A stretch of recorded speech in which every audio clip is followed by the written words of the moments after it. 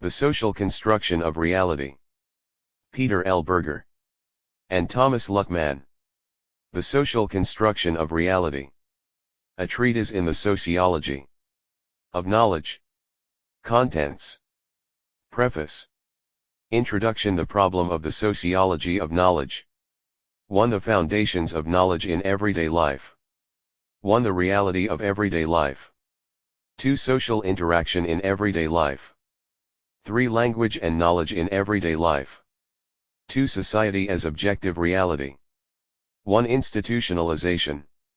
Organism and activity. Origins of institutionalization. Sedimentation and tradition. Roles. Scope and modes of institutionalization. 2. Legitimation. Origins of symbolic universes. Conceptual machineries of universe maintenance. Social organization for universe maintenance. 3. Society as subjective reality. 1. Internalization of reality. Primary socialization. Secondary socialization. Maintenance and transformation of subjective reality. 2. Internalization and social structure. 3. Theories about identity. 4. Organism and identity. Conclusion. The sociology of knowledge and sociological theory. Preface. The present volume is intended as a systematic, theoretical treatise in the sociology of knowledge. It is not intended, therefore, to give a historical survey of the development of this discipline, or to engage in exegesis of various figures in this or other developments in sociological theory, or even to show how a synthesis may be achieved between several of these figures and developments. Nor is there any polemic intent here. Critical comments on other theoretical positions have been introduced, not in the text, but in the notes, only where they may serve to clarify the present argument. The core of the argument will be found in sections 2 and 3, Society as Objective Reality and Society as Subjective Reality, the former containing our basic understanding of the problems of the sociology of knowledge, the latter applying this understanding to the level of subjective consciousness and thereby building a theoretical bridge to the problems of social psychology. Section 1 contains what might best be described as philosophical prolegomena to the core argument, in terms of a phenomenological analysis of the reality of everyday life, the foundations of knowledge in everyday life. The reader interested only in the sociological argument proper may be tempted to skip this, but he should be warned that certain key concepts employed throughout the argument are defined in Section 1. Although our interest is not historical, we have felt obliged to explain why and in what way our conception of the sociology of knowledge differs from what has hitherto been generally understood by this discipline. This we do in the introduction. At the end, we make some concluding remarks to indicate what we consider to be the payoff of the present enterprise for sociological theory generally and for certain areas of empirical research. The logic of our argument makes a certain measure of repetitiveness inevitable. Thus some problems are viewed within phenomenological brackets in Section 1, taken up again in Section 2 with these brackets removed and with an interest in their empirical genesis, and then taken up once more in Section 3 on the level of subjective consciousness. We have tried to make this book as readable as possible, but not in violation of its inner logic, and we hope that the reader will understand the reasons for those repetitions that could not be avoided. Ibn al-Arabi, the great Islamic mystic, exclaims in one of his poems, "Deliver us, O Allah, from the sea of names." We have often repeated this exclamation in our own readings in sociological theory. We have, in consequence, decided to eliminate all names from our actual argument. The latter can now be read as one continuous presentation of our own position, without the constant intrusion of such observations as Durkheim says this, Weber says that, we agree here with Durkheim but not with Weber, we think that Durkheim has been misinterpreted on this point, and so forth. That our position has not sprung up ex nihilo is obvious on each page, but we want it to be judged on its own merits, not in terms of its exegetical or synthesizing aspects. We have, therefore, placed all references in the notes, as well as, though always briefly, any arguments we have with the sources to which we are indebted. This has necessitated a sizable apparatus of notes. This is not to pay obeisance to the rituals of Wissenschaftlichkeit, but rather to be faithful to the demands of historical gratitude. The project of which this book is the realization was first concocted in the summer of 1962, in the course of some leisurely conversations at the foot of and, occasionally, on top of the Alps of Western Austria. The first plan for the book was drawn up early in 1963. At that time it was envisaged as an enterprise involving one other sociologist and two philosophers. The other participants were obliged for various biographical reasons to withdraw from active involvement in the project, but we wish to acknowledge with great appreciation the continuing critical comments of Hans Fried Kellner, currently at the University of Frankfurt, and Stanley Polberg, currently at the École pratique de hautes études. How much we owe to the late Alfred Schutz will become clear in various parts of the following treatise. However, we would like to acknowledge here the influence of Schutz's teaching and writing on our thinking. Our understanding of Weber has profited immensely from the teaching of Karl Meyer, Graduate Faculty, New School for Social Research, as that of Durkheim and his school has from the interpretations of Albert Salomon, also of the Graduate Faculty. Luckman, recollecting many fruitful conversations during a period of joint teaching at Hobart College and on other occasions, wishes to express his appreciation of the thinking of Friedrich ten Bruck, now at the University of Frankfurt. Berger would like to thank Kurt Wolff, Brandeis University, and Anton Zichterwald, University of Leiden, for their continuing critical interest in the progress of the ideas embodied in this work. It is customary in projects of this sort to acknowledge various intangible contributions of wives, children, and other private associates of more doubtful legal standing. If only to contravene this custom, we have been tempted to dedicate this book to a certain Fodler of Brand/Vorarlberg. However, we wish to thank Brigitte Berger, Hunter College, and Benita Luckman, University of Freiburg, not for any scientifically irrelevant performances of private roles, but for their critical observations as social scientists and for their steadfast refusal to be easily impressed. Peter L. Berger, Graduate Faculty, New School for Social Research, New York. Thomas Luckman, University of Frankfurt. Introduction. The problem of the sociology of knowledge. The basic contentions of the argument of this book are implicit in its title and subtitle, namely, that reality is socially constructed and that the sociology of knowledge must analyze the process in which this occurs. The key terms in these contentions are reality and knowledge, terms that are not only current in everyday speech, but that have behind them a long history of philosophical inquiry. We need not enter here into a discussion of the semantic intricacies of either the everyday or the philosophical usage of these terms. It will be enough, for our purposes, to define reality as a quality appertaining to phenomena that we recognize as having a being independent of our own volition, we cannot wish them away, and to define knowledge as the certainty that phenomena are real and that they possess specific characteristics. It is in this, admittedly simplistic, sense that the terms have relevance both to the man in the street and to the philosopher. The man in the street inhabits a world that is real to him, albeit in different degrees, and he knows, with different degrees of confidence, that this world possesses such and such characteristics. The philosopher, of course, will raise questions about the ultimate status of both this reality and this knowledge. What is real? How is one to know? These are among the most ancient questions not only of philosophical inquiry proper, but of human thought as such. Precisely for this reason the intrusion of the sociologist into this time-honored intellectual territory is likely to raise the eyebrows of the man in the street and even more likely to enrage the philosopher. It is, therefore, important that we clarify at the beginning the sense in which we use these terms in the context of sociology, and that we immediately disclaim any pretension to the effect that sociology has an answer to these ancient philosophical preoccupations. If we were going to be meticulous in the ensuing argument, we would put quotation marks around the two aforementioned terms every time we used them, but this would be stylistically awkward. To speak of quotation marks, however, may give a clue to the peculiar manner in which these terms appear in a sociological context.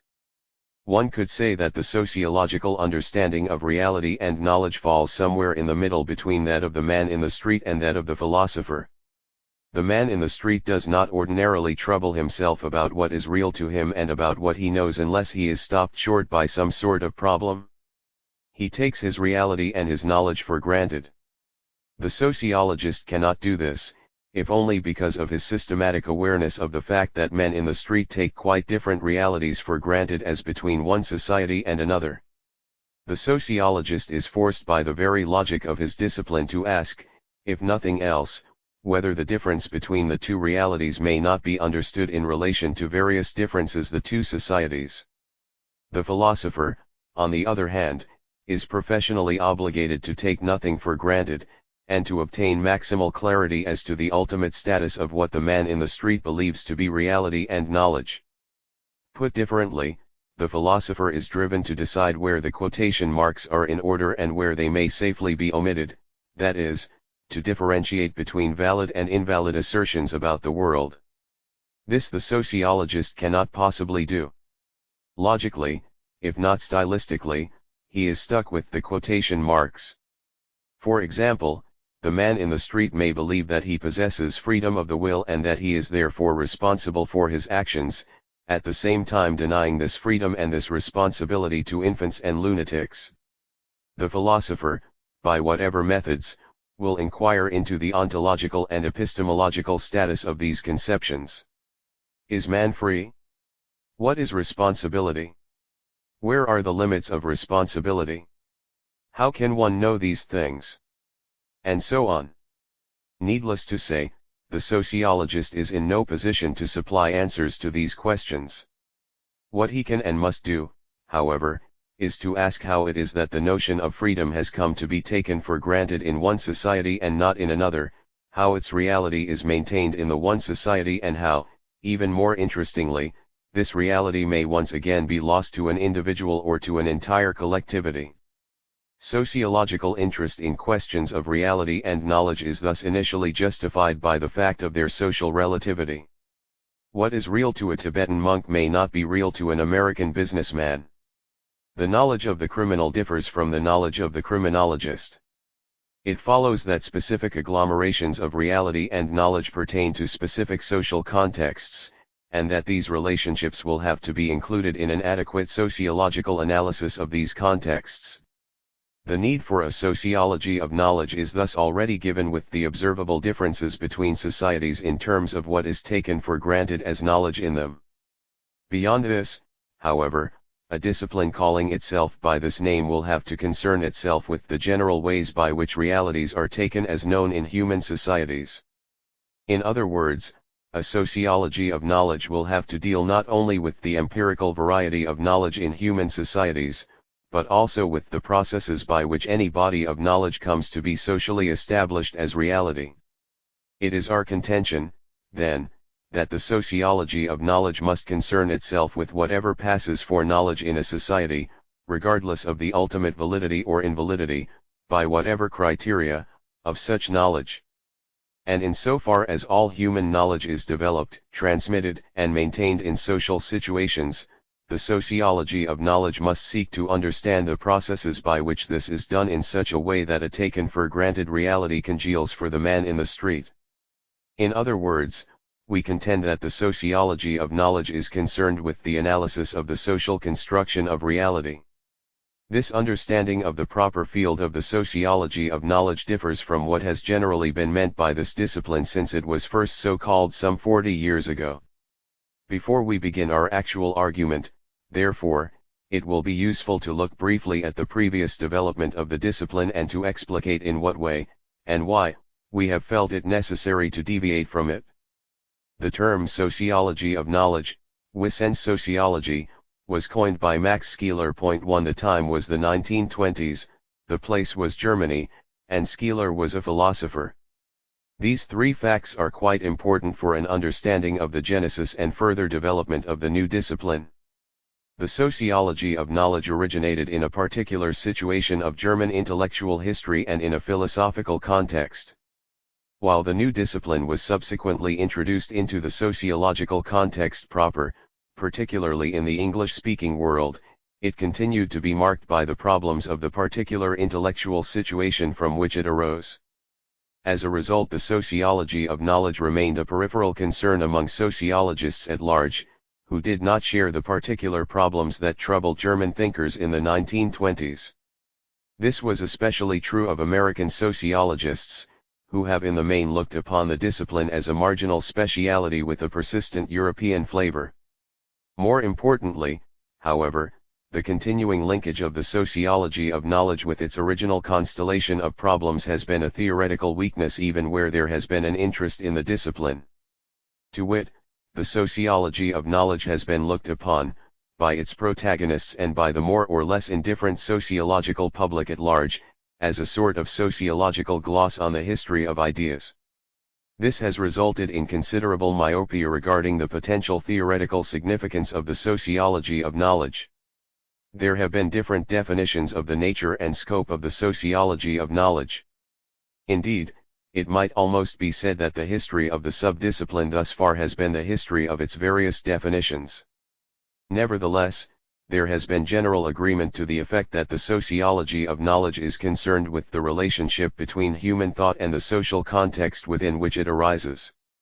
It may thus be said that the sociology of knowledge constitutes the sociological focus of a much more general problem, that of the existential determination, Seinsgebundenheit, of thought as such.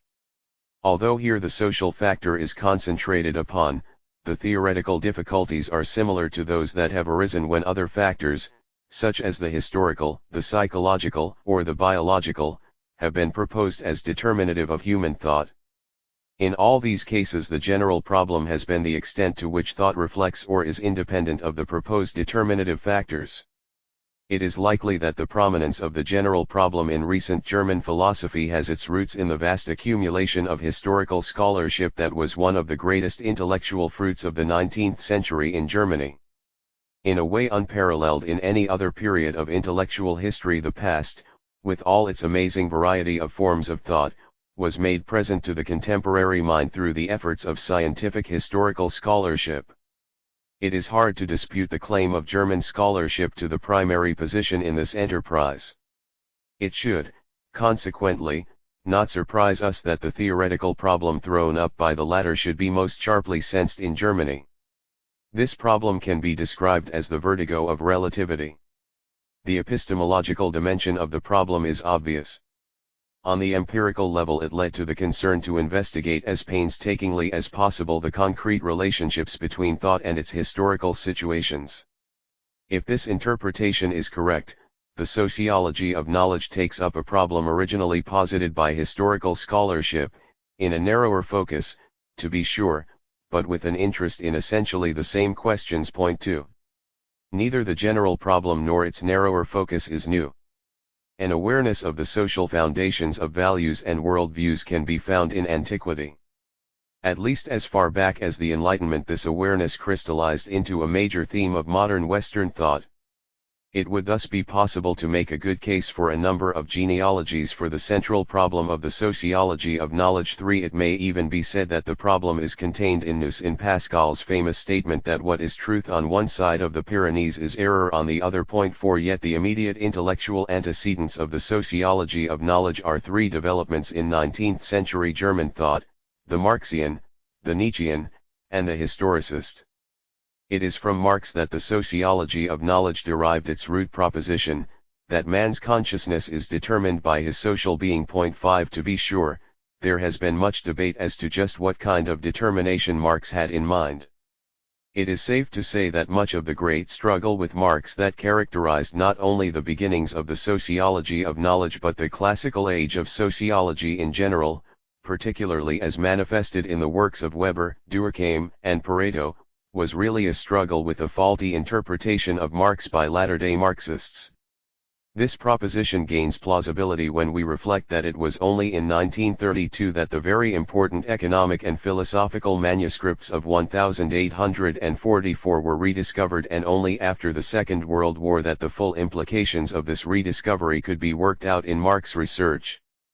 Be this as it may, the sociology of knowledge inherited from Marx not only the sharpest formulation of its central problem but also some of its key concepts, among which should be mentioned particularly the concepts of ideology, ideas serving as weapons for social interests, and false consciousness, thought that is alienated from the real social being of the thinker. The sociology of knowledge has been particularly fascinated by Marx's twin concepts of substructure/superstructure, Unterbau/Überbau. It is here particularly that controversy has raged about the correct interpretation of Marx's own thought. Later Marxism has tended to identify the substructure with economic structure tout court, of which the superstructure was then supposed to be a direct reflection, thus, Lenin, for instance. It is quite clear now that this misrepresents Marx's thought, as the essentially mechanistic rather than dialectical character of this kind of economic determinism should make one suspect. What concerned Marx was that human thought is founded in human activity, labor, in the widest sense of the word, and in the social relations brought about by this activity. Substructure and superstructure are best understood if one views them as, respectively, human activity and the world produced by that activity. 6 In any case, the fundamental sub/superstructure scheme has been taken over in various forms by the sociology of knowledge, beginning with Skeeler, always with an understanding that there is some sort of relationship between thought and an underlying reality other than thought. The fascination of the scheme prevailed despite the fact that much of the sociology of knowledge was explicitly formulated in opposition to Marxism and that different positions have been taken within it regarding the nature of the relationship between the two components of the scheme. Nietzschean ideas were less explicitly continued in the sociology of knowledge, but they belong very much to its general intellectual background and to the mood within which it arose. Nietzsche's anti-idealism, despite the differences in content not unlike Marx's in form, added additional perspectives on human thought as an instrument in the struggle for survival and power. 7 Nietzsche developed his own theory of false consciousness in his analyses of the social significance of deception and self-deception, and of illusion as a necessary condition of life. Nietzsche's concept of resentment as a generative factor for certain types of human thought was taken over directly by Skeeler. Most generally, though, one can say that the sociology of knowledge represents a specific application of what Nietzsche aptly called the art of mistrust. 8. Historicism, especially as expressed in the work of Wilhelm Dilthey, immediately preceded the sociology of knowledge. 9 The dominant theme here was an overwhelming sense of the relativity of all perspectives on human events, that is, of the inevitable historicity of human thought. The historicist insistence that no historical situation could be understood except in its own terms could readily be translated into an emphasis on the social situation of thought. Certain historicist concepts, such as situational determination, Standortgebundenheit, and seat in life, Sitz im Leben, could be directly translated as referring to the social location of thought. More generally, the historicist heritage of the sociology of knowledge predisposed the latter towards a strong interest in history and the employment of an essentially historical method, a fact, incidentally, that also made for its marginality in the milieu of American sociology. Skeeler's interest in the sociology of knowledge, and in sociological questions generally, was essentially a passing episode during his philosophical career. 10 His final aim was the establishment of a philosophical anthropology that would transcend the relativity of specific historically and socially located viewpoints. The sociology of knowledge was to serve as an instrument towards this aim, its main purpose being the clearing away of the difficulties raised by relativism so that the real philosophical task could proceed. Skeeler's sociology of knowledge is, in a very real sense, ancilla philosophia, and of a very specific philosophy to boot. In line with this orientation, Skeeler's sociology of knowledge is essentially a negative method. Skeeler argued that the relationship between ideal factors, Idealfaktoren, and real factors, Realfaktoren, terms that are clearly reminiscent of the Marxian sub/superstructure scheme, was merely a regulative one. That is, the real factors regulate the conditions under which certain ideal factors can appear in history, but cannot affect the content of the latter. In other words, society determines the presence, Dasein, but not the nature, Sosein, of ideas. The sociology of knowledge, then, is the procedure by which the socio-historical selection of ideational contents is to be studied, it being understood that the contents themselves are independent of socio-historical causation and thus inaccessible to sociological analysis. If one may describe Skeeler's method graphically, it is to throw a sizable sop to the dragon of relativity, but only so as to enter the castle of ontological certitude better. Within this intentionally, and inevitably, modest framework Skeeler analyzed in considerable detail the manner in which human knowledge is ordered by society. He emphasized that human knowledge is given in society as an a priori to individual experience, providing the latter with its order of meaning. This order, although it is relative to a particular socio-historical situation, appears to the individual as the natural way of looking at the world. Skeeler called this the relative natural worldview, relative natur-like Weltanschauung, of a society, a concept that may still be regarded as central for the sociology of knowledge. Following Skeeler's invention of the sociology of knowledge, there was extensive debate in Germany concerning the validity, scope, and applicability of the new discipline. 11 Out of this debate emerged one formulation that marked the transposition of the sociology of knowledge into a more narrowly sociological context. The same formulation was the one in which the sociology of knowledge arrived in the English-speaking world. This is the formulation by Karl Mannheim. 12 It is safe to say when sociologists today think of the sociology of knowledge, pro or con, they usually do so in terms of Mannheim's formulation of it. In American sociology this is readily intelligible if one reflects on the accessibility in English of virtually the whole of Mannheim's work, some of which, indeed, was written in English, during the period Mannheim was teaching in England after the advent of Nazism in Germany, or was brought out in revised English versions, while Skeeler's work in the sociology of knowledge has remained untranslated to date. Apart from this diffusion factor, Mannheim's work is less burdened with philosophical baggage than Skeeler's. This is especially true of Mannheim's later writings and can be seen if one compares the English version of his main work, Ideology and Utopia, with its German original. Mannheim thus became the more congenial figure for sociologists, even those critical of or not very interested in his approach.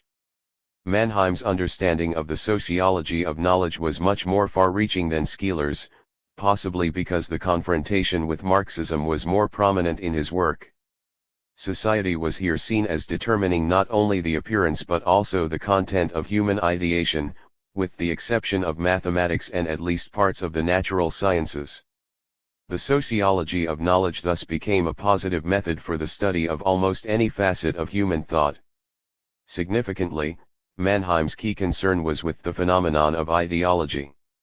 He distinguished between the particular, the total, and the general concepts of ideology, ideology as constituting only a segment of an opponent's thought, ideology as constituting the whole of an opponent's thought, similar to Marx's false consciousness, and, here, as Mannheim thought, going beyond Marx, ideology as characteristic not only of an opponent's but of one's own thought as well.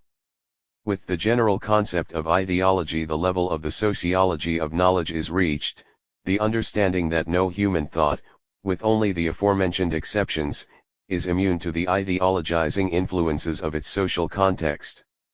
By this expansion of the theory of ideology Mannheim sought to abstract its central problem from the context of political usage, and to treat it as a general problem of epistemology and historical sociology. Although Mannheim did not share Skeeler's ontological ambitions, he too was uncomfortable with the panideologism into which his thinking seemed to lead him. He coined the term relationism, in contradistinction to relativism, to denote the epistemological perspective of his sociology of knowledge, not a capitulation of thought before the socio-historical relativities, but a sober recognition that knowledge must always be knowledge from a certain position. The influence of Dilthey is probably of great importance at this point in Mannheim's thought. The problem of Marxism is solved by the tools of historicism. Be this as it may, Mannheim believed that ideologizing influences, while they could not be eradicated completely, could be mitigated by the systematic analysis of as many as possible of the varying socially grounded positions. In other words, the object of thought becomes progressively clearer with this accumulation of different perspectives on it. This is to be the task of the sociology of knowledge, which thus is to become an important aid in the quest of any correct understanding of human events. Mannheim believed that different social groups vary greatly in their capacity thus to transcend their own narrow position. He placed his major hope in the socially unattached intelligentsia, Frischwebende Intelligenz, a term derived from Alfred Weber, a sort of interstitial stratum that he believed to be relatively free of class interests. Mannheim also stressed the power of utopian thought, which, like ideology, produces a distorted image of social reality, but which, unlike ideology, has the dynamism to transform that reality into its image of it.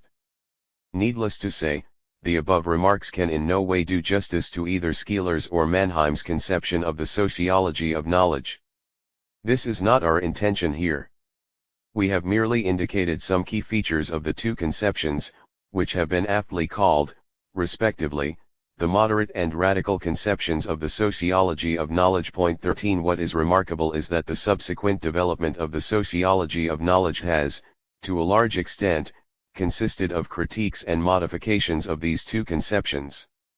As we have already pointed out, Mannheim's formulation of the sociology of knowledge has continued to set the terms of reference for the discipline in a definitive manner, particularly in English-speaking sociology.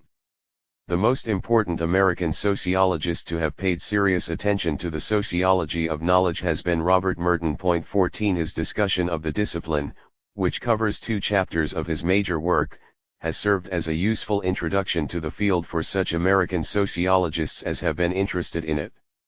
Merton constructed a paradigm for the sociology of knowledge, restating its major themes in a compressed and coherent form.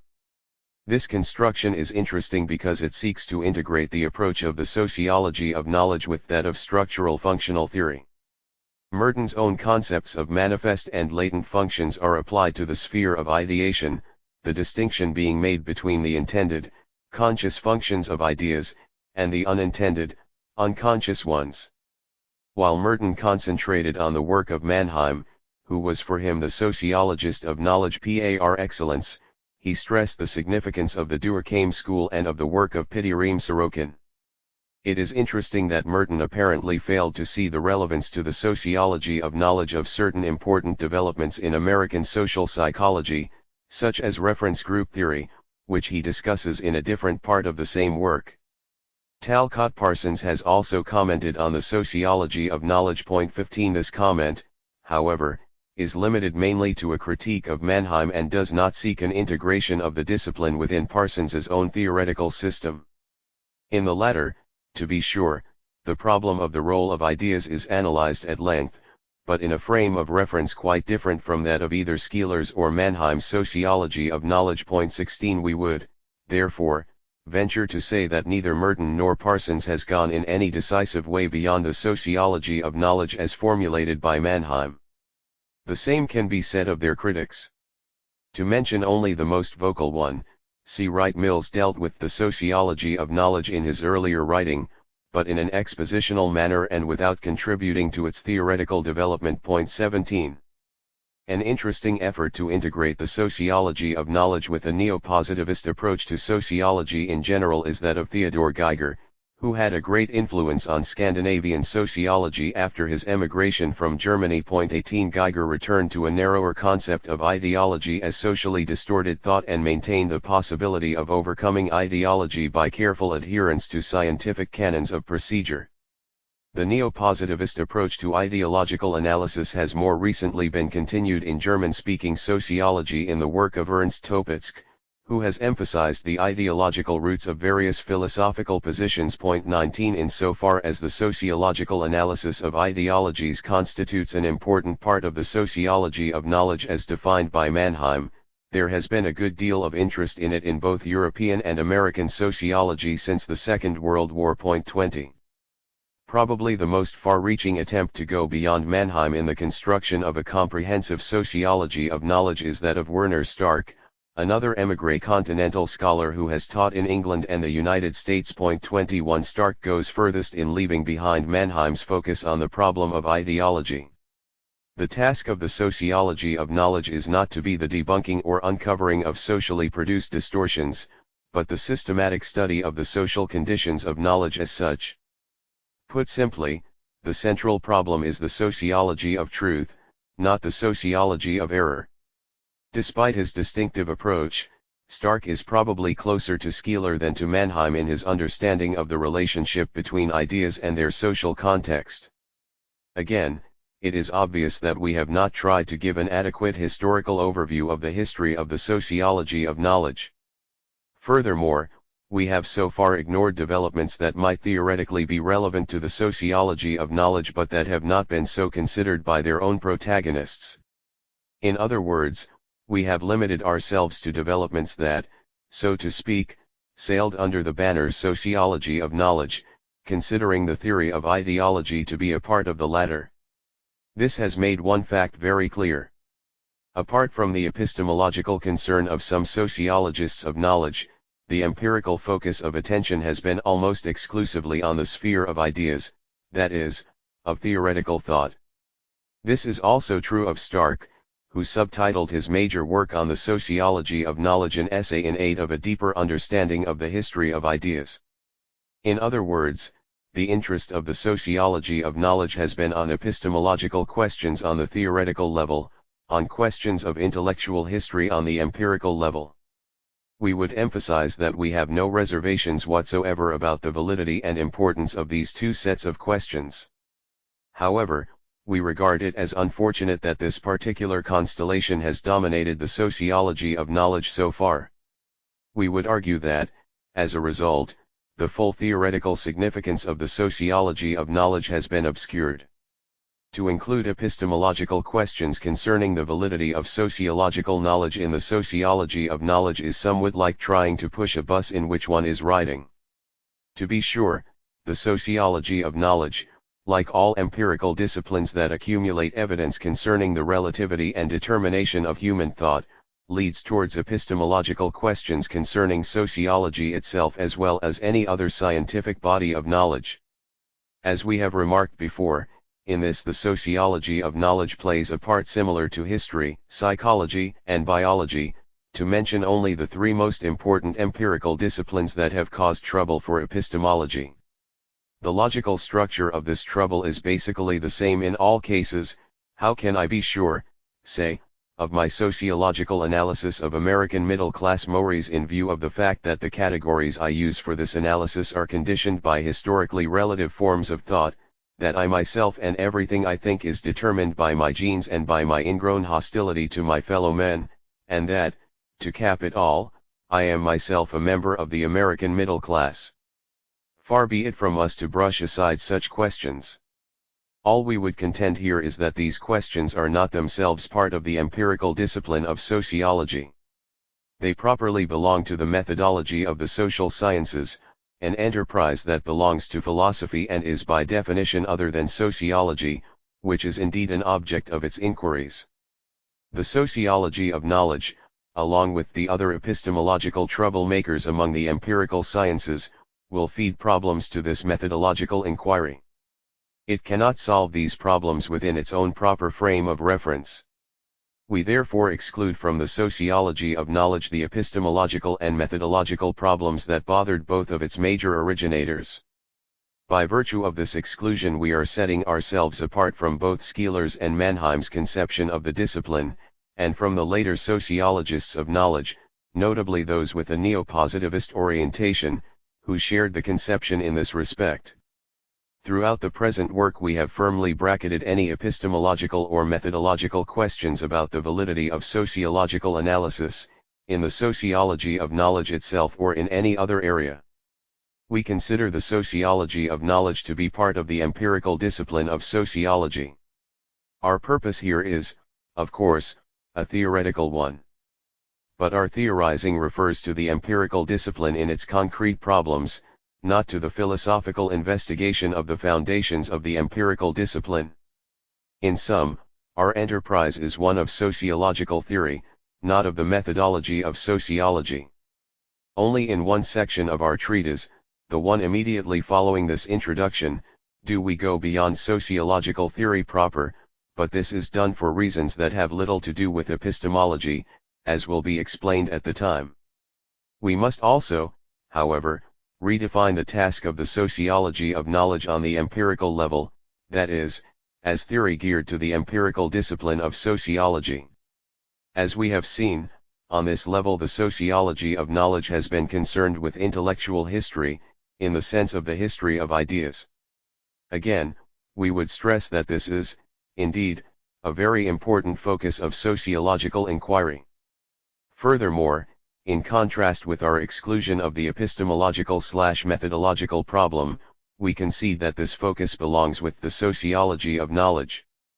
We would argue, however, that the problem of ideas, including the special problem of ideology, constitutes only part of the larger problem of the sociology of knowledge, and not a central part at that. The sociology of knowledge must concern itself with everything that passes for knowledge in society. As soon as one states this, one realizes that the focus on intellectual history is ill-chosen, or rather, is ill-chosen if it becomes the central focus of the sociology of knowledge. Theoretical thought, ideas, Weltanschauungen are not that important in society. Although every society contains these phenomena, they are only part of the sum of what passes for knowledge. Only a very limited group of people in any society engages in theorizing, in the business of ideas, and the construction of Weltanschauungen. But everyone in society participates in its knowledge in one way or another. Put differently, only a few are concerned with the theoretical interpretation of the world, but everybody lives in a world of some sort. Not only is the focus on theoretical thought unduly restrictive for the sociology of knowledge, it is also unsatisfactory because even this part of socially available knowledge cannot be fully understood if it is not placed in the framework of a more general analysis of knowledge. To exaggerate the importance of theoretical thought in society and history is a natural failing of theorizers. It is then all the more necessary to correct this intellectualistic misapprehension. The theoretical formulations of reality, whether they be scientific or philosophical or even mythological, do not exhaust what is real for the members of a society. Since this is so, the sociology of knowledge must first of all concern itself with what people know as reality in their everyday, or pre-theoretical lives. In other words, common sense knowledge rather than ideas must be the central focus for the sociology of knowledge. It is precisely this knowledge that constitutes the fabric of meanings without which no society could exist. The sociology of knowledge, therefore, must concern itself with the social construction of reality. The analysis of the theoretical articulation of this reality will certainly continue to be a part of this concern, but not the most important part. It will be clear that, despite the exclusion of the epistemological/methodological problem, what we are suggesting here is a far-reaching redefinition of the scope of the sociology of knowledge, much wider than what has hitherto been understood as this discipline. The question arises as to what theoretical ingredients ought to be added to the sociology of knowledge to permit its redefinition in the above sense. We owe the fundamental insight into the necessity for this redefinition to Alfred Schutz. Throughout his work, both as philosopher and as sociologist, Schutz concentrated on the structure of the common-sense world of everyday life. Although he himself did not elaborate a sociology of knowledge, he clearly saw what this discipline would have to focus on. All typifications of common-sense thinking are themselves integral elements of the concrete historical socio-cultural Lebenswelt within which they prevail as taken for granted and as socially approved. Their structure determines among other things the social distribution of knowledge and its relativity and relevance to the concrete social environment of a concrete group in a concrete historical situation. Here are the legitimate problems of relativism, historicism, and of the so-called sociology of knowledge. Point 22. And again, knowledge is socially distributed and the mechanism of this distribution can be made the subject matter of a sociological discipline. True, we have a so-called sociology of knowledge. Yet, with very few exceptions, the discipline thus misnamed has approached the problem of the social distribution of knowledge merely from the angle of the ideological foundation of truth in its dependence upon social and, especially, economic conditions, or from that of the social implications of education, or that of the social role of the man of knowledge. Not sociologists but economists and philosophers have studied some of the many other theoretical aspects of the problem. Point 23. While we would not give the central place to the social distribution of knowledge that Schutz implies here, we agree with his criticism of the discipline thus misnamed and have derived from him our basic notion of the manner in which the task of the sociology of knowledge must be redefined. In the following considerations we are heavily dependent on Schutz in the Prolegomena concerning the foundations of knowledge in everyday life and greatly indebted to his work in various important places of our main argument thereafter. Our anthropological presuppositions are strongly influenced by Marx, especially his early writings, and by the anthropological implications drawn from human biology by Helmuth Plessner, Arnold Gehlen, and others. Our view of the nature of social reality is greatly indebted to Durkheim and his school in French sociology, though we have modified the Durkheimian theory of society by the introduction of a dialectical perspective derived from Marx and an emphasis on the constitution of social reality through subjective meanings derived from Weber. Point 24. Our social psychological presuppositions, especially important for the analysis of the internalization of social reality, are greatly influenced by George Herbert Mead and some developments of his work by the so-called symbolic interactionist school of American sociology. Point 25. We shall indicate in the footnotes how these various ingredients are used in our theoretical formation. We fully realize, of course, that in this use we are not and cannot be faithful to the original intentions of these several streams of social theory themselves. But, as we have already stated, our purpose here is not exegetical, nor even synthesis for the sake of synthesis. We are fully aware that, in various places, we do violence to certain thinkers by integrating their thought into a theoretical formation that some of them might have found quite alien. We would say in justification that historical gratitude is not in itself a scientific virtue. We may cite here some remarks by Talcott Parsons, about whose theory we have serious misgivings, but whose integrative intention we fully share. The primary aim of the study is not to determine and state in summary form what these writers said or believed about the subjects they wrote about. Nor is it to inquire directly with reference to each proposition of their theories whether what they have said is tenable in the light of present sociological and related knowledge. It is a study in social theory, not theories. Its interest is not in the separate and discrete propositions to be found in the works of these men, but in a single body of systematic theoretical reasoning. Point 26. Our purpose, indeed, is to engage in systematic theoretical reasoning. It will already be evident that our redefinition of its nature and scope would move the sociology of knowledge from the periphery to the very center of sociological theory. We may assure the reader that we have no vested interest in the label sociology of knowledge. It is rather our understanding of sociological theory that led us to the sociology of knowledge and guided the manner in which we were to redefine its problems and tasks. We can best describe the path along which we set out by reference to two of the most famous and most influential marching orders for sociology. One was given by Durkheim in the Rules of Sociological Method, the other by Weber in Wirtschaft und Gesellschaft. Durkheim tells us, the first and most fundamental rule is, consider social facts as things. 27. And Weber observes, both for sociology in the present sense, and for history, the object of cognition is the subjective meaning complex of action. 28. These two statements are not contradictory. Society does indeed possess objective facticity. And society is indeed built up by activity that expresses subjective meaning. And, incidentally, Durkheim knew the latter, just as Weber knew the former. It is precisely the dual character of society in terms of objective facticity and subjective meaning that makes its reality sui generis, to use another key term of Durkheim's.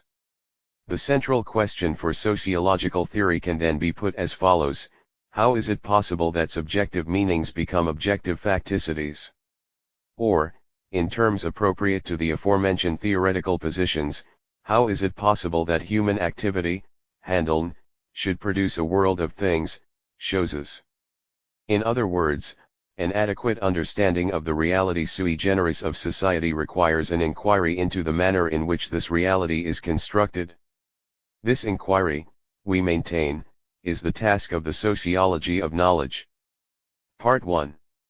The foundations of knowledge in everyday life. 1. The reality of everyday life. Since our purpose in this treatise is a sociological analysis of the reality of everyday life, more precisely, of knowledge that guides conduct in everyday life, and we are only tangentially interested in how this reality may appear in various theoretical perspectives to intellectuals, we must begin by a clarification of that reality as it is available to the common sense of the ordinary members of society. How that common sense reality may be influenced by the theoretical constructions of intellectuals and other merchants of ideas is a further question.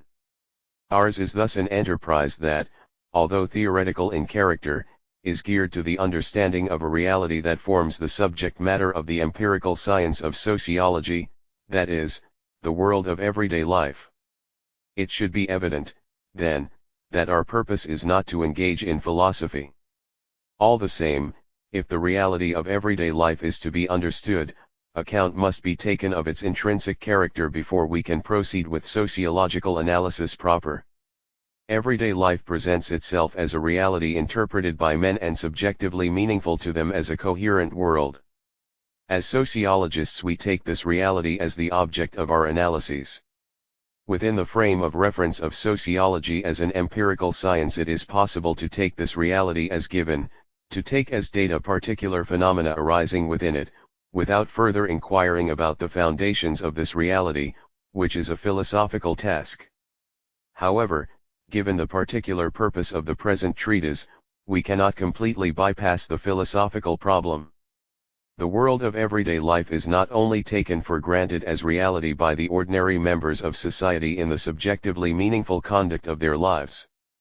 It is a world that originates in their thoughts and actions, and is maintained as real by these. Before turning to our main task we must, therefore, attempt to clarify the foundations of knowledge in everyday life, to wit, the objectivations of subjective processes, and meanings, by which the intersubjective common-sense world is constructed. For the purpose at hand, this is a preliminary task, and we can do no more than sketch the main features of what we believe to be an adequate solution to the philosophical problem. Adequate, let us hasten to add, only in the sense that it can serve as a starting point for sociological analysis. The considerations immediately following are, therefore, of the nature of philosophical prolegomena and, in themselves, pre-sociological. The method we consider best suited to clarify the foundations of knowledge in everyday life is that of phenomenological analysis, a purely descriptive method and, as such, empirical but not scientific, as we understand the nature of the empirical sciences. Point 1. The phenomenological analysis of everyday life, or rather of the subjective experience of everyday life, refrains from any causal or genetic hypotheses, as well as from assertions about the ontological status of the phenomena analyzed. It is important to remember this. Common sense contains innumerable pre- and quasi-scientific interpretations about everyday reality, which it takes for granted. If we are to describe the reality of common sense we must refer to these interpretations, just as we must take account of its taken for granted character, but we do so within phenomenological brackets. Consciousness is always intentional, it always intends or is directed towards objects. We can never apprehend some putative substratum of consciousness as such, only consciousness of something or other. This is so regardless of whether the object of consciousness is experienced as belonging to an external physical world or apprehended as an element of an inward subjective reality. Whether I, the first person singular, here as in the following illustrations, standing for ordinary self-consciousness in everyday life, am viewing the panorama of New York City, or whether I become conscious of an inner anxiety, the processes of consciousness involved are intentional in both instances. The point need not be belabored that the consciousness of the Empire State Building differs from the awareness of anxiety.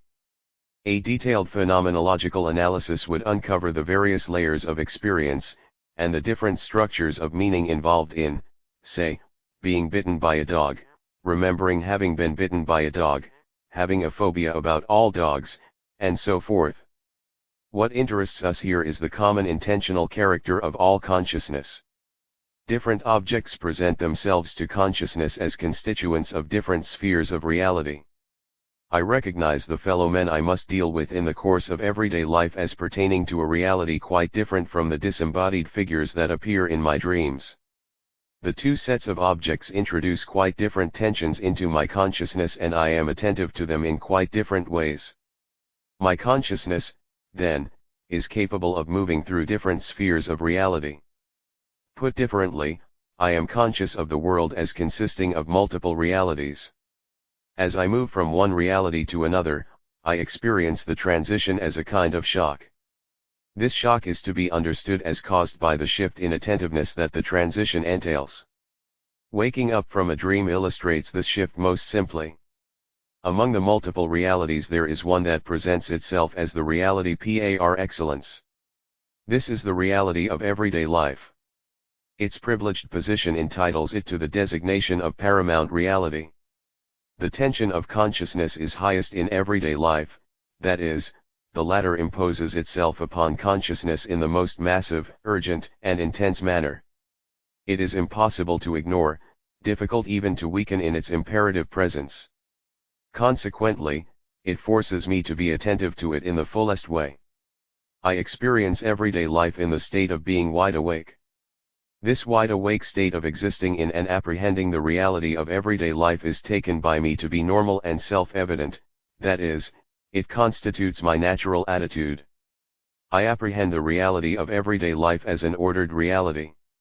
Its phenomena are prearranged in patterns that seem to be independent of my apprehension of them and that impose themselves upon the latter. The reality of everyday life appears already objectified, that is, constituted by an order of objects that have been designated as objects before my appearance on the scene. The language used in everyday life continuously provides me with the necessary objectifications and posits the order within which these make sense and within which everyday life has meaning for me. I live in a place that is geographically designated. I employ tools, from can openers to sports cars, which are designated in the technical vocabulary of my society. I live within a web of human relationships, from my chess club to the United States of America, which are also ordered by means of vocabulary. In this manner language marks the coordinates of my life in society and fills that life with meaningful objects. The reality of everyday life is organized around the here of my body and the now of my present. This here and now is the focus of my attention to the reality of everyday life. What is here and now presented to me in everyday life is the realissimum of my consciousness. The reality of everyday life is not, however, exhausted by these immediate presences, but embraces phenomena that are not present here and now. This means that I experience everyday life in terms of differing degrees of closeness and remoteness, both spatially and temporally. Closest to me is the zone of everyday life that is directly accessible to my bodily manipulation. This zone contains the world within my reach, the world in which I act so as to modify its reality, or the world in which I work. In this world of working my consciousness is dominated by the pragmatic motive, that is, my attention to this world is mainly determined by what I am doing, have done, or plan to do in it. In this way it is my world par excellence. I know, of course, that the reality of everyday life contains zones that are not accessible to me in this manner.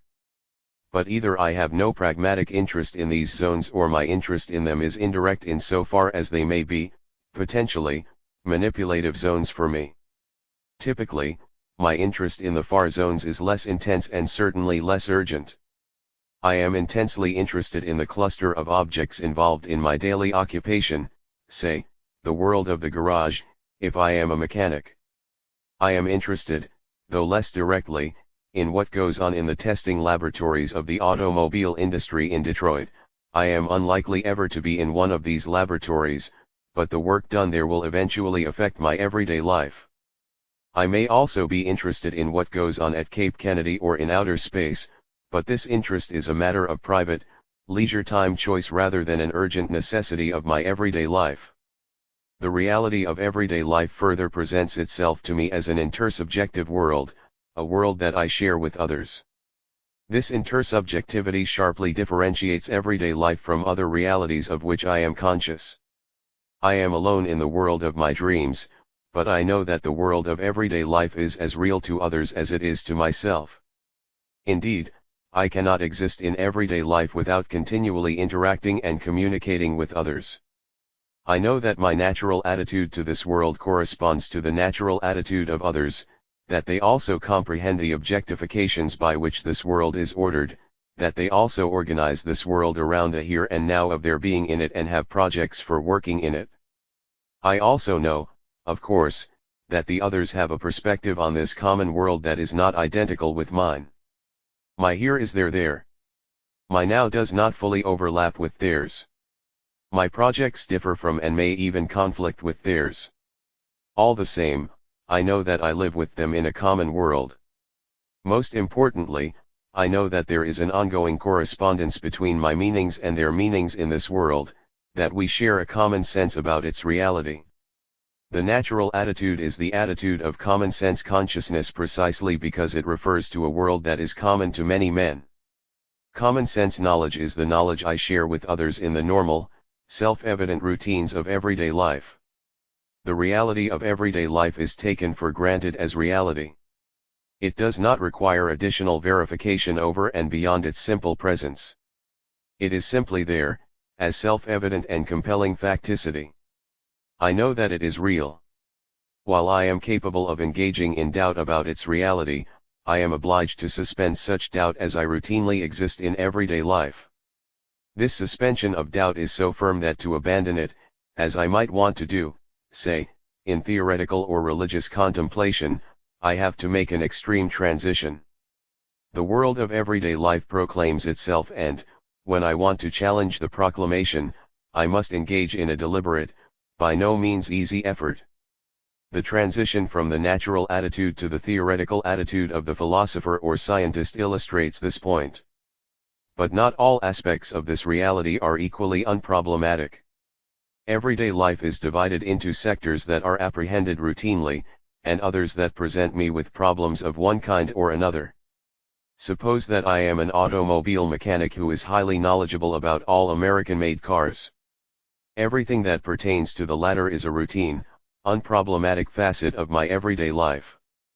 But one day someone appears in the garage and asks me to repair his Volkswagen. I am now compelled to enter the problematic world of foreign-made cars. I may do so reluctantly or with professional curiosity, but in either case I am now faced with problems that I have not yet routinized. At the same time, of course, I do not leave the reality of everyday life. Indeed, the latter becomes enriched as I begin to incorporate into it the knowledge and skills required for the repair of foreign-made cars. The reality of everyday life encompasses both kinds of sectors, as long as what appears as a problem does not pertain to a different reality altogether, say, the reality of theoretical physics, or of nightmares. As long as the routines of everyday life continue without interruption, they are apprehended as unproblematic. But even the unproblematic sector of everyday reality is so only until further notice, that is, until its continuity is interrupted by the appearance of a problem. When this happens, the reality of everyday life seeks to integrate the problematic sector into what is already unproblematic. Common sense knowledge contains a variety of instructions as to how this is to be done. For instance, the others with whom I work are unproblematic to me as long as they perform their familiar, taken for granted routines, say, typing away at desks next to mine in my office. They become problematic if they interrupt these routines, say, huddling together in a corner and talking in whispers. As I inquire about the meaning of this unusual activity, there is a variety of possibilities that my common sense knowledge is capable of reintegrating into the unproblematic routines of everyday life. They may be consulting on how to fix a broken typewriter, or one of them may have some urgent instructions from the boss, and so on. On the other hand, I may find that they are discussing a union directive to go on strike, something as yet outside my experience but still well within the range of problems with which my common sense knowledge can deal. It will deal with it, though, as a problem, rather than simply reintegrating it into the unproblematic sector of everyday life. If, however, I come to the conclusion that my colleagues have gone collectively mad, the problem that presents itself is of yet another kind. I am now faced with a problem that transcends the boundaries of the reality of everyday life and points to an altogether different reality. Indeed, my conclusion that my colleagues have gone mad implies ipso facto that they have gone off into a world that is no longer the common world of everyday life. Compared to the reality of everyday life, other realities appear as finite provinces of meaning, enclaves within the paramount reality marked by circumscribed meanings and modes of experience. The paramount reality envelopes them on all sides, as it were, and consciousness always returns to the paramount reality as from an excursion. This is evident from the illustrations already given, as in the reality of dreams or that of theoretical thought. Similar commutations take place between the world of everyday life and the world of play, both the playing of children and, even more sharply, of adults. The theater provides an excellent illustration of such playing on the part of adults. The transition between realities is marked by the rising and falling of the curtain. As the curtain rises, the spectator is transported to another world, with its own meanings and an order that may or may not have much to do with the order of everyday life. As the curtain falls, the spectator returns to reality, that is, to the paramount reality of everyday life by comparison with which the reality presented on the stage now appears tenuous and ephemeral, however vivid the presentation may have been a few moments previously.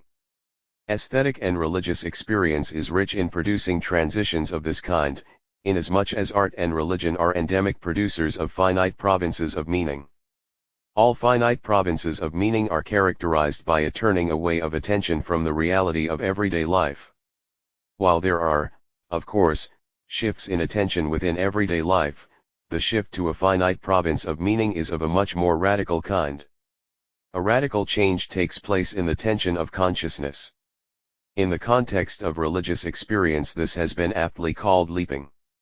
It is important to stress, however, that the reality of everyday life retains its paramount status even as such leaps take place. If nothing else, language makes sure of this. The common language available to me for the objectification of my experiences is grounded in everyday life and keeps pointing back to it even as I employ it to interpret experiences in finite provinces of meaning.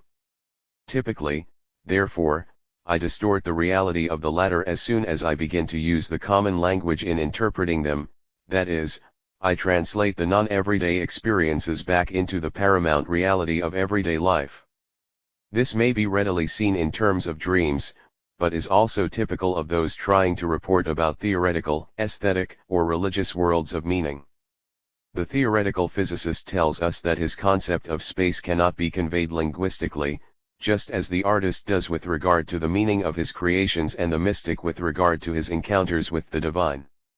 Yet all these, dreamer, physicist, artist, and mystic, also live in the reality of everyday life. Indeed, one of their important problems is to interpret the coexistence of this reality with the reality enclaves into which they have ventured. The world of everyday life is structured both spatially and temporally. The spatial structure is quite peripheral to our present considerations. Suffice it to point out that it, too, has a social dimension by virtue of the fact that my manipulatory zone intersects with that of others. More important for our present purpose is the temporal structure of everyday life. Temporality is an intrinsic property of consciousness. The stream of consciousness is always ordered temporally. It is possible to differentiate between different levels of this temporality as it is intrasubjectively available. Every individual is conscious of an inner flow of time, which in turn is founded on the physiological rhythms of the organism, though it is not identical with these. It would greatly exceed the scope of these prolegomena to enter into a detailed analysis of these levels of intrasubjective temporality. As we have indicated, however, intersubjectivity in everyday life also has a temporal dimension. The world of everyday life has its own standard time, which is intersubjectively available. This standard time may be understood as the intersection between cosmic time and its socially established calendar, based on the temporal sequences of nature, and inner time, in its aforementioned differentiations. There can never be full simultaneity between these various levels of temporality, as the experience of waiting indicates most clearly. Both my organism and my society impose upon me, and upon my inner time, certain sequences of events that involve waiting. I may want to take part in a sports event, but I must wait for my bruised knee to heal. Or again, I must wait until certain papers are processed so that my qualification for the event may be officially established. It may readily be seen that the temporal structure of everyday life is exceedingly complex, because the different levels of empirically present temporality must be ongoingly correlated. The temporal structure of everyday life confronts me as a facticity with which I must reckon, that is, with which I must try to synchronize my own projects. I encounter time in everyday reality as continuous and finite. All my existence in this world is continuously ordered by its time, is indeed enveloped by it. My own life is an episode in the externally factitious stream of time. It was there before I was born and it will be there after I die. The knowledge of my inevitable death makes this time finite for me. I have only a certain amount of time available for the realization of my projects, and the knowledge of this affects my attitude to these projects. Also, since I do not want to die, this knowledge injects an underlying anxiety into my projects. Thus I cannot endlessly repeat my participation in sports events. I know that I am getting older. It may even be that this is the last occasion on which I have the chance to participate. My waiting will be anxious to the degree in which the finitude of time impinges upon the project. The same temporal structure, as has already been indicated, is coercive. I cannot reverse at will the sequences imposed by it. First things first is an essential element of my knowledge of everyday life.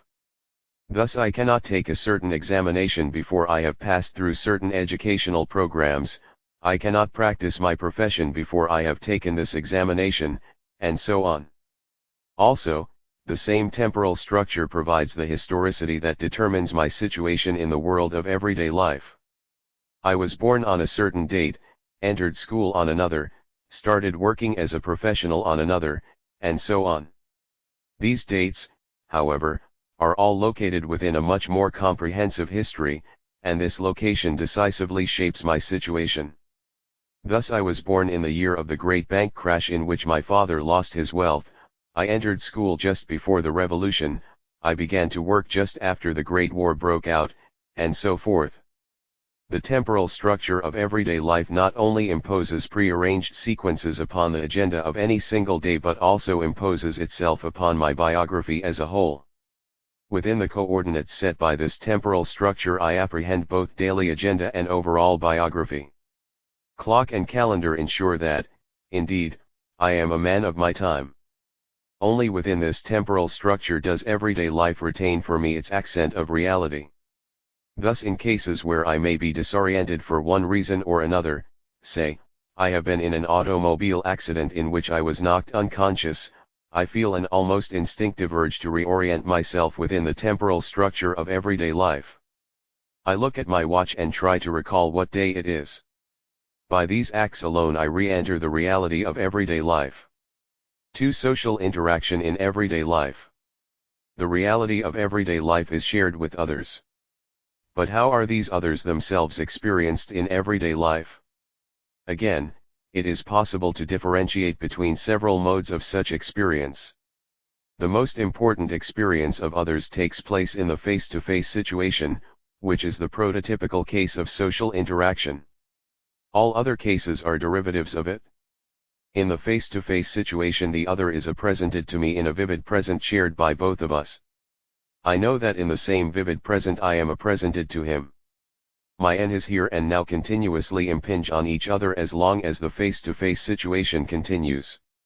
As a result, there is a continuous interchange of my expressivity and his. I see him smile, then react to my frown by stopping the smile, then smiling again as I smile, and so on. Every expression of mine is oriented towards him, and vice versa, and this continuous reciprocity of expressive acts is simultaneously available to both of us.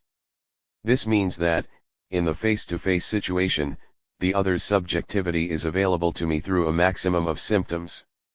To be sure, I may misinterpret some of these symptoms.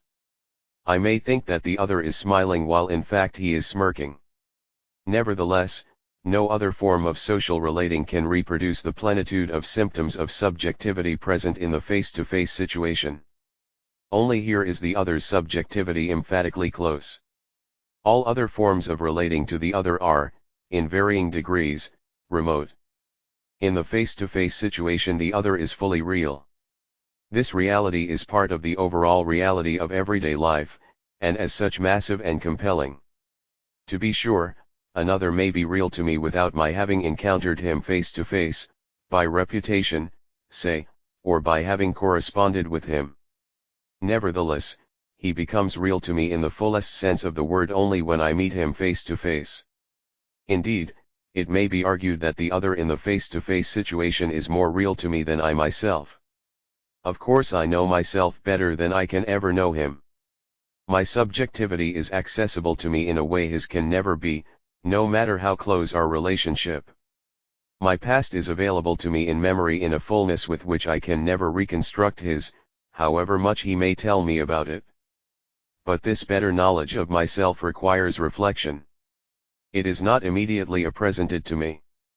The other, however, is so presented in the face-to-face situation. What he is, therefore, is ongoingly available to me. This availability is continuous and pre-reflective. On the other hand, what I am is not so available. To make it available requires that I stop, arrest the continuous spontaneity of my experience, and deliberately turn my attention back upon myself.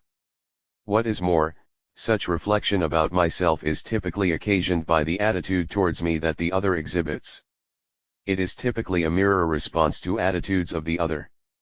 It follows that relations with others in the face-to-face situation are highly flexible. Put negatively, it is comparatively difficult to impose rigid patterns upon face-to-face interaction. Whatever patterns are introduced will be continuously modified through the exceedingly variegated and subtle interchange of subjective meanings that goes on. For instance, I may view the other as someone inherently unfriendly to me and act towards him within a pattern of unfriendly relations as understood by me. In the face-to-face situation, however, the other may confront me with attitudes and acts that contradict this pattern, perhaps up to a point where I am led to abandon the pattern as inapplicable and to view him as friendly. In other words, the pattern cannot sustain the massive evidence of the other's subjectivity that is available to me in the face-to-face situation. By contrast, it is much easier for me to ignore such evidence as long as I do not encounter the other face-to-face. Even in such a relatively close relation as may be maintained by correspondence, I can more successfully dismiss the other's protestations of friendship as not actually representing his subjective attitude to me, simply because in correspondence I lack the immediate, continuous, and massively real presence of his expressivity. It is, to be sure, possible for me to misinterpret the other's meanings even in the face-to-face situation, as it is possible for him hypocritically to hide his meanings. All the same, both misinterpretation and hypocrisy are more difficult to sustain in face-to-face interaction than in less close forms of social relations. On the other hand, I apprehend the other by means of typificatory schemes even in the face-to-face situation, although these schemes are more vulnerable to his interference than in remoter forms of interaction.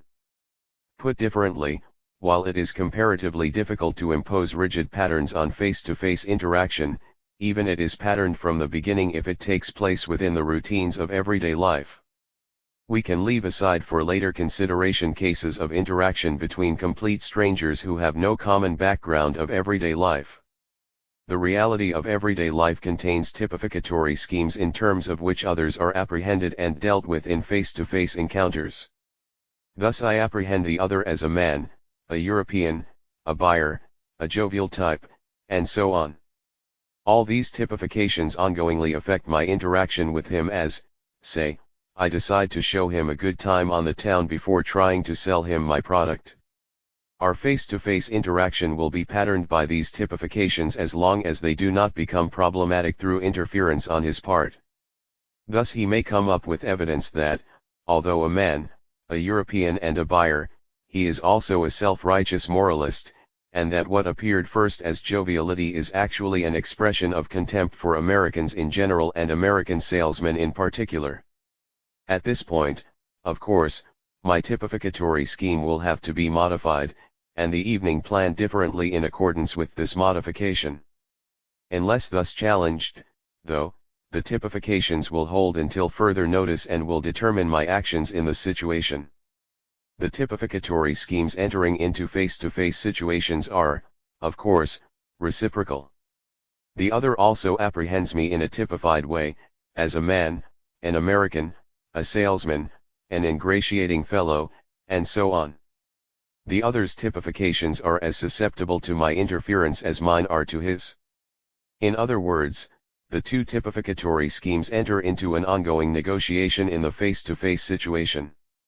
In everyday life such negotiation is itself likely to be prearranged in a typical manner, as in the typical bargaining process between buyers and salesmen. Thus, most of the time, my encounters with others in everyday life are typical in a double sense. I apprehend the other as a type and I interact with him in a situation that is itself typical. The typifications of social interaction become progressively anonymous the further away they are from the face-to-face situation. Every typification, of course, entails incipient anonymity.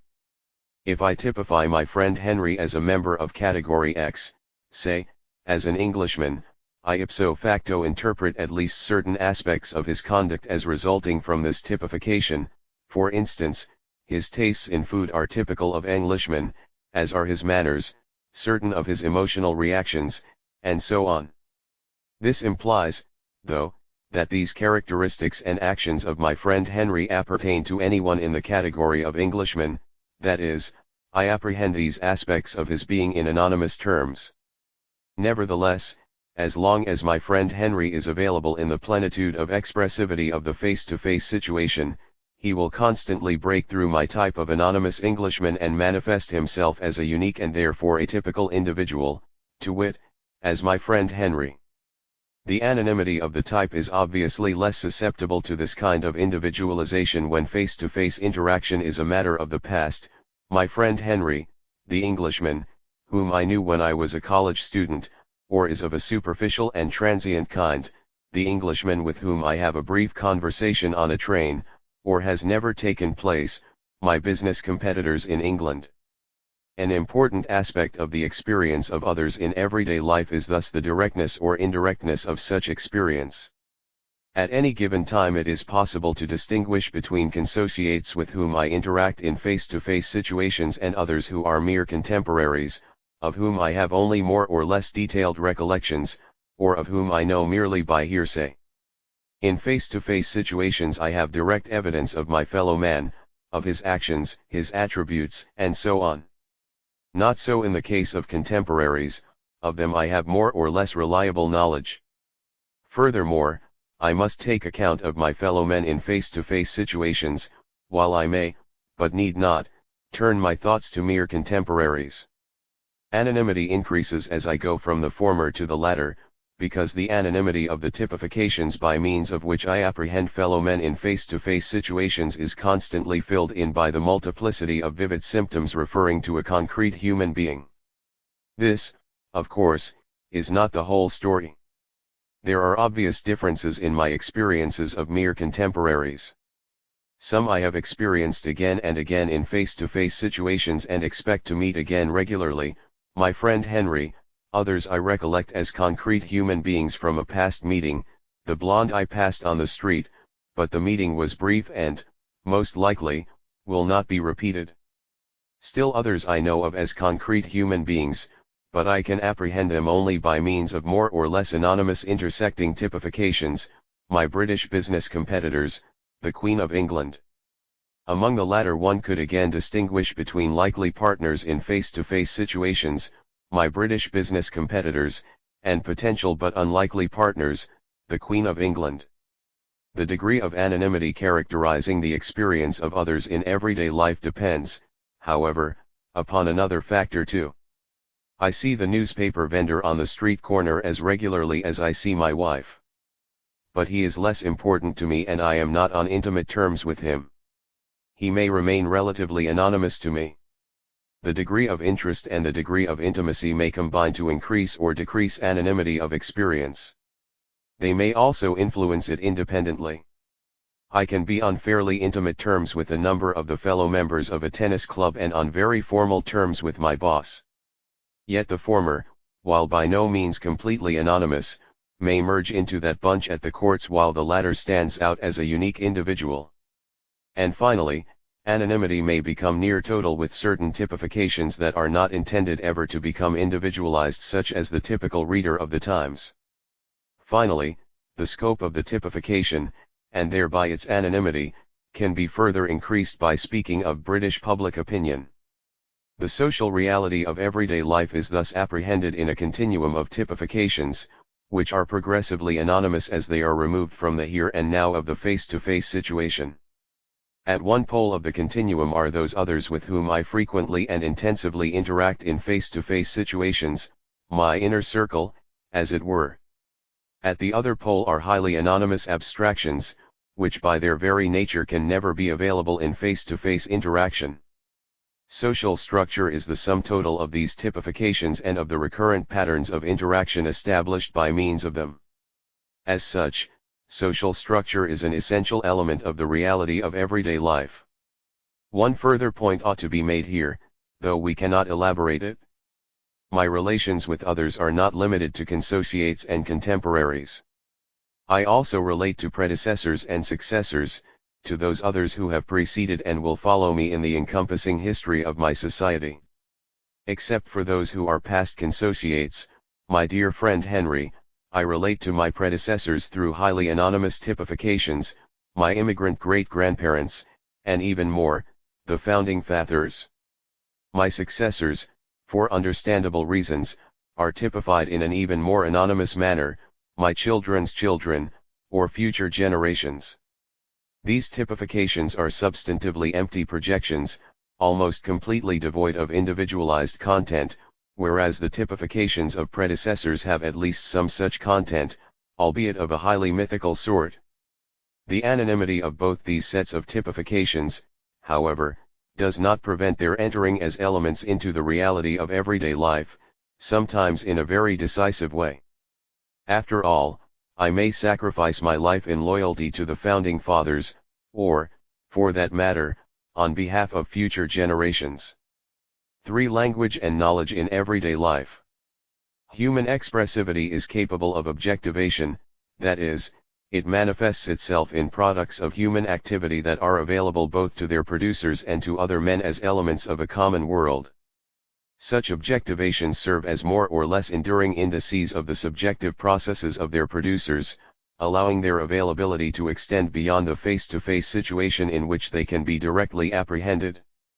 For instance, a subjective attitude of anger is directly expressed in the face-to-face situation by a variety of bodily indices, facial mien, general stance of the body, specific movements of arms and feet, and so on.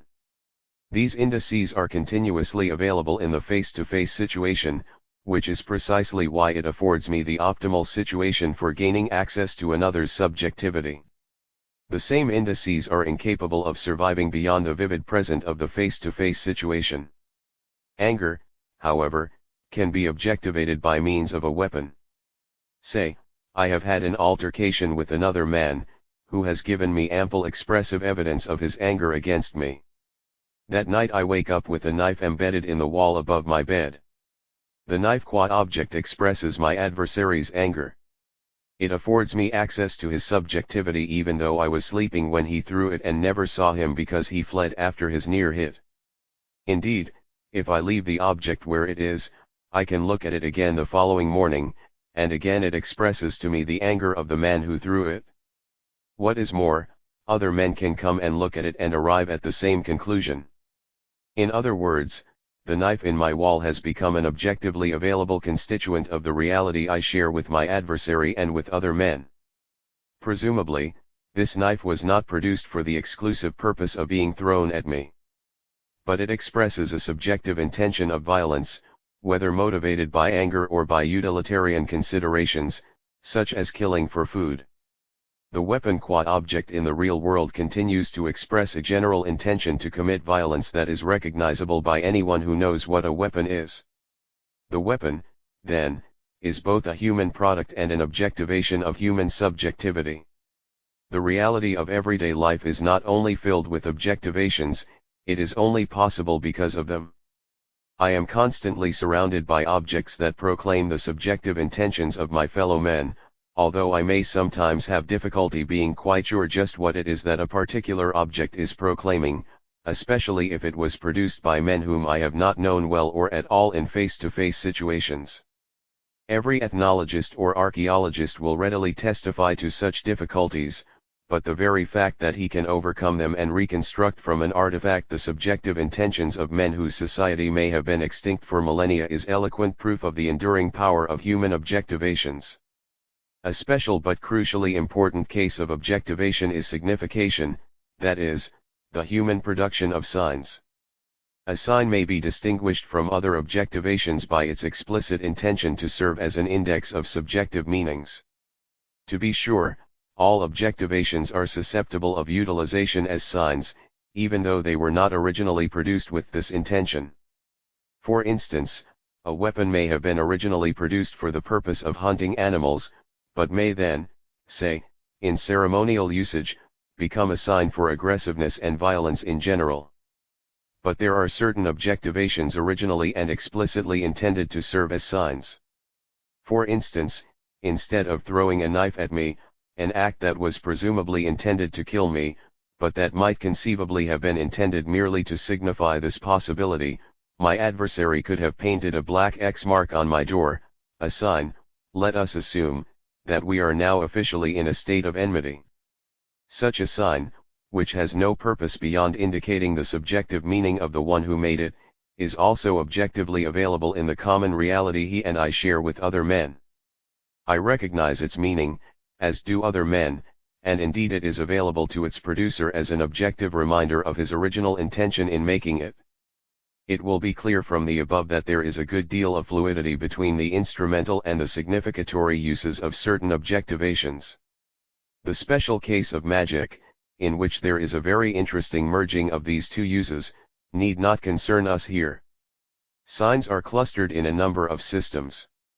Thus there are systems of gesticulatory signs, of patterned bodily movements, of various sets of material artifacts, and so on. Signs and sign systems are objectivations in the sense of being objectively available beyond the expression of subjective intentions here and now. This detachability from the immediate expressions of subjectivity also pertains to signs that require the mediating presence of the body. Thus performing a dance that signifies aggressive intent is an altogether different thing from snarling or clenching fists in an outburst of anger. The latter acts express my subjectivity here and now, while the former can be quite detached from this subjectivity. I may not be angry or aggressive at all at this point but merely taking part in the dance because I am paid to do so on behalf of someone else who is angry. In other words, the dance can be detached from the subjectivity of the dancer in a way in which the snarling cannot from the snarler. Both dancing and snarling are manifestations of bodily expressivity, but only the former has the character of an objectively available sign. Signs and sign systems are all characterized by detachability, but they can be differentiated in terms of the degree to which they may be detached from face-to-face situations. Thus a dance is evidently less detached than a material artifact signifying the same subjective meaning. Language, which may be defined here as a system of vocal signs, is the most important sign system of human society. Its foundation is, of course, in the intrinsic capacity of the human organism for vocal expressivity, but we can begin to speak of language only when vocal expressions have become capable of detachment from the immediate here and now of subjective states. It is not yet language if I snarl, grunt, howl or hiss, although these vocal expressions are capable of becoming linguistic insofar as they are integrated into an objectively available sign system. The common objectivations of everyday life are maintained primarily by linguistic signification. Everyday life is, above all, life with and by means of the language I share with my fellow men. An understanding of language is thus essential for any understanding of the reality of everyday life. Language has its origins in the face-to-face situation, but can be readily detached from it. This is not only because I can shout in the dark or across a distance, speak on the telephone or via the radio, or convey linguistic signification by means of writing, the latter constituting, as it were, a sign system of the second degree. The detachment of language lies much more basically in its capacity to communicate meanings that are not direct expressions of subjectivity here and now. It shares this capacity with other sign systems, but its immense variety and complexity make it much more readily detachable from the face-to-face situation than any other, for example, a system of gesticulations. I can speak about innumerable matters that are not present at all in the face-to-face situation, including matters I never have and never will experience directly. In this way, language is capable of becoming the objective repository of vast accumulations of meaning and experience, which it can then preserve in time and transmit to following generations. In the face-to-face situation, language possesses an inherent quality of reciprocity that distinguishes it from any other sign system. The ongoing production of vocal signs in conversation can be sensitively synchronized with the ongoing subjective intentions of the conversants.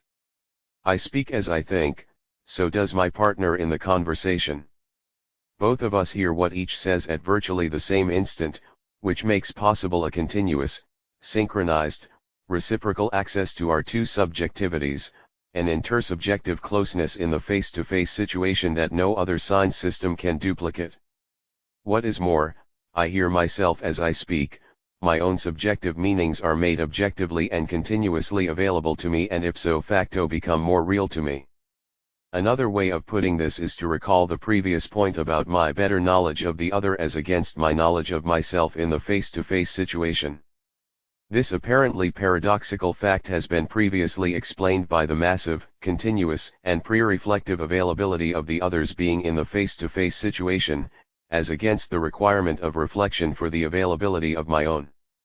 Now, however, as I objectivate my own being by means of language, my own being becomes massively and continuously available to myself at the same time that it is so available to him, and I can spontaneously respond to it without the interruption of deliberate reflection.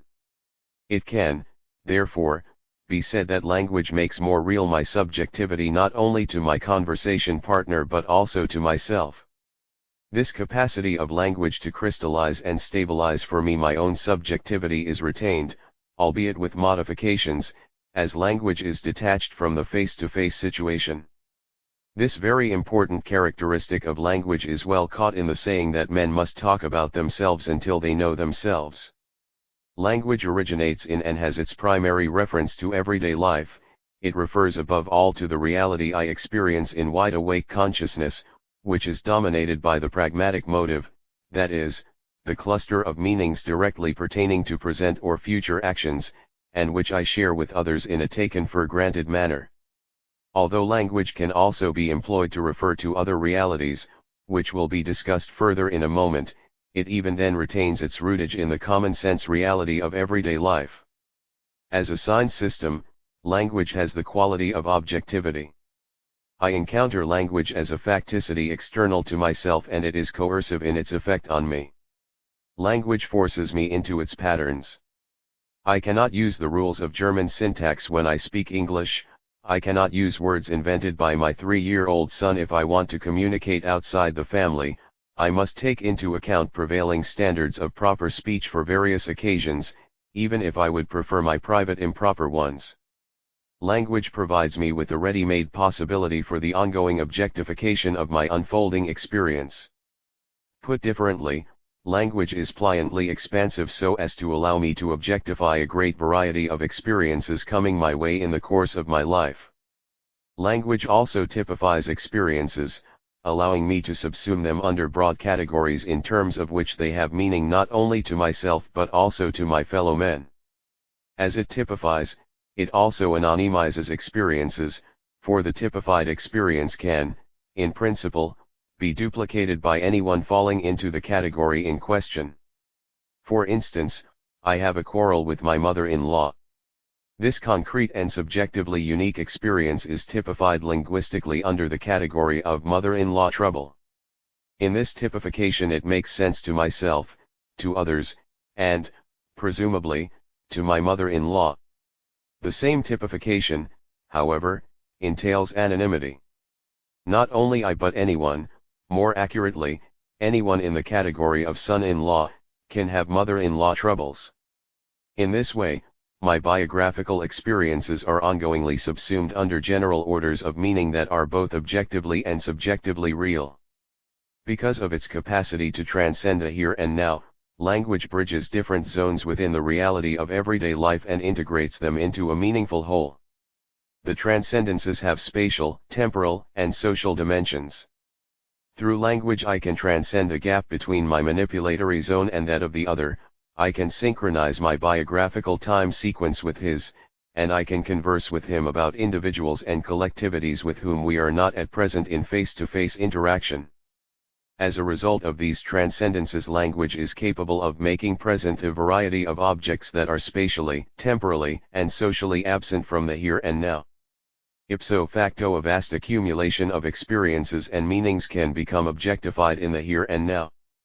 Put simply, through language an entire world can be actualized at any moment. This transcending and integrating power of language is retained when I am not actually conversing with another. Through linguistic objectification, even when talking to myself in solitary thought, an entire world can be presented to me at any moment. As far as social relations are concerned, language makes present for me not only fellow men who are physically absent at the moment, but fellow men in the remembered or reconstructed past, as well as fellow men projected as imaginary figures into the future. All these presences can be highly meaningful, of course, in the ongoing reality of everyday life. Moreover, language is capable of transcending the reality of everyday life altogether. It can refer to experiences pertaining to finite provinces of meaning, and it can span discrete spheres of reality. For instance, I can interpret the meaning of a dream by integrating it linguistically within the order of everyday life.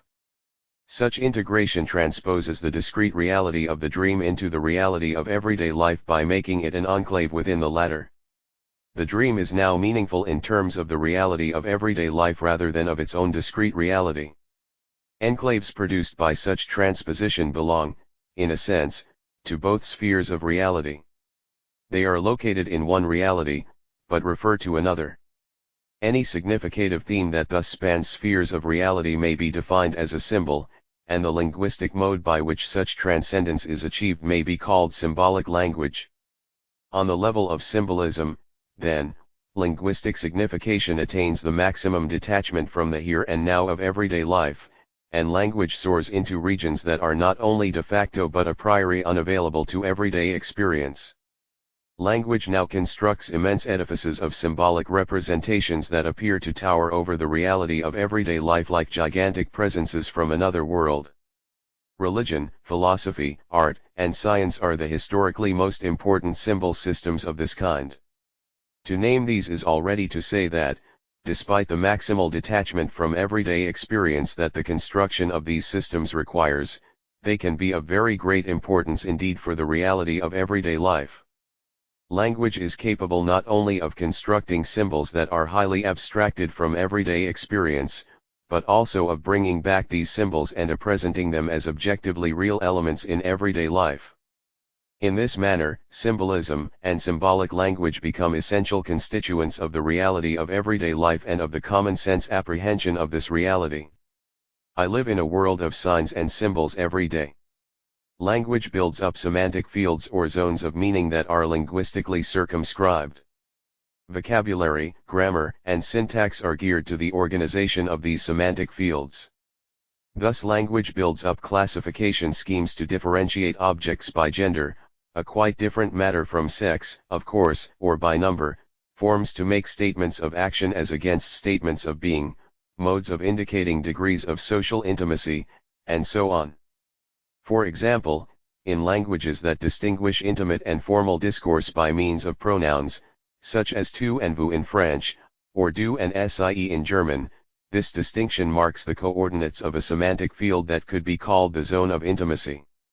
Here lies the world of tutoiement or of broederschaft, with a rich collection of meanings that are continually available to me for the ordering of my social experience.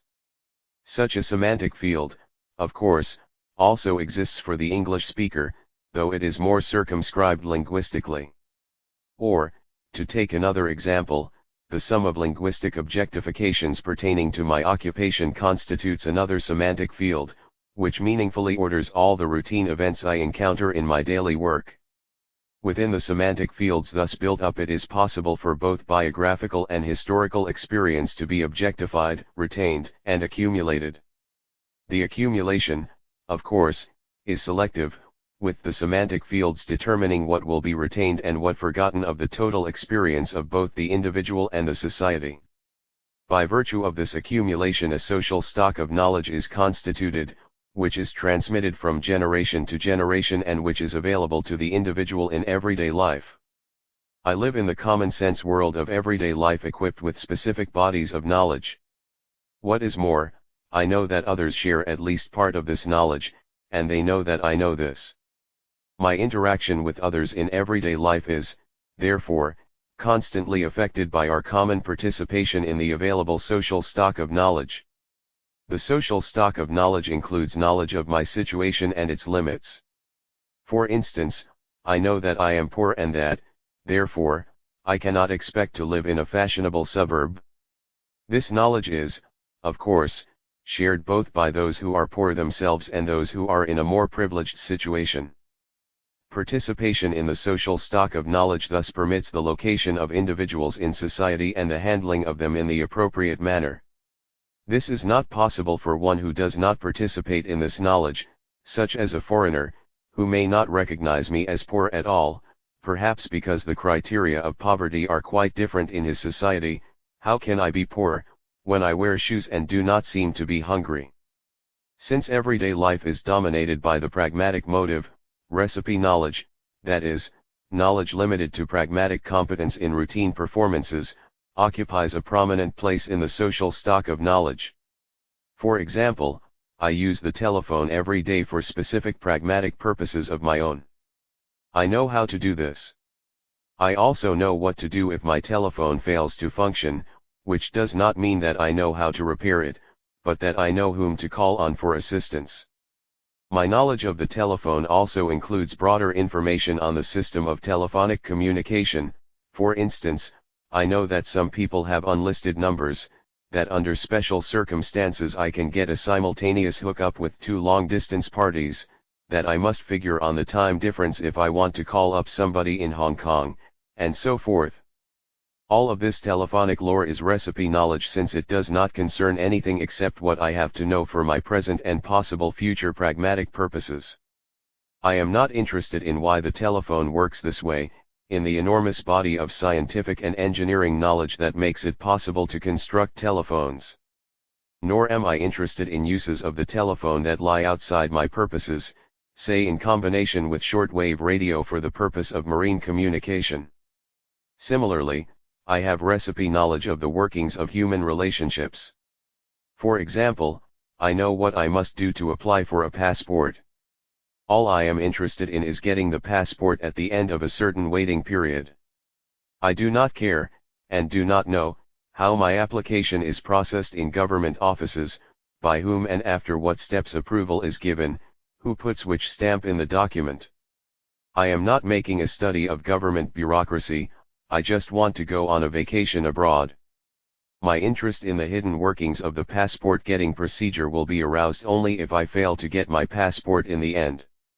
At that point, very much as I call on a telephone repair expert after my telephone has broken down, I call on an expert in passport getting, a lawyer, say, or my congressman, or the American Civil Liberties Union. Mutatis mutandis, a large part of the social stock of knowledge consists of recipes for the mastery of routine problems. Typically, I have little interest in going beyond this pragmatically necessary knowledge as long as the problems can indeed be mastered thereby. The social stock of knowledge differentiates reality by degrees of familiarity. It provides complex and detailed information concerning those sectors of everyday life with which I must frequently deal. It provides much more general and imprecise information on remoter sectors. Thus my knowledge of my own occupation and its world is very rich and specific, while I have only very sketchy knowledge of the occupational worlds of others. The social stock of knowledge further supplies me with the typificatory schemes required for the major routines of everyday life, not only the typifications of others that have been discussed before, but typifications of all sorts of events and experiences, both social and natural. Thus I live in a world of relatives, fellow workers and recognizable public functionaries. In this world, consequently, I experience family gatherings, professional meetings, and encounters with the traffic police. The natural backdrop of these events is also typified within the stock of knowledge.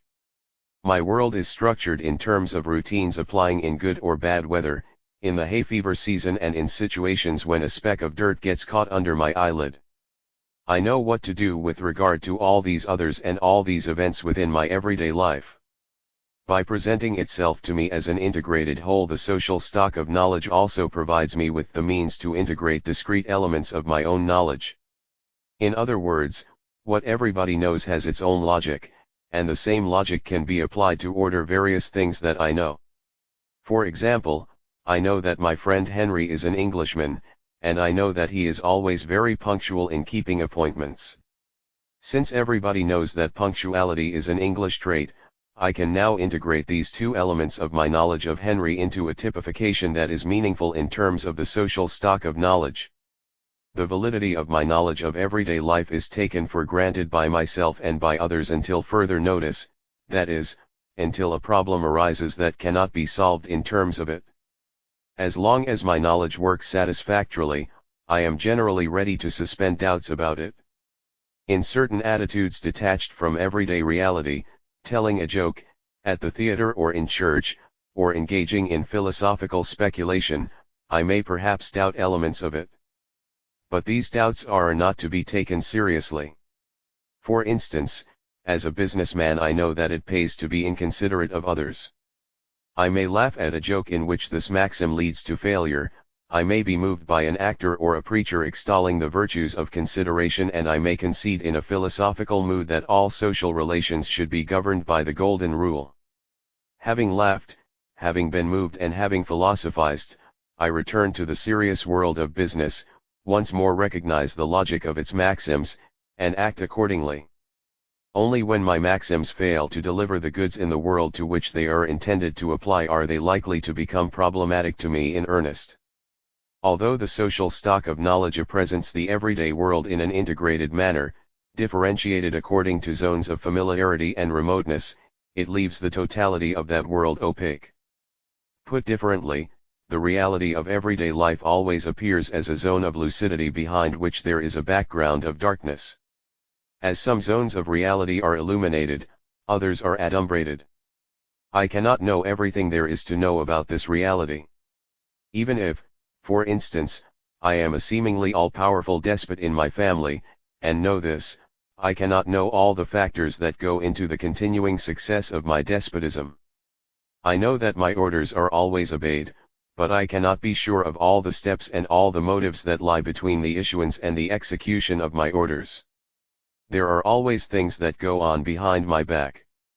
This is true a fortiori when social relationships more complex than those of the family are involved, and explains, incidentally, why despots are endemically nervous. My knowledge of everyday life has the quality of an instrument that cuts a path through a forest and, as it does so, projects a narrow cone of light on what lies just ahead and immediately around. On all sides of the path there continues to be darkness. This image pertains even more, of course, to the multiple realities in which everyday life is continually transcended. This latter statement can be paraphrased, poetically if not exhaustively, by saying that the reality of everyday life is overcast by the penumbras of our dreams. My knowledge of everyday life is structured in terms of relevances. Some of these are determined by immediate pragmatic interests of mine, others by my general situation in society. It is irrelevant to me how my wife goes about cooking my favorite goulash as long as it turns out the way I like it.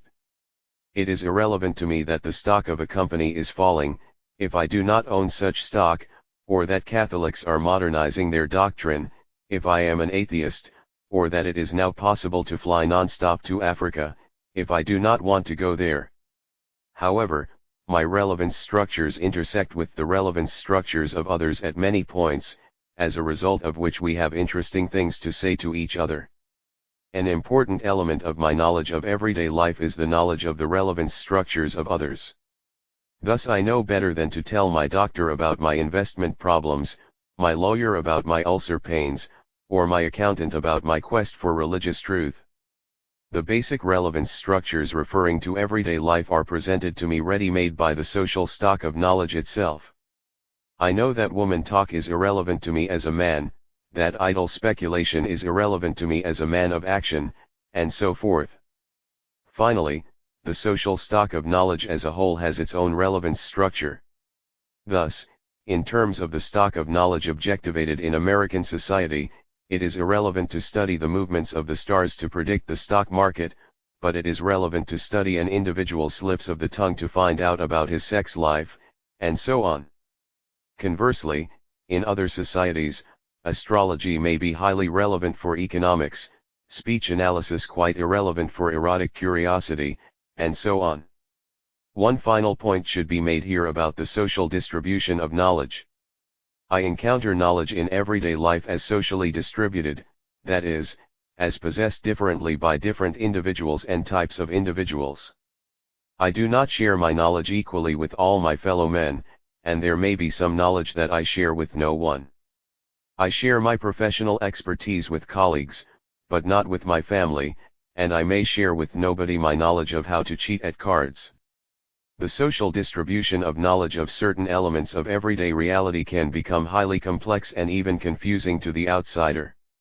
I not only do not possess the knowledge supposedly required to cure me of a physical ailment, I may even lack the knowledge of which one of a bewildering variety of medical specialists claims jurisdiction over what ails me.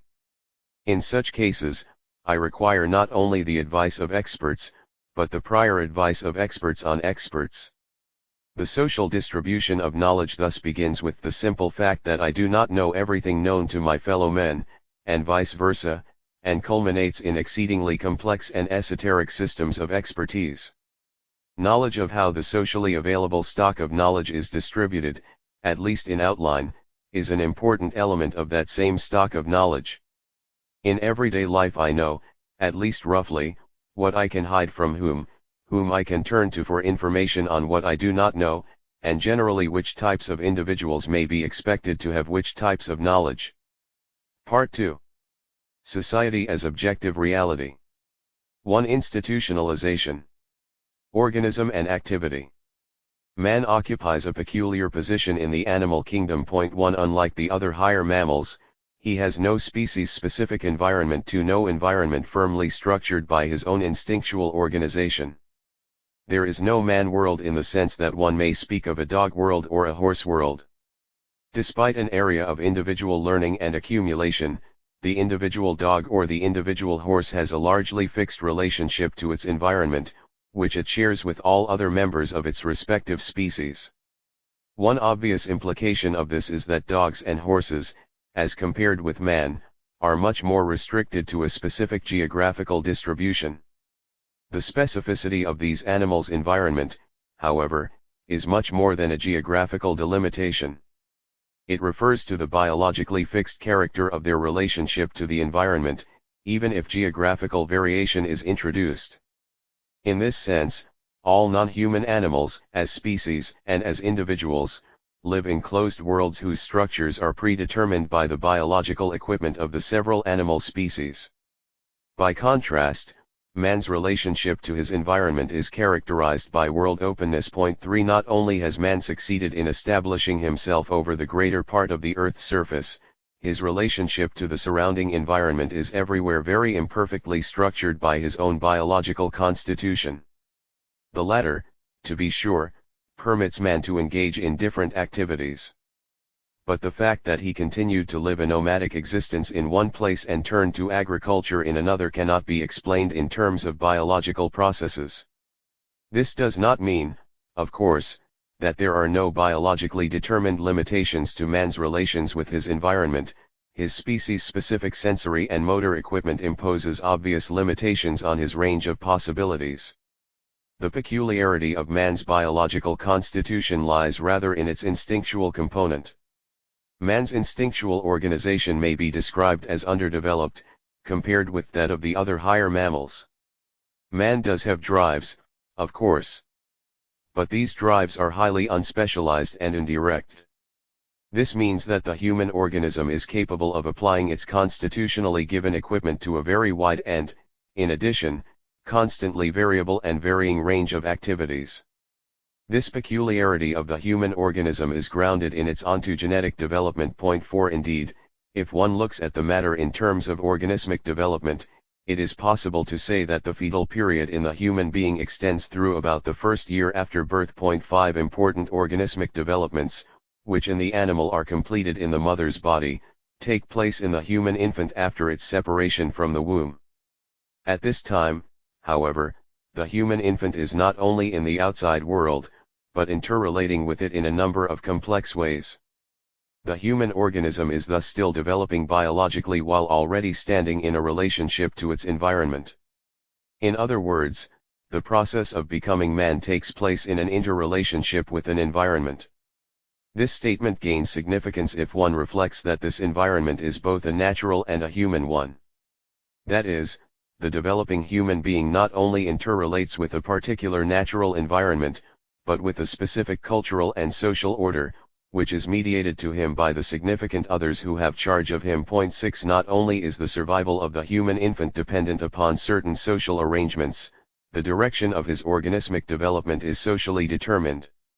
From the moment of birth, man's organismic development, and indeed a large part of his biological being as such, are subjected to continuing socially determined interference. Despite the obvious physiological limits to the range of possible and different ways of becoming man in this double environmental interrelationship, the human organism manifests an immense plasticity in its response to the environmental forces at work on it. This is particularly clear when one observes the flexibility of man's biological constitution as it is subjected to a variety of socio-cultural determinations. It is an ethnological commonplace that the ways of becoming and being human are as numerous as man's cultures. Humanness is socio-culturally variable. In other words, there is no human nature in the sense of a biologically fixed substratum determining the variability of socio-cultural formations. There is only human nature in the sense of anthropological constants, for example, world openness and plasticity of instinctual structure, that delimit and permit man's socio-cultural formations. But the specific shape into which this humanness is molded is determined by those socio-cultural formations and is relative to their numerous variations. While it is possible to say that man has a nature, it is more significant to say that man constructs his own nature, or more simply, that man produces himself. Point 7. The plasticity of the human organism and its susceptibility to socially determined interference is best illustrated by the ethnological evidence concerning sexuality. Point 8. While man possesses sexual drives that are comparable to those of the other higher mammals, human sexuality is characterized by a very high degree of pliability. It is not only relatively independent of temporal rhythms, it is pliable both in the objects towards which it may be directed and in its modalities of expression. Ethnological evidence shows that, in sexual matters, man is capable of almost anything. One may stimulate one's sexual imagination to a pitch of feverish lust, but it is unlikely that one can conjure up any image that will not correspond to what in some other culture is an established norm, or at least an occurrence to be taken in stride. If the term normality is to refer either to what is anthropologically fundamental or to what is culturally universal, then neither it nor its antonym can be meaningfully applied to the varying forms of human sexuality. At the same time, Of course, human sexuality is directed, sometimes rigidly structured, in every particular culture. Every culture has a distinctive sexual configuration, with its own specialized patterns of sexual conduct and its own anthropological assumptions in the sexual area. The empirical relativity of these configurations, their immense variety and luxurious inventiveness, indicate that they are the product of man's own socio-cultural formations rather than of a biologically fixed human nature. 9. The period during which the human organism develops towards its completion in interrelationship with its environment is also the period during which the human self is formed. The formation of the self, then, must also be understood in relation to both the ongoing organismic development and the social process in which the natural and the human environment are mediated through the significant others. 10. The genetic presuppositions for the self are, of course, given at birth. But the self, as it is experienced later as a subjectively and objectively recognizable identity, is not. The same social processes that determine the completion of the organism produce the self in its particular, culturally relative form. The character of the self as a social product is not limited to the particular configuration the individual identifies as himself, for instance, as a man, in the particular way in which this identity is defined and formed in the culture in question, but to the comprehensive psychological equipment that serves as an appendage to the particular configuration, for instance, manly emotions, attitudes, and even somatic reactions. It goes without saying, then, that the organism and, even more, the self cannot be adequately understood apart from the particular social context in which they were shaped. The common development of the human organism and the human self in a socially determined environment is related to the peculiarly human relationship between organism and self. This relationship is an eccentric 1.11. On the one hand, man is a body, in the same way that this may be said of every other animal organism. On the other hand, man has a body. That is, man experiences himself as an entity that is not identical with his body, but that, on the contrary, has that body at its disposal. In other words, man's experience of himself always hovers in a balance between being and having a body, a balance that must be redressed again and again. This eccentricity of man's experience of his own body has certain consequences for the analysis of human activity as conduct in the material environment and as externalization of subjective meanings. An adequate understanding of any human phenomenon will have to take both these aspects into consideration, for reasons that are grounded in fundamental anthropological facts. It should be clear from the foregoing that the statement that man produces himself in no way implies some sort of Promethean vision of the solitary individual. 12. Man's self-production is always, and of necessity, a social enterprise. Men together produce a human environment, with the totality of its socio-cultural and psychological formations. None of these formations may be understood as products of man's biological constitution, which, as indicated, provides only the outer limits for human productive activity. Just as it is impossible for man to develop as man in isolation, so it is impossible for man in isolation to produce a human environment. Solitary human being is being on the animal level, which, of course, man shares with other animals. As soon as one observes phenomena that are specifically human, one enters the realm of the social. Man's specific humanity and his sociality are inextricably intertwined. Homo sapiens is always, and in the same measure, Homo socius. 13. The human organism lacks the necessary biological means to provide stability for human conduct. Human existence, if it were thrown back on its organismic resources by themselves, would be existence in some sort of chaos. Such chaos is, however, empirically unavailable, even though one may theoretically conceive of it. Empirically, human existence takes place in a context of order, direction, stability. The question then arises, from what does the empirically existing stability of human order derive? An answer may be given on two levels. One may first point to the obvious fact that a given social order precedes any individual organismic development. That is, world openness, while intrinsic to man's biological makeup, is always preempted by social order. One may say that the biologically intrinsic world openness of human existence is always, and indeed must be, transformed by social order into a relative world closedness. While this reclosure can never approximate the closedness of animal existence, if only because of its humanly produced and thus artificial character, it is nevertheless capable, most of the time, of providing direction and stability for the greater part of human conduct. The question may then be pushed to another level. One may ask in what manner social order itself arises. The most general answer to this question is that social order is a human product, or, more precisely, an ongoing human production. It is produced by man in the course of his ongoing externalization. Social order is not biologically given or derived from any biological data in its empirical manifestations. Social order, needless to add, is also not given in man's natural environment, though particular features of this may be factors in determining certain features of a social order, for example, its economic or technological arrangements. Social order is not part of the nature of things, and it cannot be derived from the laws of nature. 14 Social order exists only as a product of human activity. No other ontological status may be ascribed to it without hopelessly obfuscating its empirical manifestations.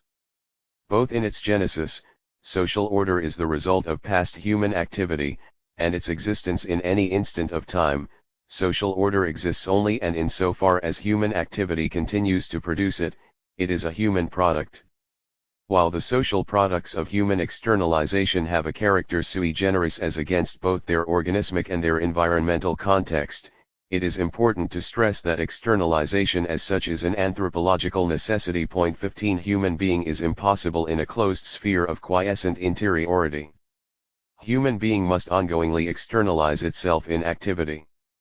This anthropological necessity is grounded in man's biological equipment. 16 The inherent instability of the human organism makes it imperative that man himself provide a stable environment for his conduct.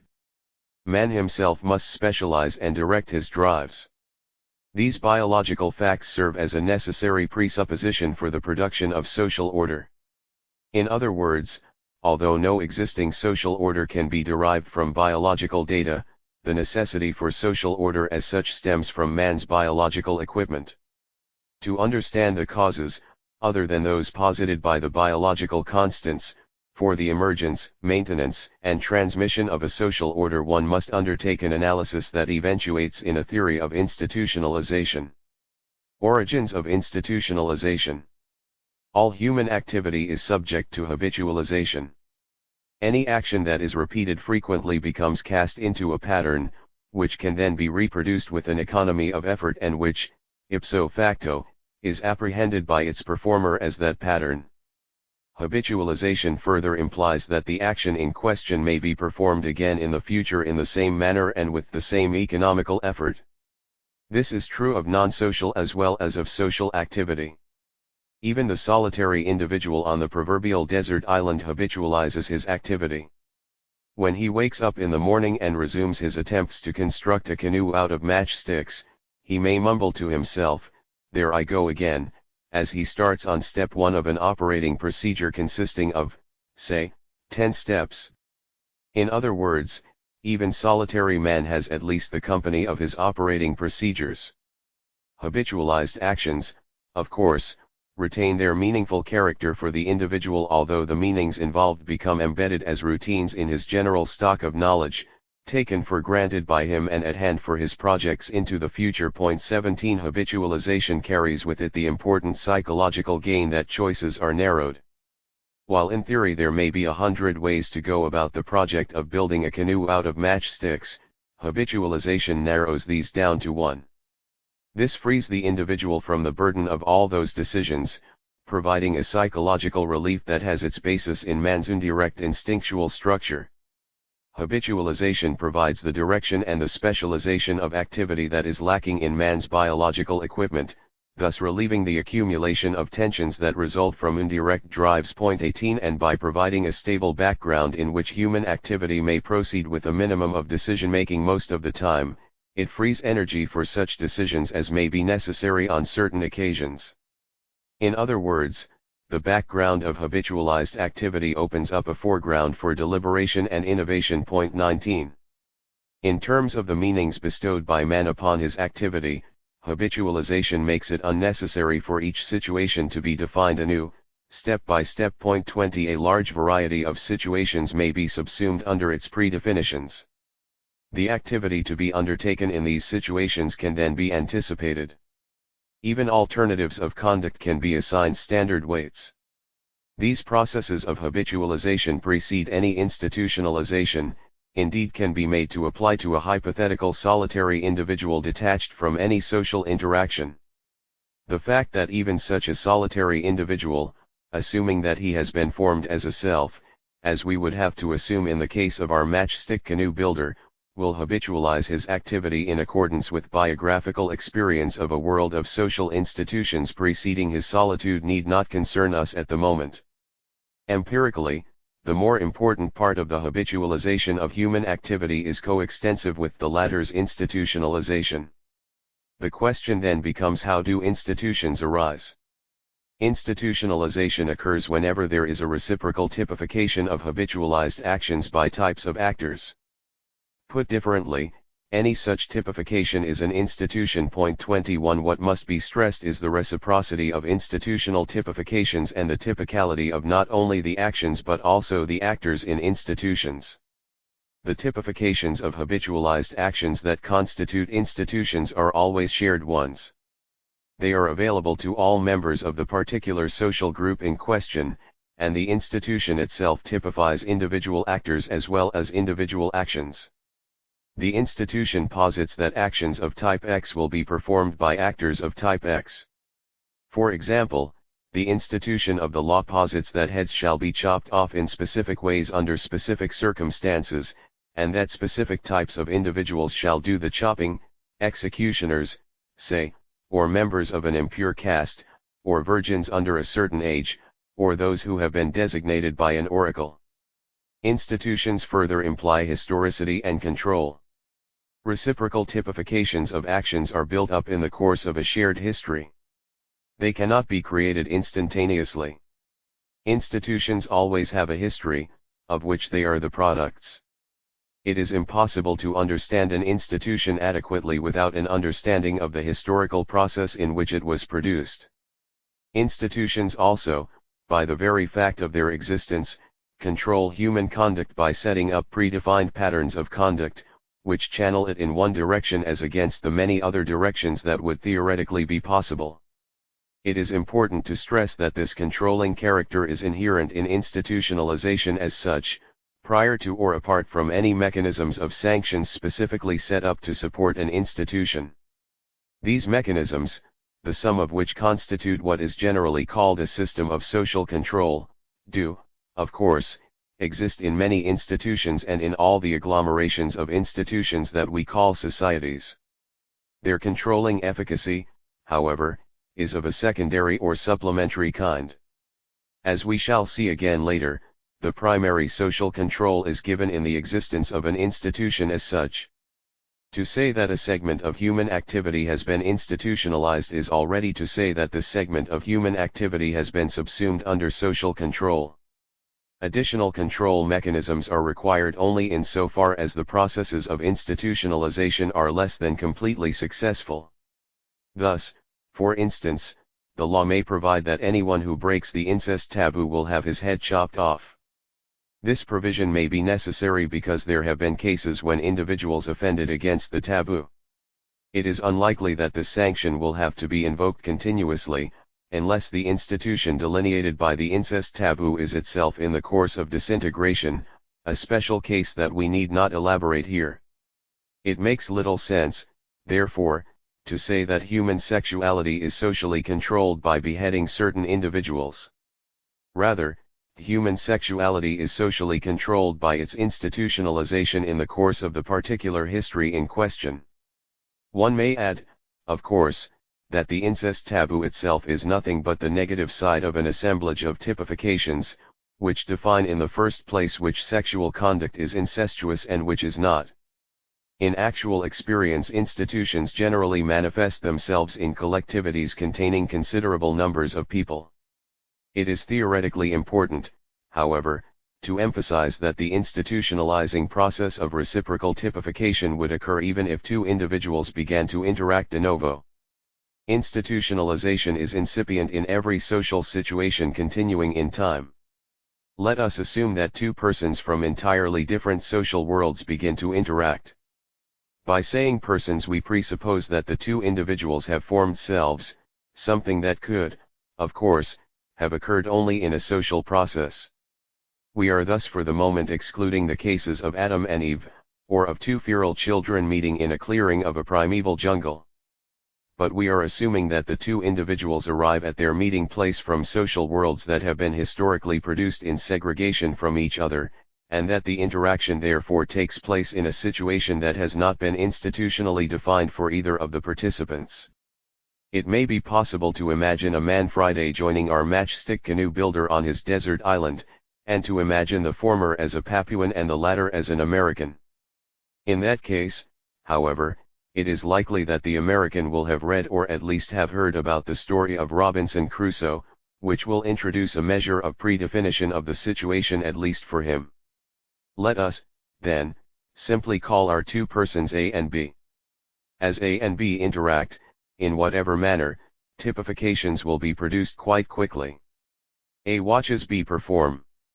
He attributes motives to B's actions and, seeing the actions recur, typifies the motives as recurrent. As B goes on performing, A is soon able to say to himself, "Aha, there he goes again." At the same time, A may assume that B is doing the same thing with regard to him. From the beginning, both A and B assume this reciprocity of typification. In the course of their interaction, these typifications will be expressed in specific patterns of conduct. That is, A and B will begin to play roles vis-a-vis each other. This will occur even if each continues to perform actions different from those of the other. The possibility of taking the role of the other will appear with regard to the same actions performed by both. That is, A will inwardly appropriate B's reiterated roles and make them the models for his own role-playing. For example, B's role in the activity of preparing food is not only typified as such by A, but enters as a constitutive element into A's own food preparation role. Thus a collection of reciprocally typified actions will emerge, habitualized for each in roles, some of which will be performed separately and some in common. Point 22. While this reciprocal typification is not yet institutionalization, since, there only being two individuals, there is no possibility of a typology of actors, it is clear that institutionalization is already present in nucleo. At this stage one may ask what gains accrue to the two individuals from this development. The most important gain is that each will be able to predict the other's actions. Concomitantly, the interaction of both becomes predictable. The "there he goes again" becomes a "there we go again." This relieves both individuals of a considerable amount of tension. They save time and effort, not only in whatever external tasks they might be engaged in separately or jointly, but in terms of their respective psychological economies. Their life together is now defined by a widening sphere of taken-for-granted routines. Many actions are possible on a low level of attention. Each action of one is no longer a source of astonishment and potential danger to the other. Instead, much of what goes on takes on the triviality of what, to both, will be everyday life. This means that the two individuals are constructing a background, in the sense discussed before, which will serve to stabilize both their separate actions and their interaction. The construction of this background of routine in turn makes possible a division of labor between them, opening the way for innovations, which demand a higher level of attention. The division of labor and the innovations will lead to new habitualizations, further widening the background common to both individuals. In other words, a social world will be in process of construction, containing within it the roots of an expanding institutional order. Generally, all actions repeated once or more tend to be habitualized to some degree, just as all actions observed by another necessarily involve some typification on his part. However, For the kind of reciprocal typification just described to occur, there must be a continuing social situation in which the habitualized actions of two or more individuals interlock. Which actions are likely to be reciprocally typified in this manner? The general answer is, those actions that are relevant to both A and B within their common situation.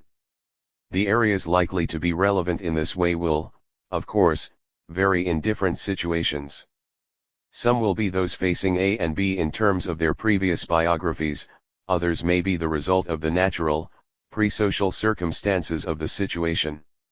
What will in all cases have to be habitualized is the communication process between A and B. Labor, sexuality, and territoriality are other likely foci of typification and habitualization. In these various areas, the situation of A and B is paradigmatic of the institutionalization occurring in larger societies. Let us push our paradigm one step further and imagine that A and B have children.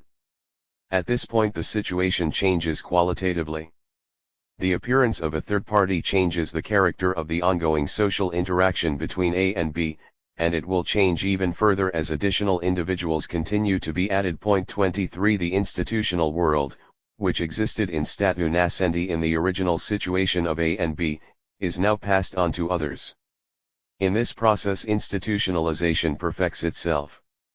The habitualization and typifications undertaken in the common life of A and B, formations that until this point still had the quality of ad hoc conceptions of two individuals, now become historical institutions. With the acquisition of historicity, these formations also acquire another crucial quality, or, more accurately, perfect a quality that was incipient as soon as A and B began the reciprocal typification of their conduct. This quality is objectivity.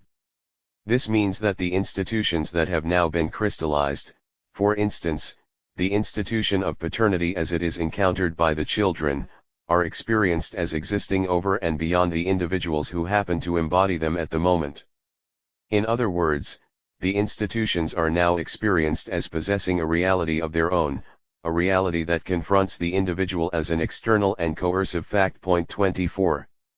As long as the nascent institutions are constructed and maintained only in the interaction of A and B, their objectivity remains tenuous, easily changeable, almost playful, even while they attain a measure of objectivity by the mere fact of their formation.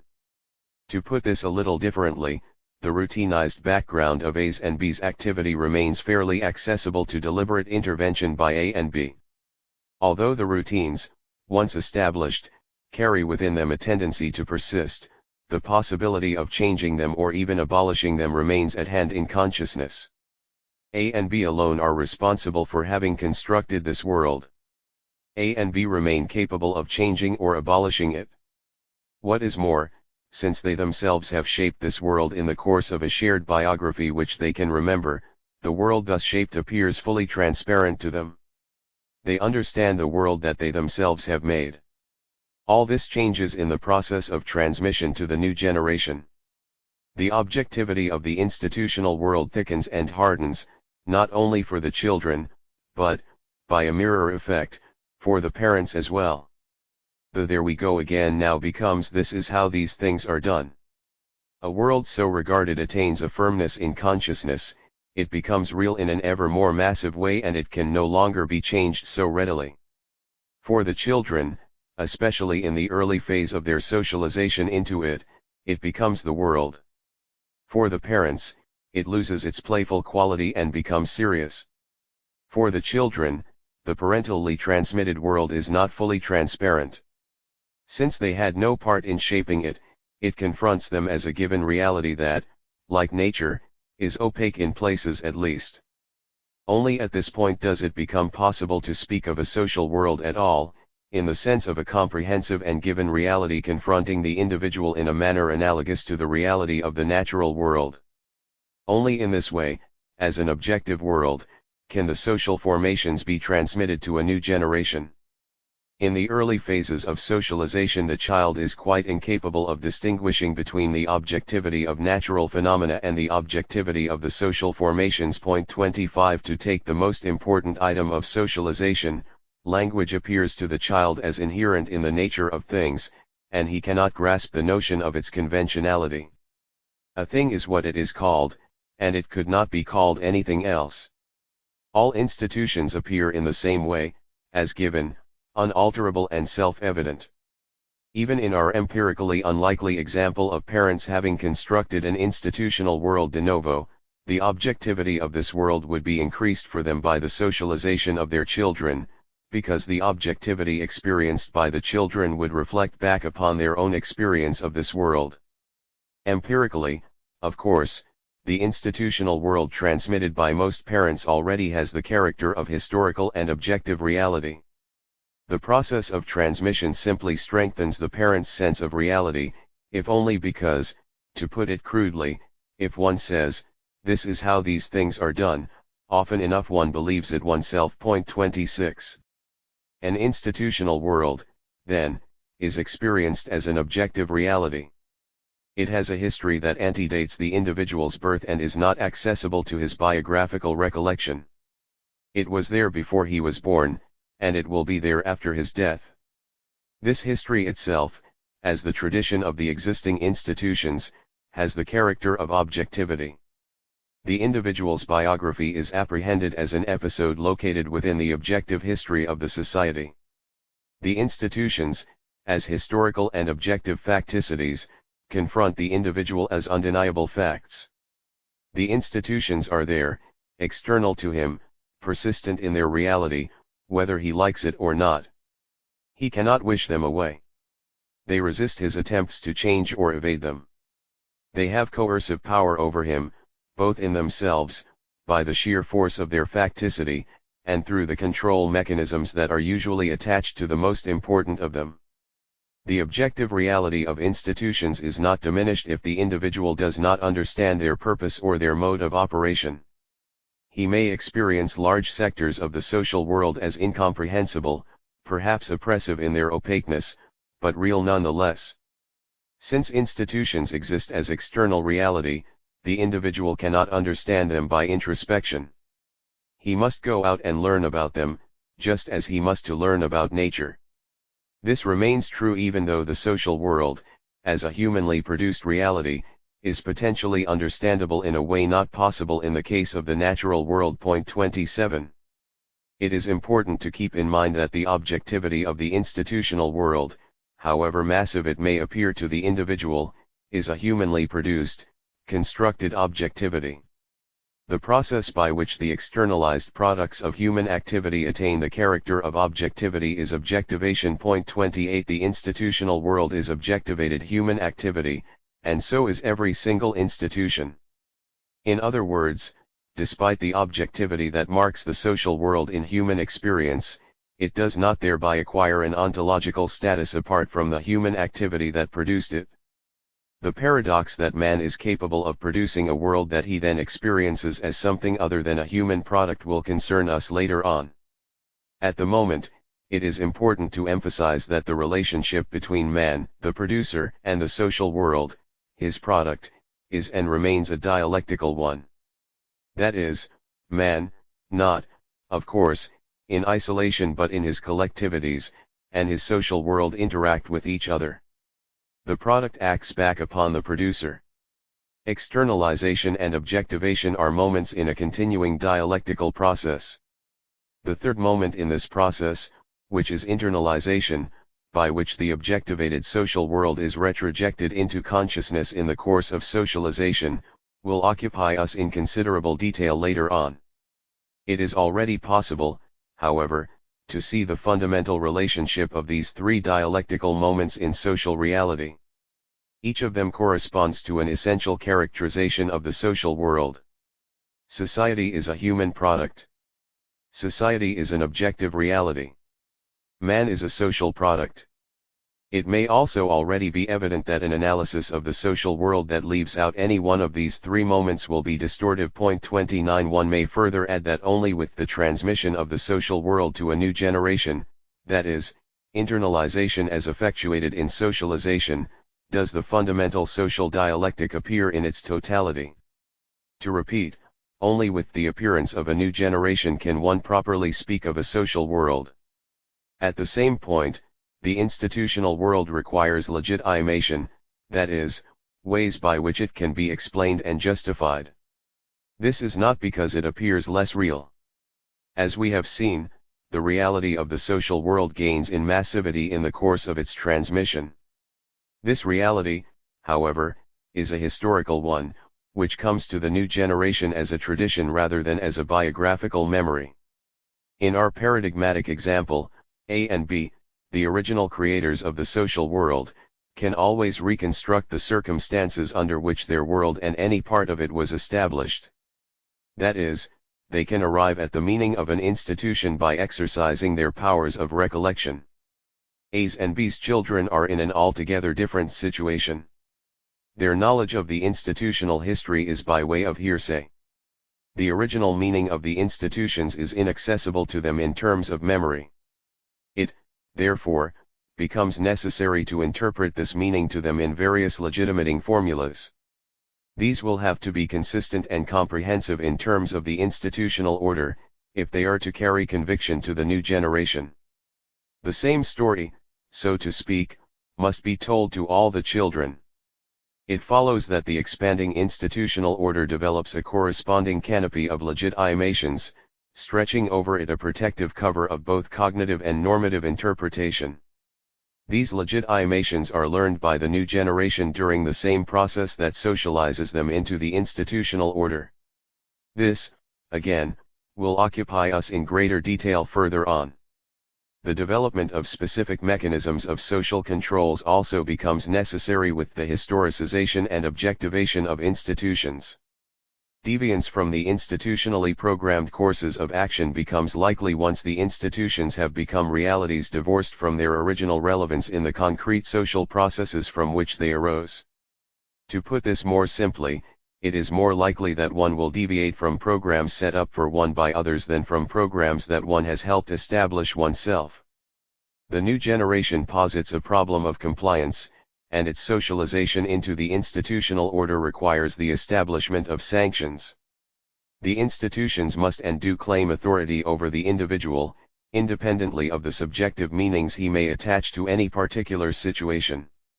The priority of the institutional definitions of situations must be consistently maintained over individual temptations at redefinition. The children must be taught to behave and, once taught, must be kept in line. So, of course, must the adults. The more conduct is institutionalized, the more predictable and thus the more controlled it becomes. If socialization into the institutions has been effective, outright coercive measures can be applied economically and selectively.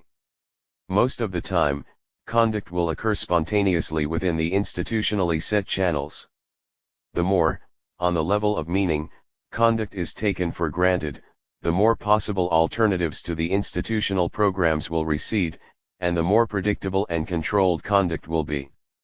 In principle, institutionalization may take place in any area of collectively relevant conduct. In actual fact, sets of institutionalization processes take place concurrently. There is no a priori reason for assuming that these processes will necessarily hang together functionally, let alone as a logically consistent system. To return once more to our paradigmatic example, slightly changing the fictitious situation, let us assume this time, not a budding family of parents and children, but a piquant triangle of a male A, a bisexual female B, and a lesbian C. We need not belabor the point that the sexual relevances of these three individuals will not coincide. Relevance AB is not shared by C. The habitualizations engendered as a result of relevance AB need bear no relationship to those engendered by relevances B, C and C, A. There is, after all, no reason why two processes of erotic habitualization, one heterosexual and one lesbian, cannot take place side by side without functionally integrating with each other or with a third habitualization based on a shared interest in, say, the growing of flowers, or whatever other enterprise might be jointly relevant to an active heterosexual male and an active lesbian. In other words, three processes of habitualization or incipient institutionalization may occur without their being functionally or logically integrated as social phenomena. The same reasoning holds if A, B and C are posited as collectivities rather than individuals, regardless of what content their relevances might have. Also, functional or logical integration cannot be assumed a priori when habitualization or institutionalization processes are limited to the same individuals or collectivities, rather than to the discrete ones assumed in our example. Nevertheless, the empirical fact remains that institutions do tend to hang together. If this phenomenon is not to be taken for granted, it must be explained. How can this be done? First, one may argue that some relevances will be common to all members of a collectivity. On the other hand, many areas of conduct will be relevant only to certain types. The latter involves an incipient differentiation, at least in the way in which these types are assigned some relatively stable meaning. This assignment may be based on pre-social differences, such as sex, or on differences brought about in the course of social interaction, such as those engendered by the division of labor. For example, only women may be concerned with fertility magic and only hunters may engage in cave painting. Or, only the old men may perform the rain ceremonial and only weapon makers may sleep with their maternal cousins. In terms of their external social functionality, these several areas of conduct need not be integrated into one cohesive system. They can continue to coexist on the basis of segregated performances. But while performances can be segregated, meanings tend towards at least minimal consistency. As the individual reflects about the successive moments of his experience, he tries to fit their meanings into a consistent biographical framework. This tendency increases as the individual shares with others his meanings and their biographical integration. It is possible that this tendency to integrate meanings is based on a psychological need, which may in turn be physiologically grounded, that is, that there may be a built-in need for cohesion in the psychophysiological constitution of man. Our argument, however, does not rest on such anthropological assumptions, but rather on the analysis of meaningful reciprocity in processes of institutionalization. It follows that great care is required in any statements one makes about the logic of institutions. The logic does not reside in the institutions and their external functionalities, but in the way these are treated in reflection about them. Put differently, reflective consciousness superimposes the quality of logic on the institutional order. Point 30. Language provides the fundamental superimposition of logic on the objectivated social world. The edifice of legitimations is built upon language and uses language as its principal instrumentality. The logic thus attributed to the institutional order is part of the socially available stock of knowledge and taken for granted as such. Since the well-socialized individual knows that his social world is a consistent whole, he will be constrained to explain both its functioning and malfunctioning in terms of this knowledge. It is very easy, as a result, for the observer of any society to assume that its institutions do indeed function and integrate as they are supposed to. 31. De facto, then, institutions are integrated. But their integration is not a functional imperative for the social processes that produce them, it is rather brought about in a derivative fashion. Individuals perform discrete institutionalized actions within the context of their biography. This biography is a reflected upon whole in which the discrete actions are thought of, not as isolated events, but as related parts in a subjectively meaningful universe whose meanings are not specific to the individual, but socially articulated and shared. Only by way of this detour of socially shared universes of meaning do we arrive at the need for institutional integration. This has far-reaching implications for any analysis of social phenomena. If the integration of an institutional order can be understood only in terms of the knowledge that its members have of it, it follows that the analysis of such knowledge will be essential for an analysis of the institutional order in question. It is important to stress that this does not exclusively or even primarily involve a preoccupation with complex theoretical systems serving as legitimations for the institutional order. Theories also have to be taken into account, of course. But theoretical knowledge is only a small and by no means the most important part of what passes for knowledge in a society. Theoretically sophisticated legitimations appear at particular moments of an institutional history. The primary knowledge about the institutional order is knowledge on the pre-theoretical level. It is the sum total of what everybody knows about a social world, an assemblage of maxims, morals, proverbial nuggets of wisdom, values and beliefs, myths, and so forth, the theoretical integration of which requires considerable intellectual fortitude in itself, as the long line of heroic integrators from Homer to the latest sociological system builders testifies. On the pre-theoretical level, however, every institution has a body of transmitted recipe knowledge, that is, knowledge that supplies the institutionally appropriate rules of conduct. 32. Such knowledge constitutes the motivating dynamics of institutionalized conduct. It defines the institutionalized areas of conduct and designates all situations falling within them. It defines and constructs the roles to be played in the context of the institutions in question. Ipso facto, it controls and predicts all such conduct. Since this knowledge is socially objectivated as knowledge, that is, as a body of generally valid truths about reality, any radical deviance from the institutional order appears as a departure from reality. Such deviance may be designated as moral depravity, mental disease, or just plain ignorance. While these fine distinctions will have obvious consequences for the treatment of the deviant, they all share an inferior cognitive status within the particular social world. In this way, the particular social world becomes the world tout court. What is taken for granted as knowledge in the society comes to be coextensive with the knowable, or at any rate provides the framework within which anything not yet known will come to be known in the future. This is the knowledge that is learned in the course of socialization and that mediates the internalization within individual consciousness of the objectivated structures of the social world. Knowledge, in this sense, is at the heart of the fundamental dialectic of society. It programs the channels in which externalization produces an objective world.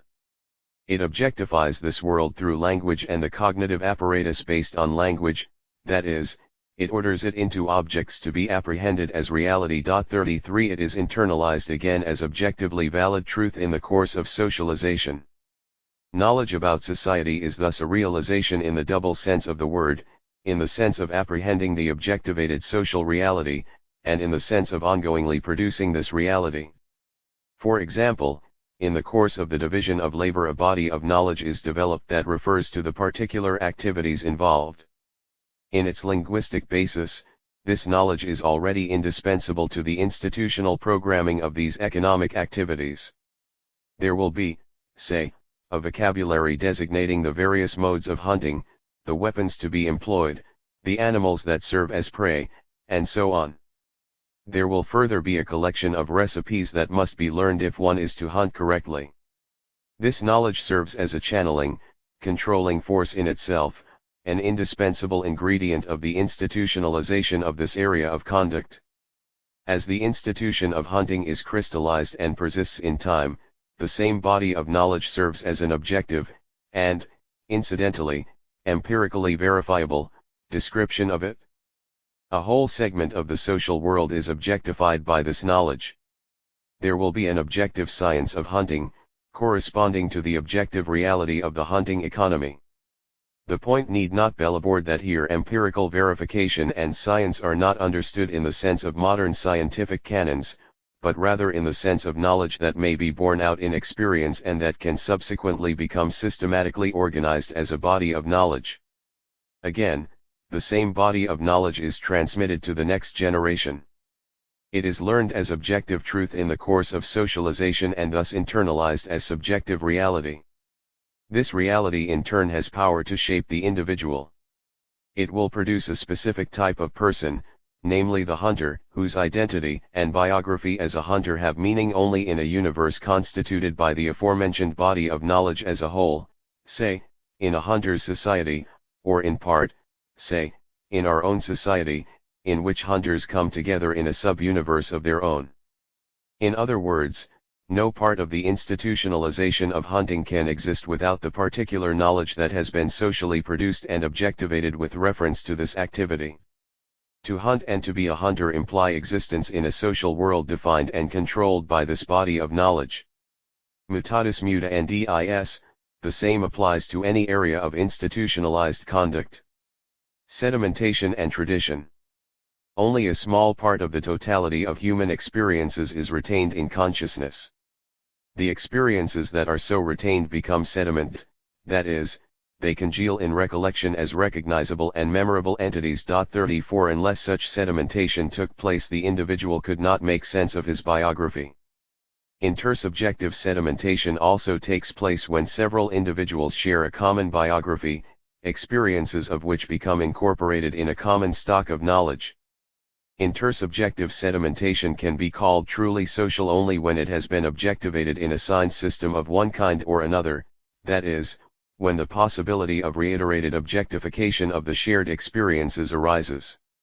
Only then is it likely that these experiences will be transmitted from one generation to the next, and from one collectivity to another. Theoretically, common activity, without a sign system, could be the basis for transmission. Empirically, this is improbable. An objectively available sign system bestows a status of incipient anonymity on the sediment experiences by detaching them from their original context of concrete individual biographies and making them generally available to all who share, or may share in the future, in the sign system in question. The experiences thus become readily transmittable.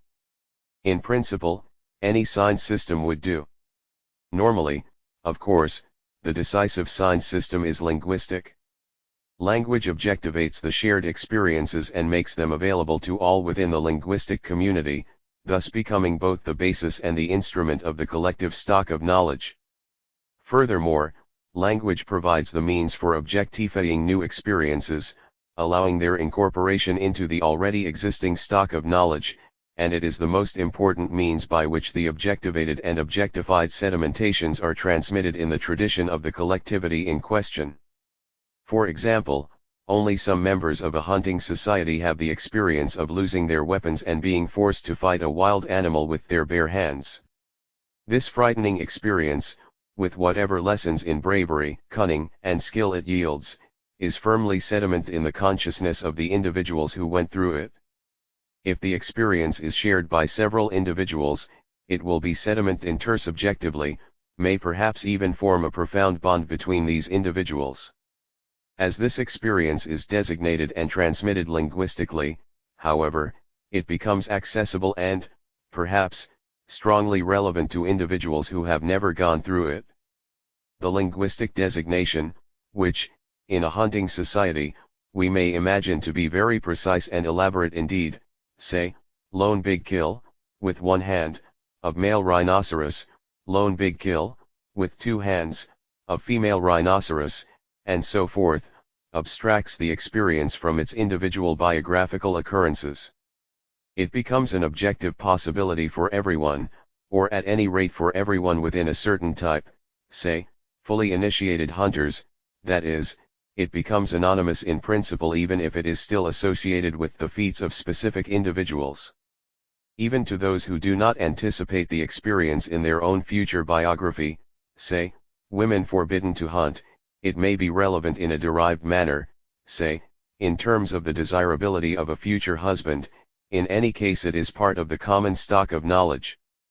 The objectification of the experience in the language, that is, its transformation into a generally available object of knowledge, then allows its incorporation into a larger body of tradition by way of moral instruction, inspirational poetry, religious allegory, and whatnot.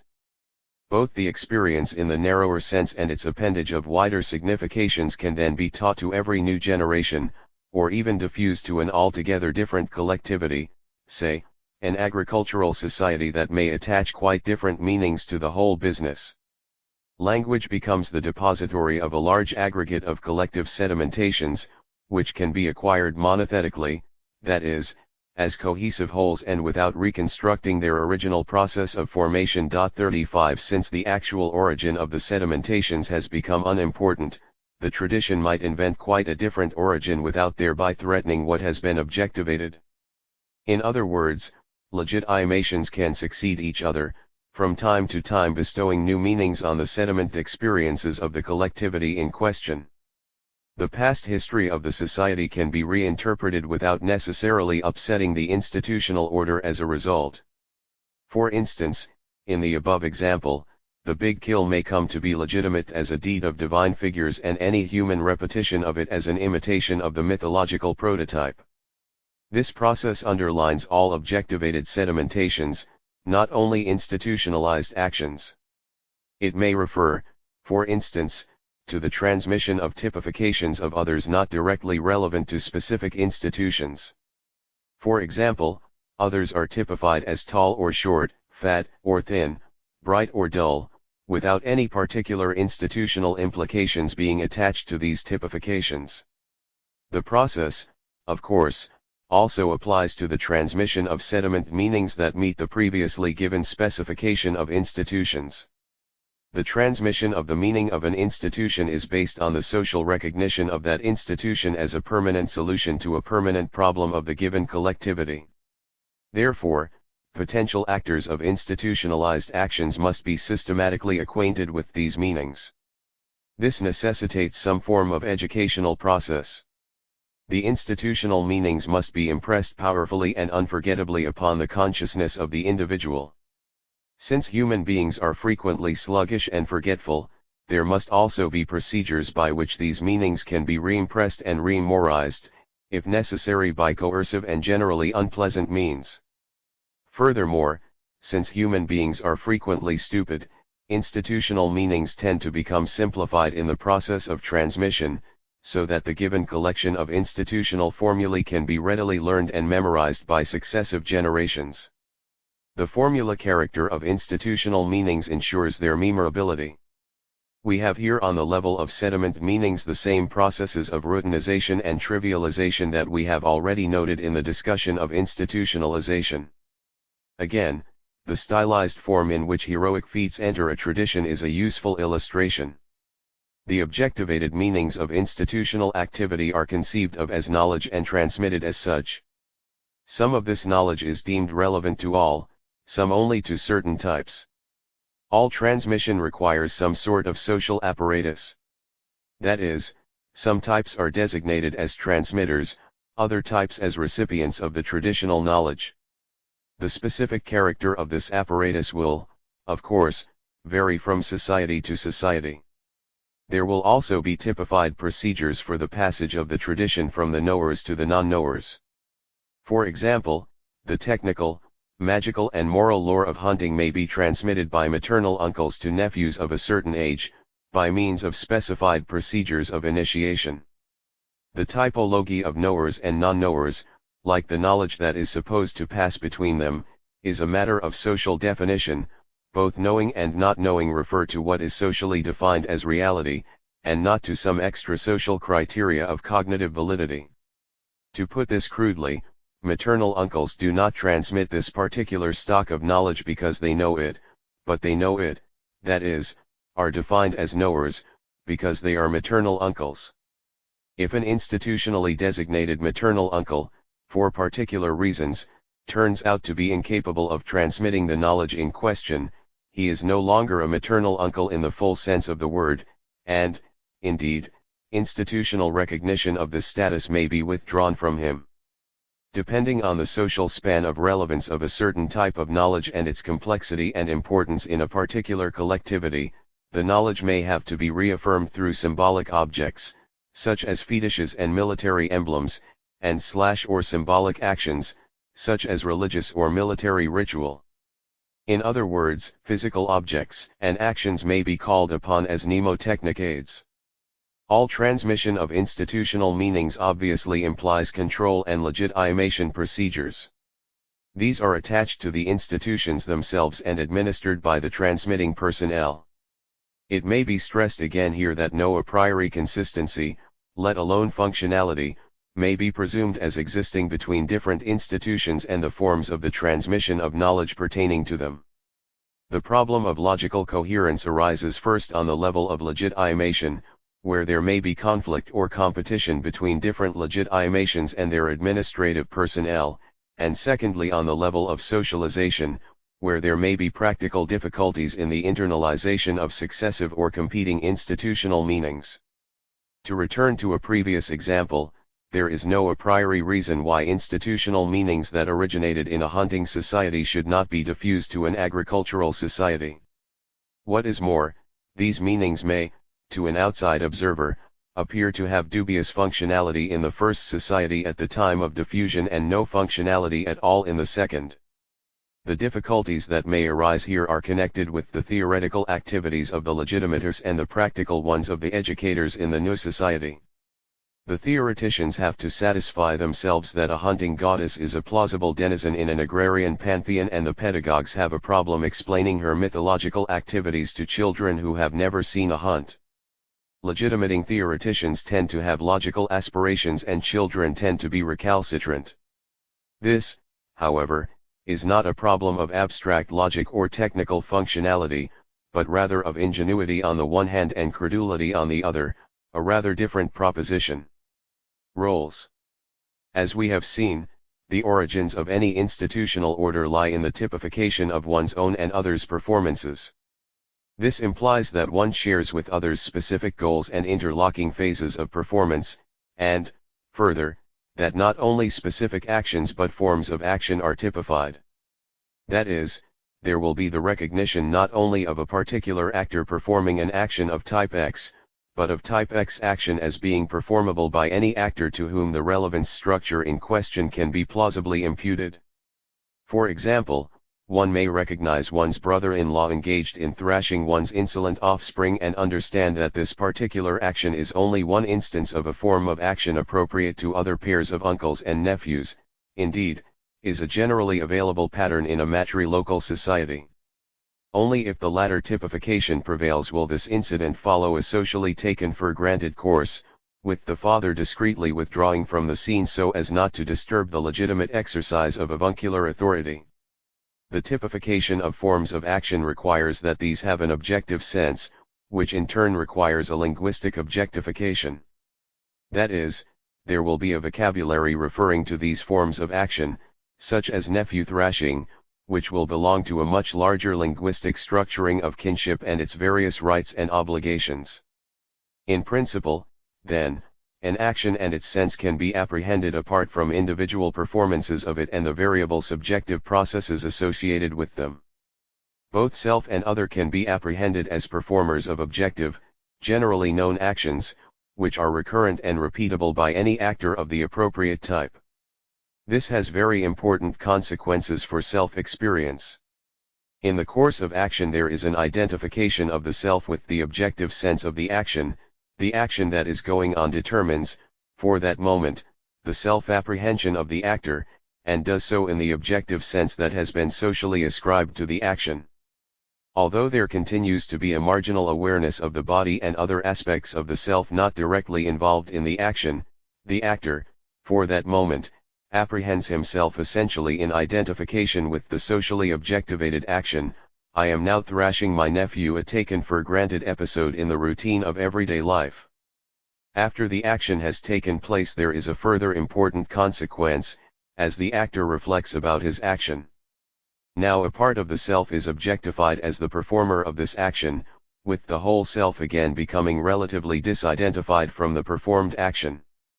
That is, it becomes possible to conceive of the self as having been only partially involved in the action. After all, the man in our example is other things besides being a nephew thrasher. It is not difficult to see that, as these objectifications accumulate, nephew thrasher, sister supporter, initiate warrior, rain dance virtuoso, and so forth, an entire sector of self-consciousness is structured in terms of these objectifications.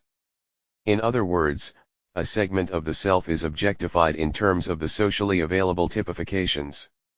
This segment is the truly social self *, which is subjectively experienced as distinct from and even confronting the self in its totality. 36 This important phenomenon, which allows an internal conversation between the different segments of the self, will be taken up again later when we look at the process by which the socially constructed world is internalized in individual consciousness. For the moment, what is important is the relationship of the phenomenon to the objectively available typifications of conduct. In sum, the actor identifies with the socially objectivated typifications of conduct in actu, but re-establishes distance from them as he reflects about his conduct afterwards. This distance between the actor and his action can be retained in consciousness and projected to future repetitions of the actions. In this way both acting self and acting others are apprehended not as unique individuals, but as types. By definition, these types are interchangeable. We can properly begin to speak of roles when this kind of typification occurs in the context of an objectified stock of knowledge common to a collectivity of actors.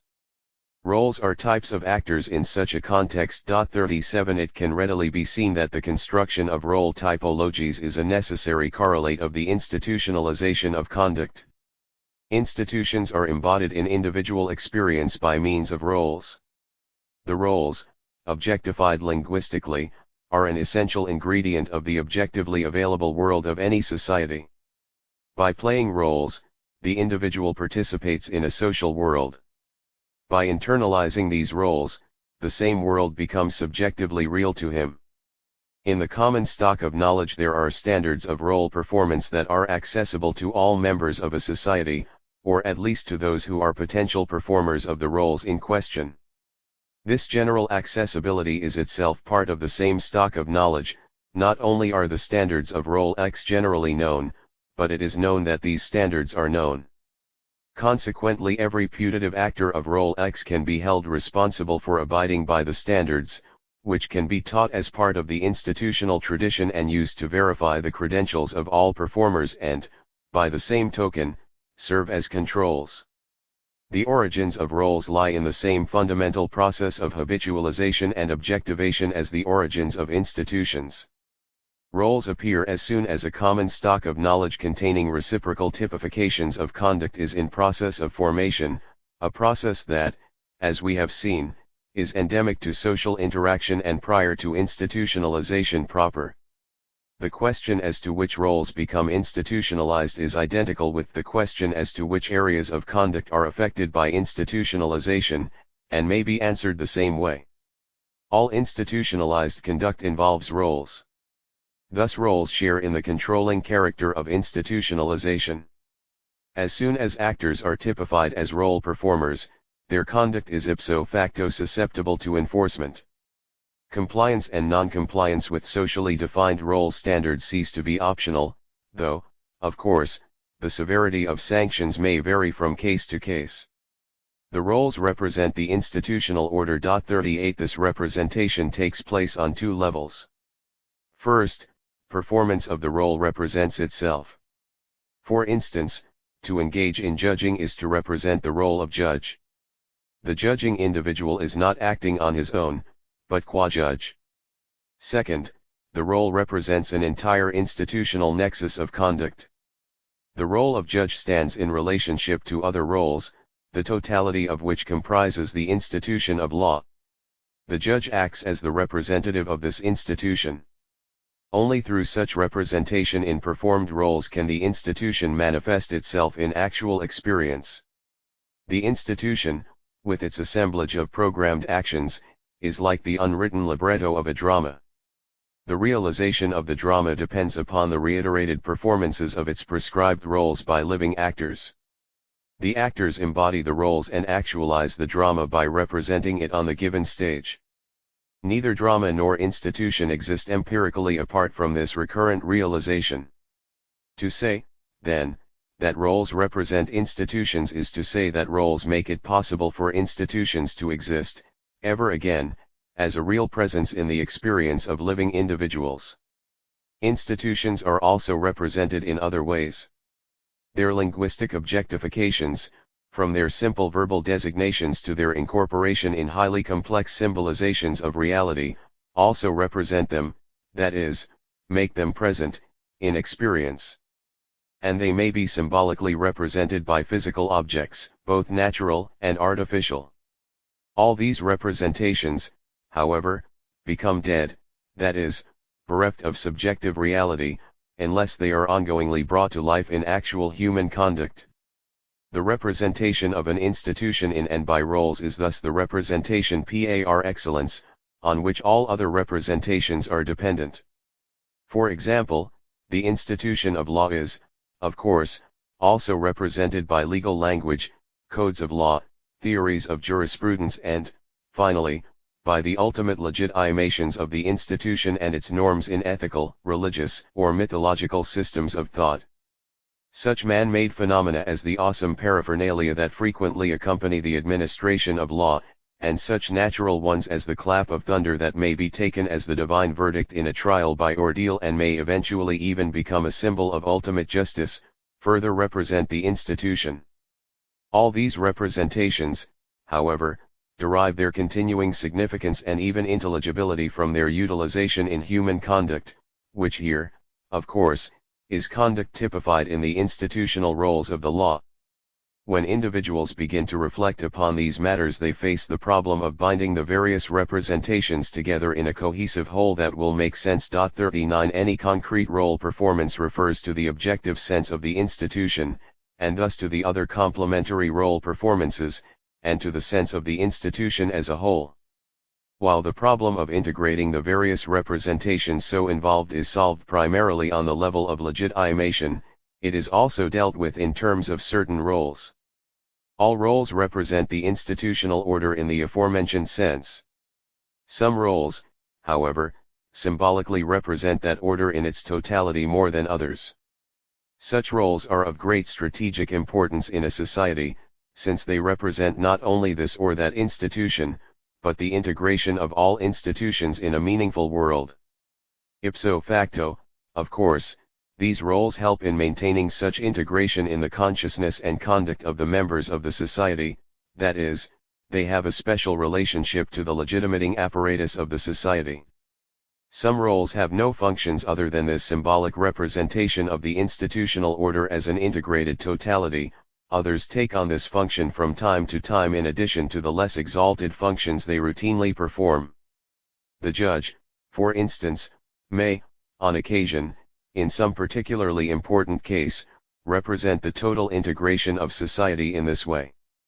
The monarch does so all the time and, indeed, in a constitutional monarchy, may have no other function than as a living symbol for all levels of the society, down to the man in the street. Historically, roles that symbolically represent the total institutional order have been most commonly located in political and religious institutions. 40.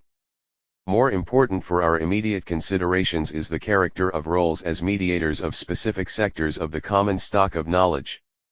By virtue of the roles he plays, the individual is inducted into specific areas of socially objectivated knowledge, not only in the narrower cognitive sense, but also in the sense of the knowledge of norms, values, and even emotions.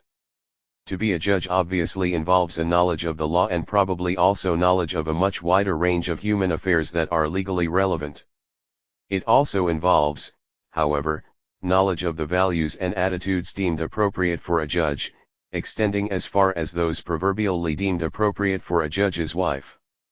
The judge must also have appropriate knowledge in the domain of the emotions. He will have to know, for example, when to restrain his feelings of compassion, to mention a not unimportant psychological prerequisite for this role. In this way, each role opens an entrance into a specific sector of the society's total stock of knowledge. To learn a role, it is not enough to acquire the routines immediately necessary for its outward performance. One must also be initiated into the various cognitive and even affective layers of the body of knowledge that is directly and indirectly appropriate to this role. This implies a social distribution of knowledge. 41 A society's stock of knowledge is structured in terms of what is generally relevant and what is relevant only to specific roles. This is true of even very simple social situations, such as our previous example of a social situation produced by the ongoing interaction of a man, a bisexual woman and a lesbian. Here some knowledge is relevant to all three individuals, for instance, knowledge of the procedures necessary to keep this company economically afloat, while other knowledge is relevant only to two of the individuals, the savoir-faire of lesbian or, in the other case, of heterosexual seduction. In other words, the social distribution of knowledge entails a dichotomization in terms of general and role-specific relevance. Given the historical accumulation of knowledge in a society, we can assume that, because of the division of labor, role-specific knowledge will grow at a faster rate than generally relevant and accessible knowledge. The multiplication of specific tasks brought about by the division of labor requires standardized solutions that can be readily learned and transmitted. These in turn require specialized knowledge of certain situations, and of the means/ends relationships in terms of which the situations are socially defined. In other words, specialists will arise, each of whom will have to know whatever is deemed necessary for the fulfillment of his particular task. To accumulate role-specific knowledge, a society must be so organized that certain individuals can concentrate on their specialties. If in a hunting society certain individuals are to become specialists as swordsmiths, there will have to be provisions to excuse them from the hunting activities that are incumbent on all other adult males. Specialized knowledge of a more elusive kind, such as the knowledge of mystagogues and other intellectuals, requires similar social organization. In all these cases, the specialists become administrators of the sectors of the stock of knowledge that have been socially assigned to them. At the same time, an important part of generally relevant knowledge is the typology of specialists. While the specialists are defined as individuals who know their specialties, everyone must know who the specialists are in case their specialties are needed. The man in the street is not expected to know the intricacies of the magic of inducing fertility or casting evil spells. What he must know, however, is which magicians to call upon if the need for either of these services arises.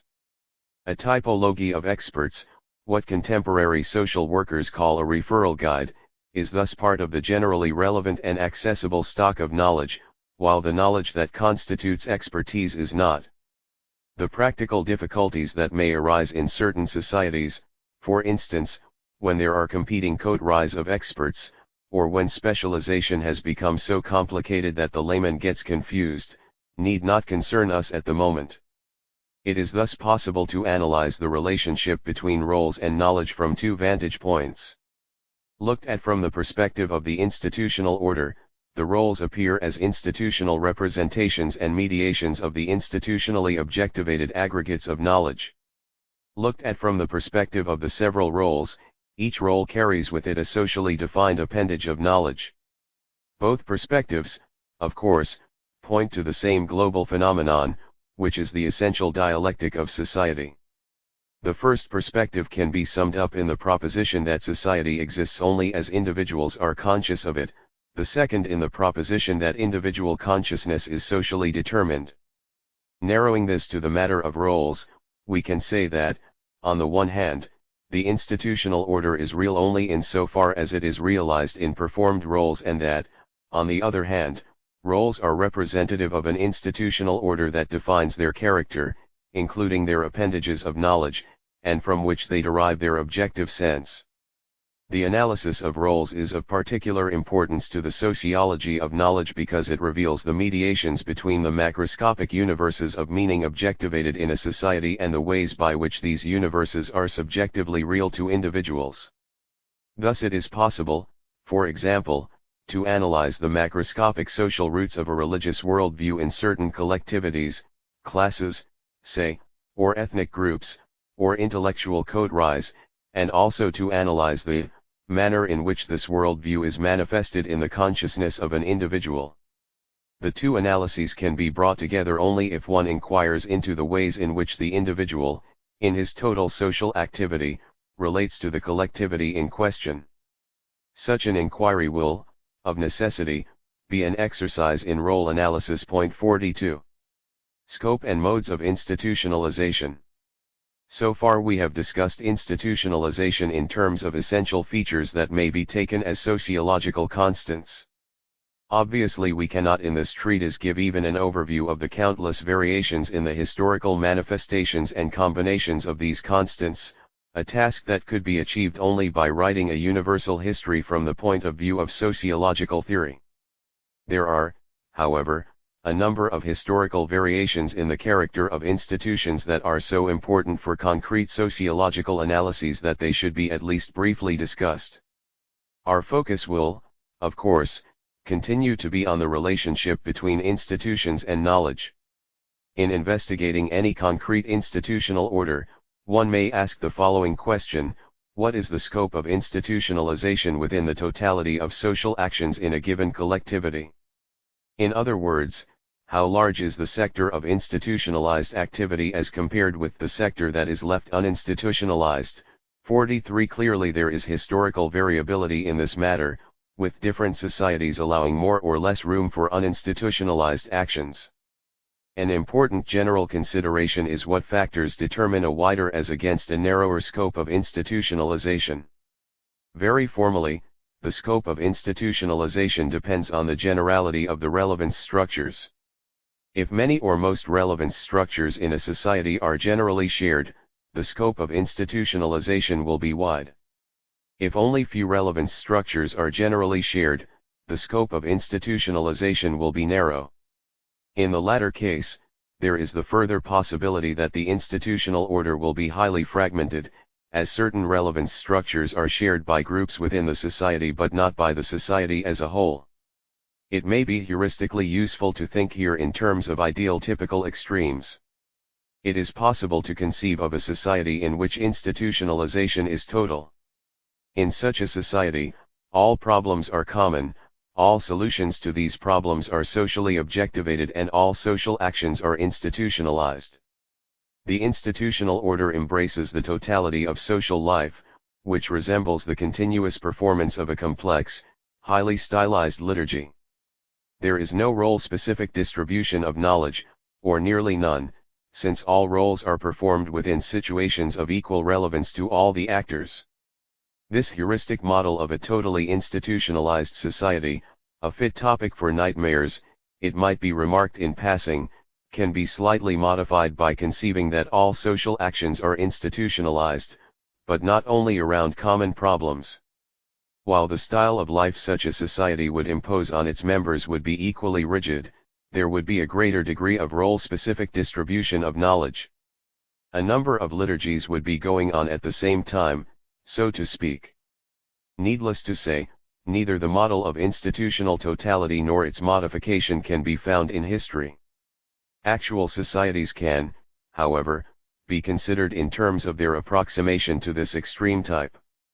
It is then possible to say that primitive societies approximate the type to a much higher degree than civilized ones. 44 It may even be said that in the development of archaic civilizations there is a progressive movement away from this type. 45.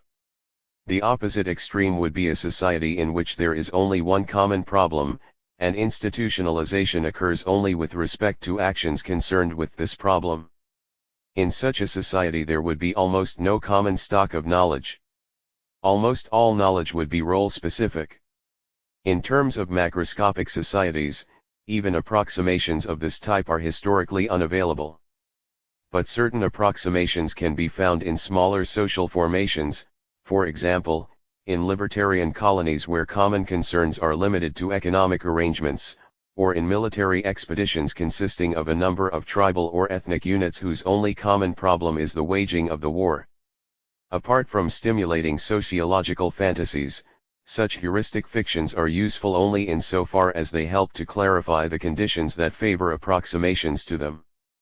The most general condition is the degree of division of labor, with the concomitant differentiation of institutions. 46 Any society in which there is increasing division of labor is moving away from the first extreme type described above. Another general condition, closely related to the previous one, is availability of an economic surplus, which makes it possible for certain individuals or groups to engage in specialized activities not directly concerned with subsistence. 47 These specialized activities, as we have seen, lead to specialization and segmentation in the common stock of knowledge. And the latter makes possible knowledge subjectively detached from any social relevance, that is, pure theory. 48 This means that certain individuals are, to return to a previous example, freed from hunting not only to forge weapons but also to fabricate myths. Thus we have the theoretical life, with its luxurious proliferation of specialized bodies of knowledge, administered by specialists whose social prestige may actually depend upon their inability to do anything except theorize, which leads to a number of analytic problems to which we shall return later. Institutionalization is not, however, an irreversible process, despite the fact that institutions, once formed, have a tendency to persist. 49 For a variety of historical reasons, the scope of institutionalized actions may diminish, deinstitutionalization may take place in certain areas of social life. 50 For example, the private sphere that has emerged in modern industrial society is considerably deinstitutionalized as compared to the public sphere. 51. A further question, with respect to which institutional orders will vary historically, is, what is the relationship of the various institutions to each other, on the levels of performance and meaning? 52 In the first extreme type discussed above, there is a unity of institutional performances and meanings in each subjective biography. The entire social stock of knowledge is actualized in every individual biography. Everybody does everything and knows everything. The problem of the integration of meanings, that is, of the meaningful relationship of the various institutions, is an exclusively subjective one. The objective sense of the institutional order presents itself to each individual as given and generally known, socially taken for granted as such. If there is any problem at all, it is because of subjective difficulties the individual may have internalizing the socially agreed upon meanings. With increasing deviance from this heuristic model, that is, of course, with all actual societies, though not to the same degree, there will be important modifications in the givenness of the institutional meanings. The first two of these we have already indicated, a segmentation of the institutional order, with only certain types of individuals performing certain actions, and, following that, a social distribution of knowledge, with role-specific knowledge coming to be reserved to certain types. With these developments, however, a new configuration appears on the level of meaning. There will now be an objective problem with respect to an encompassing integration of meanings within the entire society. This is an altogether different problem from the merely subjective one of harmonizing the sense one makes of one's biography with the sense ascribed to it by society. The difference is as great as that between producing propaganda that will convince others and producing memoirs that will convince oneself. In our example of the man/woman/lesbian triangle, we went to some lengths to show that it cannot be assumed a priori that different processes of institutionalization will hang together. The relevance structure that is shared by the man and the woman, AB, does not have to be integrated with the one shared by the woman and the lesbian, BC, or with the one shared by the lesbian and the man, CA. Discrete institutional processes can continue to coexist without overall integration. We then argued that the empirical fact that institutions do hang together, despite the impossibility of assuming this a priori, can be accounted for only in reference to the reflective consciousness of individuals who impose a certain logic upon their experience of the several institutions. We can now push this argument one step further by assuming that one of our three individuals, let us assume that it is the man, A, becomes dissatisfied with the lack of symmetry in the situation. This does not imply that the relevances in which he shares, AB and CA, have changed for him. It is rather the relevance in which he has not previously shared, BC, that now bothers him. This may be because it interferes with his own interests. C spends too much time making love with B and neglects her flower arranging activities with him, or it may be that he has theoretical ambitions. In any case, he wants to unite the three discrete relevances and their concomitant habitualization processes into a cohesive, meaningful whole, ABC. How can he do this? Let us imagine him a religious genius. One day he presents the other two with a new mythology. The world was created in two stages, the dry land by the Creator God copulating with his sister, the sea in an act of mutual masturbation by the latter and a twin goddess. And when the world was thus made, the Creator God joined the twin goddess in the great flower dance, and in this way there came to be flora and fauna on the face of the dry land. The existing triangulation of heterosexuality, lesbianism, and flower cultivation is thus nothing less than a human imitation of the archetypal actions of the gods. Not bad. The reader with some background in comparative mythology will have no difficulty finding historical parallels to this cosmogonic vignette. Our man may have more difficulty getting the others to accept his theory. He will have a problem of propaganda. If, however, we assume that B and C have also had practical difficulties in keeping their various projects going, or, less likely, that they are inspired by A's vision of the cosmos, there is a good chance that he will be able to put his scheme over. Once he has succeeded and all three individuals know that their several actions work together for the great society, which is ABC, this knowledge will influence what goes on in the situation. For instance, C may be more amenable to budgeting her time in an equitable way between her two major enterprises. If this extension of our example seems far-fetched, we can bring it closer to home by imagining a secularization process in the consciousness of our religious genius. Mythology no longer seems plausible. The situation has to be explained by social science. This, of course, is very easy. It is evident, to our religious genius turned social scientist, that is, that the two sorts of sexual activity going on in the situation express deep-seated psychological needs of the participants. He knows that to frustrate these needs will lead to dysfunctional tensions. On the other hand, it is a fact that our trio sell their flowers for coconuts on the other end of the island. That settles it.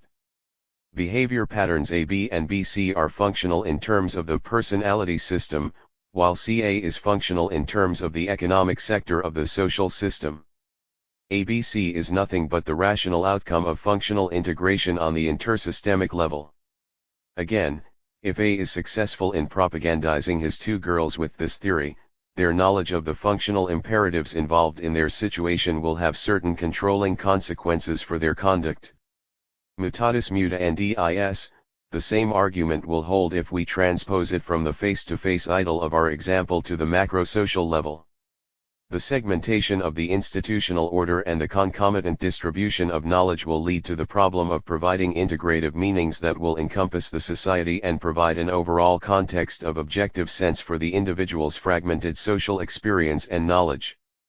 Furthermore, there will be not only the problem of overall meaningful integration, but also a problem of legitimating the institutional activities of one type of actor vis-a-vis other types. We may assume that there is a universe of meaning that bestows objective sense on the activities of warriors, farmers, traders, and exorcists. This does not mean that there will be no conflict of interests between these types of actors. Even within the common universe of meaning, the exorcists may have a problem of explaining some of their activities to the warriors, and so forth. The methods of such legitimation again vary historically. Point 53. Another consequence of institutional segmentation is the possibility of socially segregated sub-universes of meaning.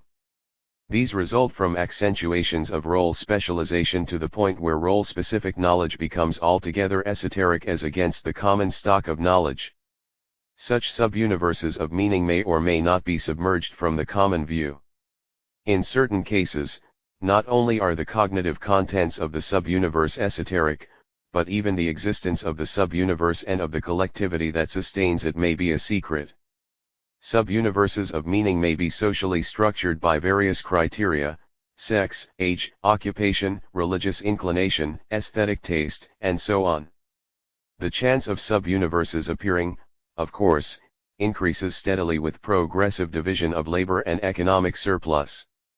A society with a subsistence economy can have cognitive segregation between men and women, or between old and young warriors, as in the secret societies common in Africa and among American Indians. It may still be able to afford the esoteric existence of a few priests and magicians. Full-blown sub-universes of meaning, such as characterized, say, Hindu castes, the Chinese literary bureaucracy or the priestly coteries of ancient Egypt, require much more developed solutions of the economic problem.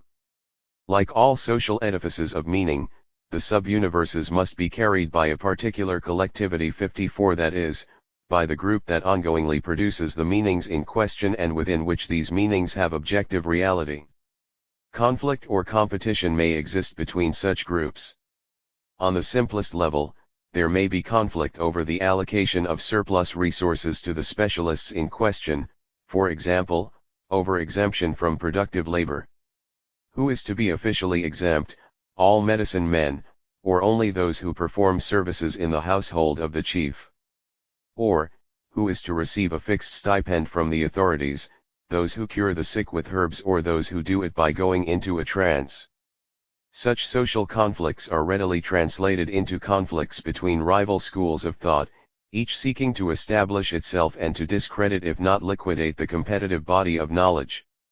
In contemporary society, we continue to have such conflicts, socio-economic as well as cognitive, between orthodox medicine and such rivals as chiropractic, homeopathy, or Christian Science. In advanced industrial societies, with their immense economic surplus allowing large numbers of individuals to devote themselves full-time to even the obscurest pursuits, pluralistic competition between sub-universes of meaning of every conceivable sort becomes the normal state of affairs. 55. With the establishment of sub-universes of meaning, a variety of perspectives on the total society emerges, each viewing the latter from the angle of one sub-universe. The chiropractor has a different angle on society than the medical school professor, the poet than the businessman, the Jew than the Gentile, and so on. It goes without saying that this multiplication of perspectives greatly increases the problem of establishing a stable symbolic canopy for the entire society. Each perspective, with whatever appendages of theories or even Weltanschauungen, will be related to the concrete social interests of the group that holds it. This does not mean, however, that the various perspectives, let alone the theories or Weltanschauungen, are nothing but mechanical reflections of the social interests. Especially on the theoretical level, it is quite possible for knowledge to attain a great deal of detachment from the biographical and social interests of the knower. Thus there may be tangible social reasons why Jews have become preoccupied with certain scientific enterprises, but it is impossible to predict scientific positions in terms of their being held by Jews or non-Jews. In other words, the scientific universe of meaning is capable of attaining a good deal of autonomy as against its own social base. Theoretically, though in practice there will be great variations, this holds with any body of knowledge, even with cognitive perspectives on society. What is more, a body of knowledge, once it is raised to the level of a relatively autonomous sub-universe of meaning, has the capacity to act back upon the collectivity that has produced it. For instance, Jews may become social scientists because they have special problems in society as Jews.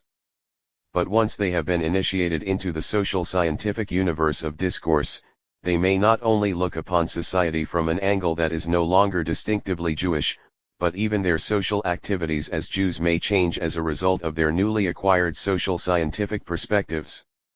The extent of such detachment of knowledge from its existential origins depends upon a considerable number of historical variables, such as the urgency of the social interests involved, the degree of theoretical refinement of the knowledge in question, the social relevance or irrelevance of the latter, and others. The important principle for our general considerations is that the relationship between knowledge and its social base is a dialectical one, that is, knowledge is a social product and knowledge is a factor in social change. 56 This principle of the dialectic between social production and the objectivated world that is its product has already been explicated. It is especially important to keep it in mind in any analysis of concrete sub-universes of meaning. The increasing number and complexity of sub-universes make them increasingly inaccessible to outsiders. They become esoteric enclaves, hermetically sealed, in the sense classically associated with the hermetic corpus of secret lore, to all but those who have been properly initiated into their mysteries. The increasing autonomy of sub-universes makes for special problems of legitimation vis-a-vis both outsiders and insiders. The outsiders have to be kept out, sometimes even kept ignorant of the existence of the sub-universe.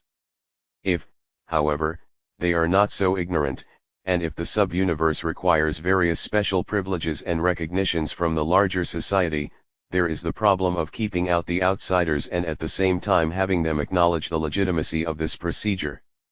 This is done through various techniques of intimidation, rational and irrational propaganda, appealing to the outsiders' interests and to their emotions, mystification and, generally, the manipulation of prestige symbols.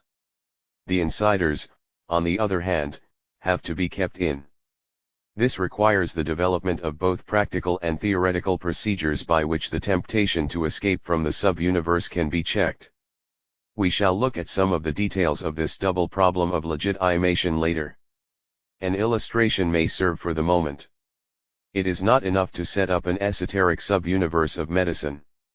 The lay public must be convinced that this is right and beneficial, and the medical fraternity must be held to the standards of the sub-universe. Thus the general population is intimidated by images of the physical doom that follows going against doctors' advice. It is persuaded not to do so by the pragmatic benefits of compliance, and by its own horror of illness and death. To underline its authority, the medical profession shrouds itself in the age-old symbols of power and mystery, from outlandish costume to incomprehensible language, all of which, of course, are legitimate to the public and to itself in pragmatic terms. Meanwhile, the fully accredited inhabitants of the medical world are kept from quackery, that is, from stepping outside the medical sub-universe in thought or action, not only by the powerful external controls available to the profession, but by a whole body of professional knowledge that offers them scientific proof of the folly and even wickedness of such deviance. In other words, an entire legitimating machinery is at work so that laymen will remain laymen, and doctors doctors, and, if at all possible, that both will do so happily. Special problems arise as a result of differential rates of change of institutions and sub-universes. 57 This makes more difficult both the overall legitimation of the institutional order and the specific legitimations of particular institutions or sub-universes. A feudal society with a modern army, a landed aristocracy having to exist under conditions of industrial capitalism, a traditional religion forced to cope with the popularization of a scientific worldview, the coexistence in one society of the theory of relativity and astrology. Our contemporary experience is so full of examples of this sort that it is unnecessary to belabor the point. Suffice it to say that, under such conditions, the work of the several legitimators becomes especially strenuous. A final question of great theoretical interest arising from the historical variability of institutionalization has to do with the manner in which the institutional order is objectified. To what extent is an institutional order, or any part of it, apprehended as a non-human facticity? This is the question of the reification of social reality. 58. Reification is the apprehension of human phenomena as if they were things, that is, in non-human or possibly suprahuman terms. Another way of saying this is that reification is the apprehension of the products of human activity as if they were something other than human products, such as facts of nature, results of cosmic laws, or manifestations of divine will. Reification implies that man is capable of forgetting his own authorship of the human world, and, further, that the dialectic between man, the producer, and his products is lost to consciousness. The reified world is, by definition, a dehumanized world. It is experienced by man as a strange facticity, an opus alienum over which he has no control rather than as the opus proprium of his own productive activity. It will be clear from our previous discussion of objectivation that, as soon as an objective social world is established, the possibility of reification is never far away. 59 The objectivity of the social world means that it confronts man as something outside of himself. The decisive question is whether he still retains the awareness that, however objectivated, the social world was made by men, and, therefore, can be remade by them. In other words, reification can be described as an extreme step in the process of objectivation, whereby the objectivated world loses its comprehensibility as a human enterprise and becomes fixated as a non-human, non-humanizable, inert facticity. 60 Typically, the real relationship between man and his world is reversed in consciousness. Man, the producer of a world, is apprehended as its product, and human activity as an epiphenomenon of non-human processes. Human meanings are no longer understood as world-producing but as being, in their turn, products of the nature of things. It must be emphasized that reification is a modality of consciousness, more precisely, a modality of man's objectification of the human world. Even while apprehending the world in reified terms, man continues to produce it. That is, man is capable paradoxically of producing a reality that denies him. 61. Reification is possible on both the pre-theoretical and theoretical levels of consciousness.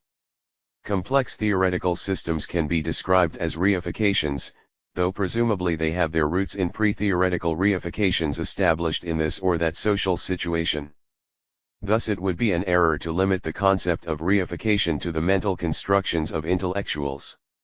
Reification exists in the consciousness of the man in the street and, indeed, the latter presence is more practically significant. It would also be a mistake to look at reification as a perversion of an originally non-reified apprehension of the social world, a sort of cognitive fall from grace. On the contrary, the available ethnological and psychological evidence seems to indicate the opposite, namely, that the original apprehension of the social world is highly reified both phylogenetically and ontogenetically. 62 This implies that an apprehension of reification as a modality of consciousness is dependent upon an at least relative dereification of consciousness, which is a comparatively late development in history and in any individual biography. Both the institutional order as a whole and segments of it may be apprehended in reified terms. For example, the entire order of society may be conceived of as of a microcosm reflecting the macrocosm of the total universe as made by the gods. Whatever happens here below is but a pale reflection of what takes place up above. 63 Particular institutions may be apprehended in similar ways.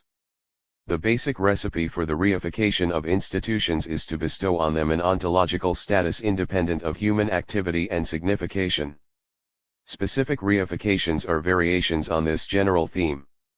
Marriage, for instance, may be reified as an imitation of divine acts of creativity, as a universal mandate of natural laws, as the necessary consequence of biological or psychological forces, or, for that matter, as a functional imperative of the social system. What all these reifications have in common is their obfuscation of marriage as an ongoing human production. As can be readily seen in this example, the reification may occur both theoretically and pre-theoretically. Thus the mystagogue can concoct a highly sophisticated theory reaching out from the concrete human event to the farthest corners of the divine cosmos, but an illiterate peasant couple being married may apprehend the event with a similarly reifying shudder of metaphysical dread. Through reification, the world of institutions appears to merge with the world of nature. It becomes necessity and fate, and is lived through as such, happily or unhappily as the case may be. Roles may be reified in the same manner as institutions. The sector of self-consciousness that has been objectified in the role is then also apprehended as an inevitable fate, for which the individual may disclaim responsibility. The paradigmatic formula for this kind of reification is the statement, "I have no choice in the matter, I have to act this way because of my position, as husband, father, general, archbishop, chairman of the board, gangster, or hangman, as the case may be." This means that the reification of roles narrows the subjective distance that the individual may establish between himself and his role-playing. The distance implied in all objectification remains, of course, but the distance brought about by disidentification shrinks to the vanishing point. Finally, identity itself, the total self, if one prefers, may be reified, both one's own and that of others. There is then a total identification of the individual with his socially assigned typifications. He is apprehended as nothing but that type. This apprehension may be positively or negatively accented in terms of values or emotions. The identification of Jew may be equally reifying for the anti-Semite and the Jew himself, except that the latter will accent the identification positively and the former negatively. Both reifications bestow an ontological and total status on a typification that is humanly produced and that, even as it is internalized, objectifies but a segment of the self. 64 Once more, such reifications may range from the pre-theoretical level of what everybody knows about Jews to the most complex theories of Jewishness as a manifestation of biology, Jewish blood, psychology, the Jewish soul, or metaphysics, the mystery of Israel. The analysis of reification is important because it serves as a standing corrective to the reifying propensities of theoretical thought in general and sociological thought in particular. It is particularly important for the sociology of knowledge, because it prevents it from falling into an undialectical conception of the relationship between what men do and what they think. The historical and empirical application of the sociology of knowledge must take special note of the social circumstances that favor deification, such as the overall collapse of institutional orders, the contact between previously segregated societies, and the important phenomenon of social marginality. 65 These problems, however, exceed the framework of our present considerations. 2. Legitimation. Origins of symbolic universes. Legitimation as a process is best described as a second-order objectivation of meaning. Legitimation produces new meanings that serve to integrate the meanings already attached to disparate institutional processes.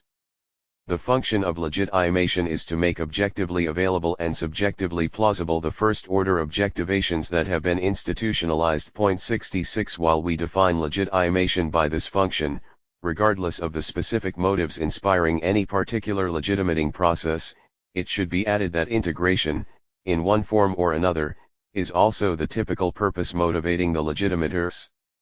Integration and, correspondingly, the question of subjective plausibility refer to two levels. First, the totality of the institutional order should make sense, concurrently, to the participants in different institutional processes. Here the question of plausibility refers to the subjective recognition of an overall sense behind the situationally predominant but only partial institutionalized motives of one's own as well as of one's fellow men, as in the relation of the chief and the priest, or the father and the military commander, or even, in the case of one and the same individual, of the father, who is also the military commander of his son, to himself. This, then, is a horizontal level of integration and plausibility, relating the total institutional order to several individuals participating in it in several roles, or to several partial institutional processes in which a single individual may participate at any given time. Second, the totality of the individual's life, the successive passing through various orders of the institutional order, must be made subjectively meaningful. In other words, the individual biography, in its several, successive, institutionally predefined phases, must be endowed with a meaning that makes the whole subjectively plausible.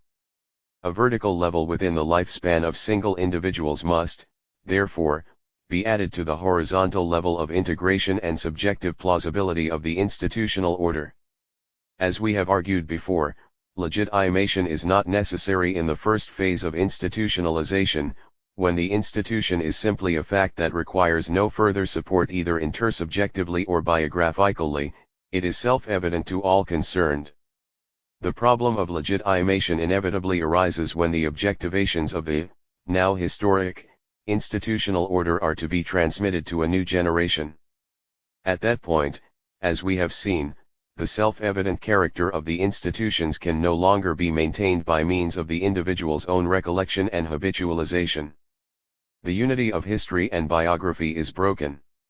In order to restore it, and thus to make intelligible both aspects of it, there must be explanations and justifications of the salient elements of the institutional tradition.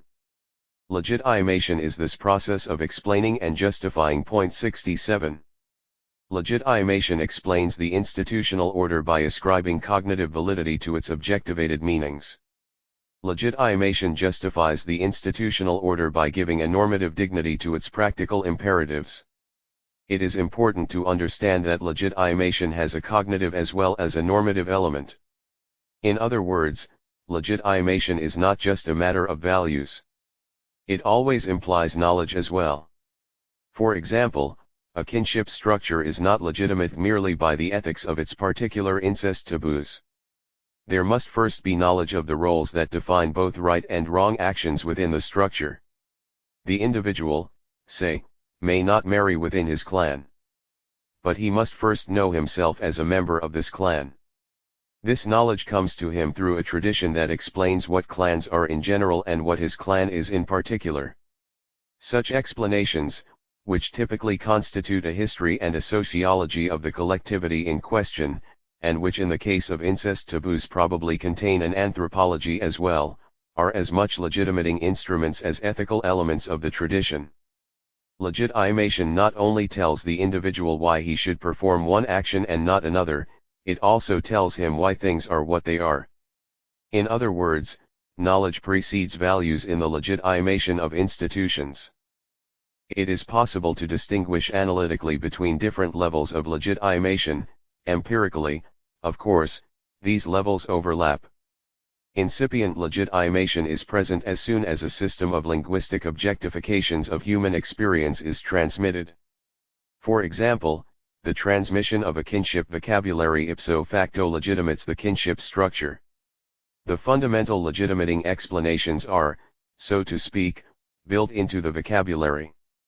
Thus a child learns that another child is a cousin, a piece of information that immediately and inherently legitimates the conduct with regard to cousins that is learned along with the designation. To this first level of incipient legitimation belong all the simple traditional affirmations to the effect that this is how things are done, the earliest and generally effective responses to a child's questions of why. This level, of course, is pre-theoretical. But it is the foundation of self-evident knowledge on which all subsequent theories must rest, and, conversely, which they must attain if they are to become incorporated in tradition. The second level of legitimation contains theoretical propositions in a rudimentary form. Here may be found various explanatory schemes relating sets of objective meanings. These schemes are highly pragmatic, directly related to concrete actions. Proverbs, moral maxims, and wise sayings are common on this level. Here, too, belong legends and folk tales, frequently transmitted in poetic forms. Thus the child learns such adages as "He who steals from his cousin gets warts on his hands," or "Go when your wife cries, but run when your cousin calls for you." Or he may be inspired by the song of the loyal cousins who went hunting together and frightened out of his wits by the dirge for two cousins who fornicated. The third level of legitimation contains explicit theories by which an institutional sector is legitimate in terms of a differentiated body of knowledge. Such legitimations provide fairly comprehensive frames of reference for the respective sectors of institutionalized conduct. Because of their complexity and differentiation, they are frequently entrusted to specialized personnel who transmit them through formalized initiation procedures. Thus there may be an elaborate economic theory of cousinhood, its rights, obligations, and standard operating procedures. This lore is administered by the old men of the clan, perhaps assigned to them after their own economic usefulness is at an end. The old men initiate the adolescents into this higher economics in the course of the puberty rites and appear as experts whenever there are problems of application. If we assume that the old men have no other tasks assigned to them, it is likely that they will spin out the theories in question among themselves even if there are no problems of application, or, more accurately, they will invent such problems in the course of their theorizing. In other words, with the development of specialized legitimating theories and their administration by full-time legitimators, legitimation begins to go beyond pragmatic application and to become pure theory. With this step, the sphere of legitimations begins to attain a measure of autonomy vis-a-vis the legitimate institutions and eventually may generate its own institutional processes. 68 In our example, the science of cousinhood may begin to have a life of its own quite independent of the activities of merely lay cousins, and the body of scientists may set up its own institutional processes over against the institutions that the science was originally meant to legitimate. We may imagine an ironic culmination of this development when the word cousin no longer applies to a kinship role but to the holder of a degree in the hierarchy of cousinhood specialists. Symbolic universes constitute the fourth level of legitimation. These are bodies of theoretical tradition that integrate different provinces of meaning and encompass the institutional order in a symbolic totality. 69 Using the term symbolic in the way we have previously defined. To reiterate, symbolic processes are processes of signification that refer to realities other than those of everyday experience. It may be readily seen how the symbolic sphere relates to the most comprehensive level of legitimation. The sphere of pragmatic application is transcended once and for all. Legitimation now takes place by means of symbolic totalities that cannot be experienced in everyday life at all, except, of course, in so far as one might speak of theoretical experience, strictly speaking, a misnomer, to be used heuristically if at all. This level of legitimation is further distinguished from the preceding one by its scope of meaningful integration. Already on the preceding level it is possible to find a high degree of integration of particular provinces of meaning and discrete processes of institutionalized conduct. Now, however, all the sectors of the institutional order are integrated in an all-embracing frame of reference, which now constitutes a universe in the literal sense of the word, because all human experience can now be conceived of as taking place within it. The symbolic universe is conceived of as the matrix of all socially objectivated and subjectively real meanings. The entire historic society and the entire biography of the individual are seen as events taking place within this universe. What is particularly important, the marginal situations of the life of the individual, marginal, that is, in not being included in the reality of everyday existence in society, are also encompassed by the symbolic universe. 70 Such situations are experienced in dreams and fantasies as provinces of meaning detached from everyday life, and endowed with a peculiar reality of their own. Within the symbolic universe these detached realms of reality are integrated within a meaningful totality that explains, perhaps also justifies them. For instance, dreams may be explained by a psychological theory, both explained and justified by a theory of metempsychosis, and either theory will be grounded in a much more comprehensive universe, a scientific one, say, as against a metaphysical one.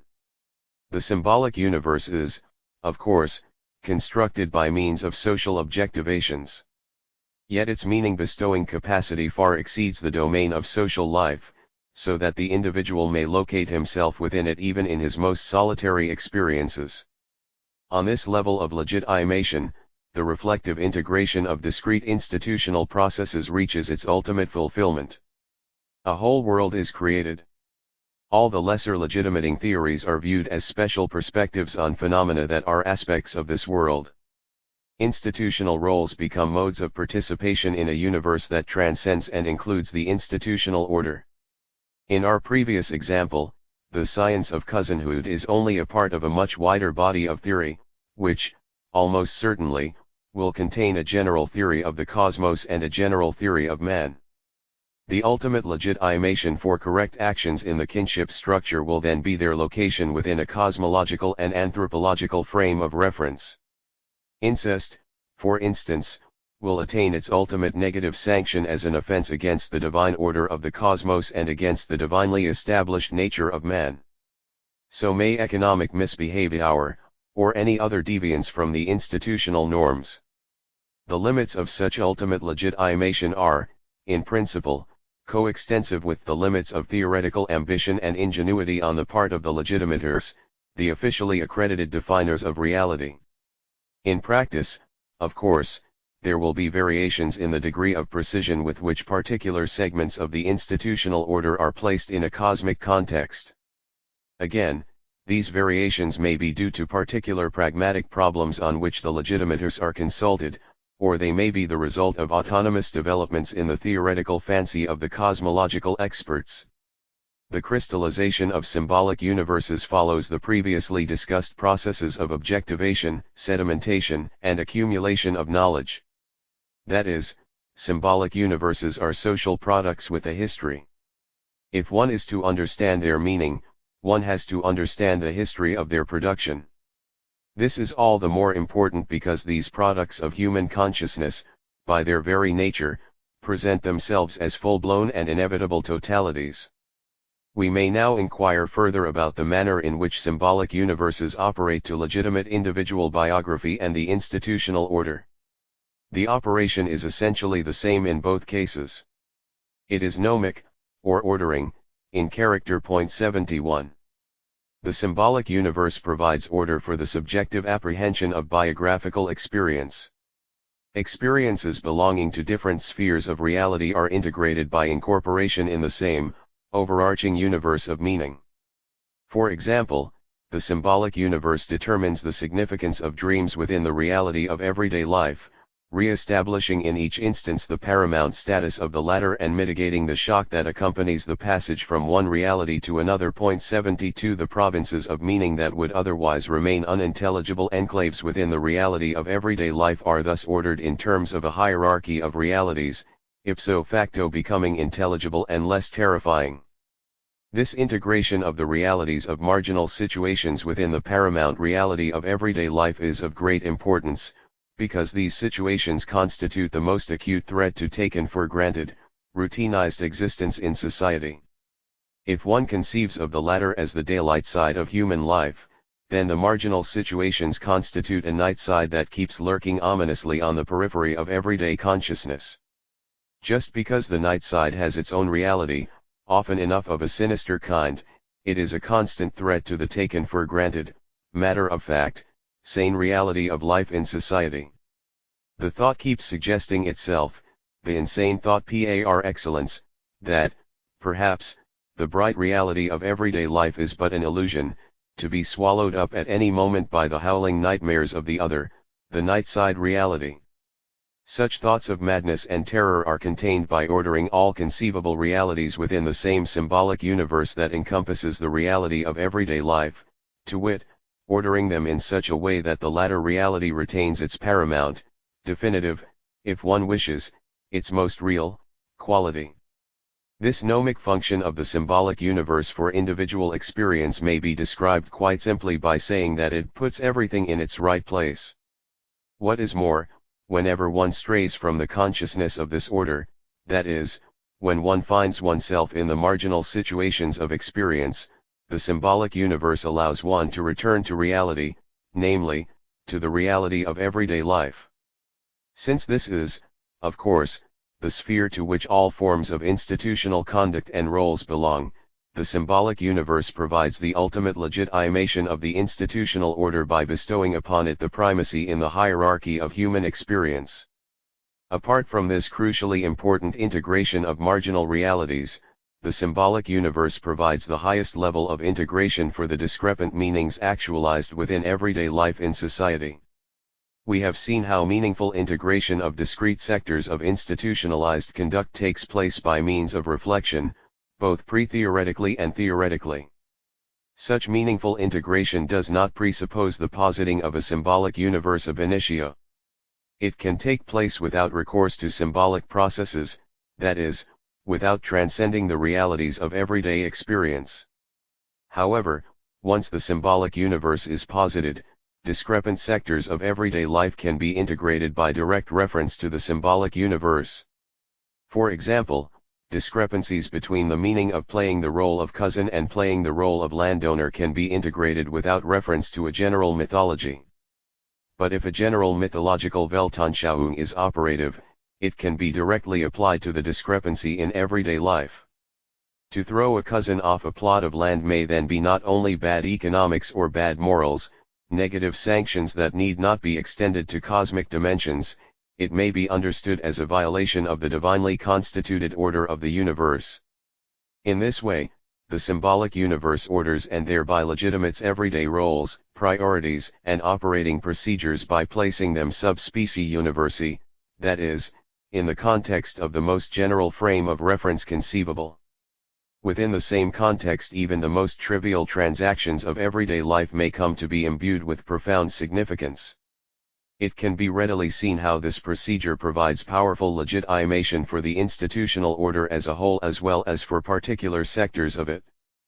The symbolic universe also makes possible the ordering of the different phases of biography. In primitive societies, the rites of passage represent this gnomic function in pristine form. The periodization of biography is symbolized at each stage with reference to the totality of human meanings. To be a child, to be an adolescent, to be an adult, and so forth, each of these biographical phases is legitimate as a mode of being in the symbolic universe, most often, as a particular mode of relating to the world of the gods. We need not belabor the obvious point that such symbolization is conducive to feelings of security and belonging. It would be a mistake, however, to think here only of primitive societies. A modern psychological theory of personality development can fulfill the same function. In both cases, the individual passing from one biographical phase to another can view himself as repeating a sequence that is given in the nature of things, or in his own nature. That is, he can reassure himself that he is living correctly. The correctness of his life program is thus legitimate on the highest level of generality. As the individual looks back upon his past life, his biography is intelligible to him in these terms. As he projects himself into the future, he may conceive of his biography as unfolding within a universe whose ultimate coordinates are known. The same legitimating function pertains to the correctness of the individual's subjective identity. By the very nature of socialization, subjective identity is a precarious entity. 73 It is dependent upon the individual's relations with significant others, who may change or disappear. The precariousness is further increased by self-experiences in the aforementioned marginal situations. The sane apprehension of oneself as possessor of a definite, stable, and socially recognized identity is continually threatened by the surrealistic metamorphoses of dreams and fantasies, even if it remains relatively consistent in everyday social interaction. Identity is ultimately legitimate by placing it within the context of a symbolic universe. Mythologically speaking, the individual's real name is the one given to him by his God. The individual may thus know who he is by anchoring his identity in a cosmic reality protected from both the contingencies of socialization and the malevolent self-transformations of marginal experience. Even if his neighbors do not know who he is, and even if he himself may forget in the throes of nightmare, he can reassure himself that his true self is an ultimately real entity in an ultimately real universe. The gods know, or psychiatric science, or the party. In other words, the realissimum of identity need not be legitimate by being known at all times by the individual.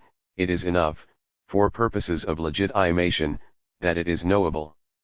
Since the identity that is known or knowable by the gods, by psychiatry, or by the party is at the same time the identity that is assigned the status of paramount reality, legitimation again integrates all conceivable transformations of identity with the identity whose reality is grounded in everyday life in society.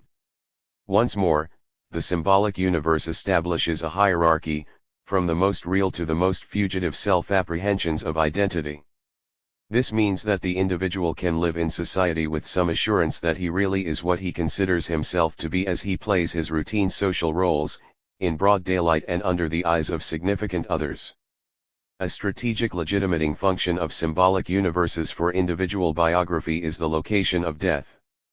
The experience of the death of others and, subsequently, the anticipation of one's own death posit the marginal situation par excellence for the individual. 74 Needless to elaborate, death also posits the most terrifying threat to the taken for granted realities of everyday life. The integration of death within the paramount reality of social existence is, therefore, of the greatest importance for any institutional order. This legitimation of death is, consequently, one of the most important fruits of symbolic universes. Whether it is done with or without recourse to mythological, religious, or metaphysical interpretations of reality is not the essential question here. The modern atheist, for instance, who bestows meaning upon death in terms of a Weltanschauung of progressive evolution or of revolutionary history also does so by integrating death with a reality-spanning symbolic universe.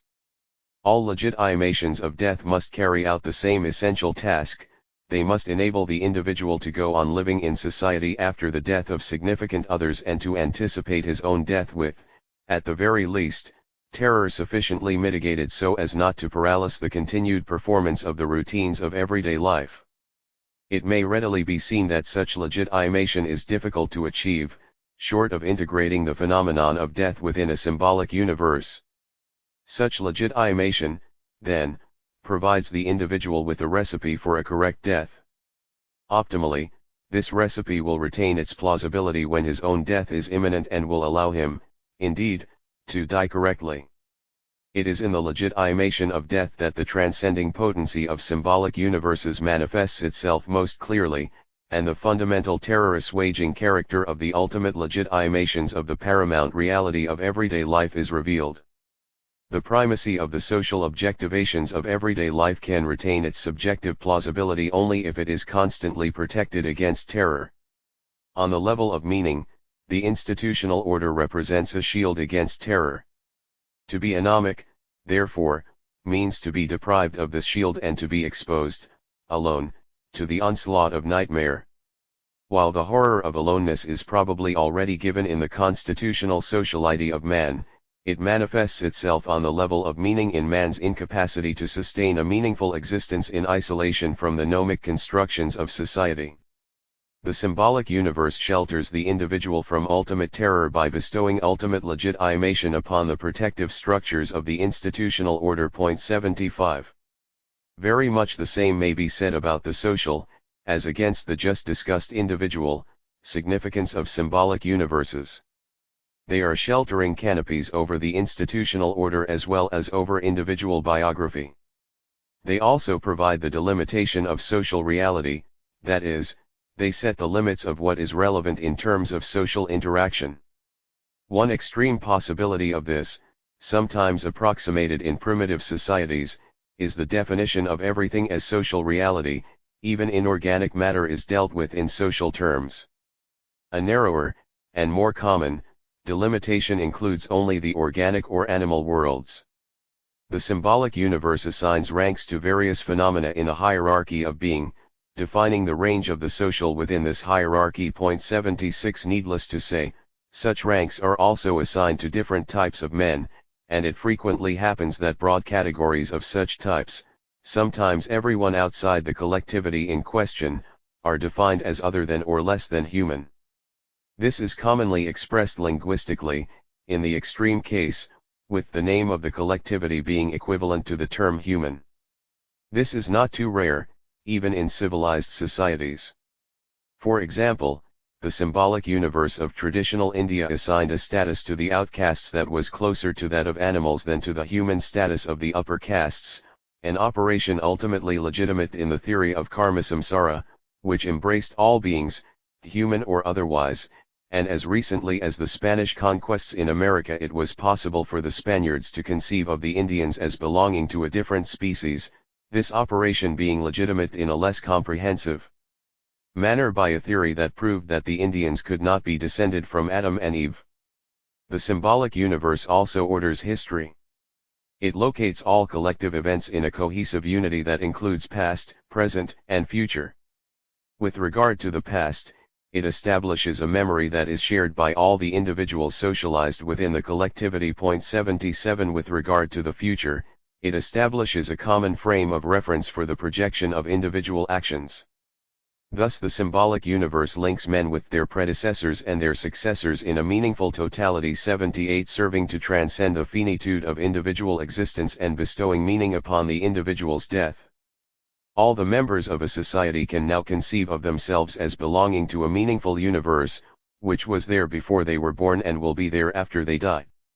The empirical community is transposed onto a cosmic plane and made majestically independent of the vicissitudes of individual existence. 79. As we have already observed, the symbolic universe provides a comprehensive integration of all discrete institutional processes. The entire society now makes sense. Particular institutions and roles are legitimate by locating them in a comprehensively meaningful world. For example, the political order is legitimate by reference to a cosmic order of power and justice, and political roles are legitimate as representations of these cosmic principles. The institution of divine kingship in archaic civilizations is an excellent illustration of the manner in which this kind of ultimate legitimation operates.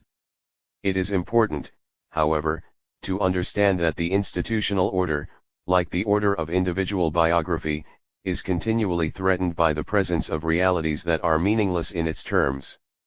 The legitimation of the institutional order is also faced with the ongoing necessity of keeping chaos at bay. All social reality is precarious. All societies are constructions in the face of chaos. The constant possibility of anomic terror is actualized whenever the legitimations that obscure the precariousness are threatened or collapse. The dread that accompanies the death of a king, especially if it occurs with sudden violence, expresses this terror. Over and beyond emotions of sympathy or pragmatic political concerns, the death of a king under such circumstances brings the terror of chaos to conscious proximity. The popular reaction to the assassination of President Kennedy is a potent illustration.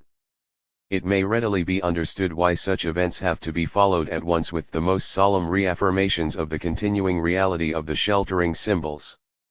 The origins of a symbolic universe have their roots in the constitution of man.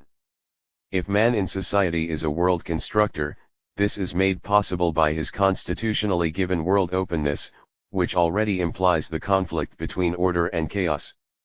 Human existence is, ab initio, an ongoing externalization.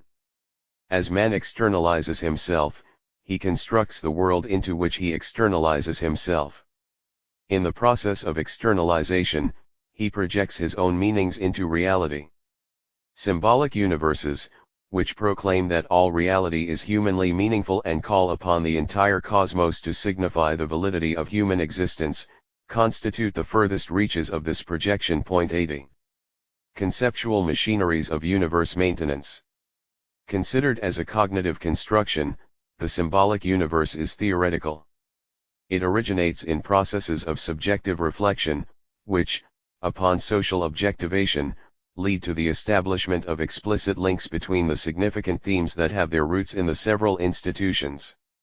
In this sense, the theoretical character of symbolic universes is indubitable, no matter how unsystematic or illogical such a universe may seem to an unsympathetic outsider.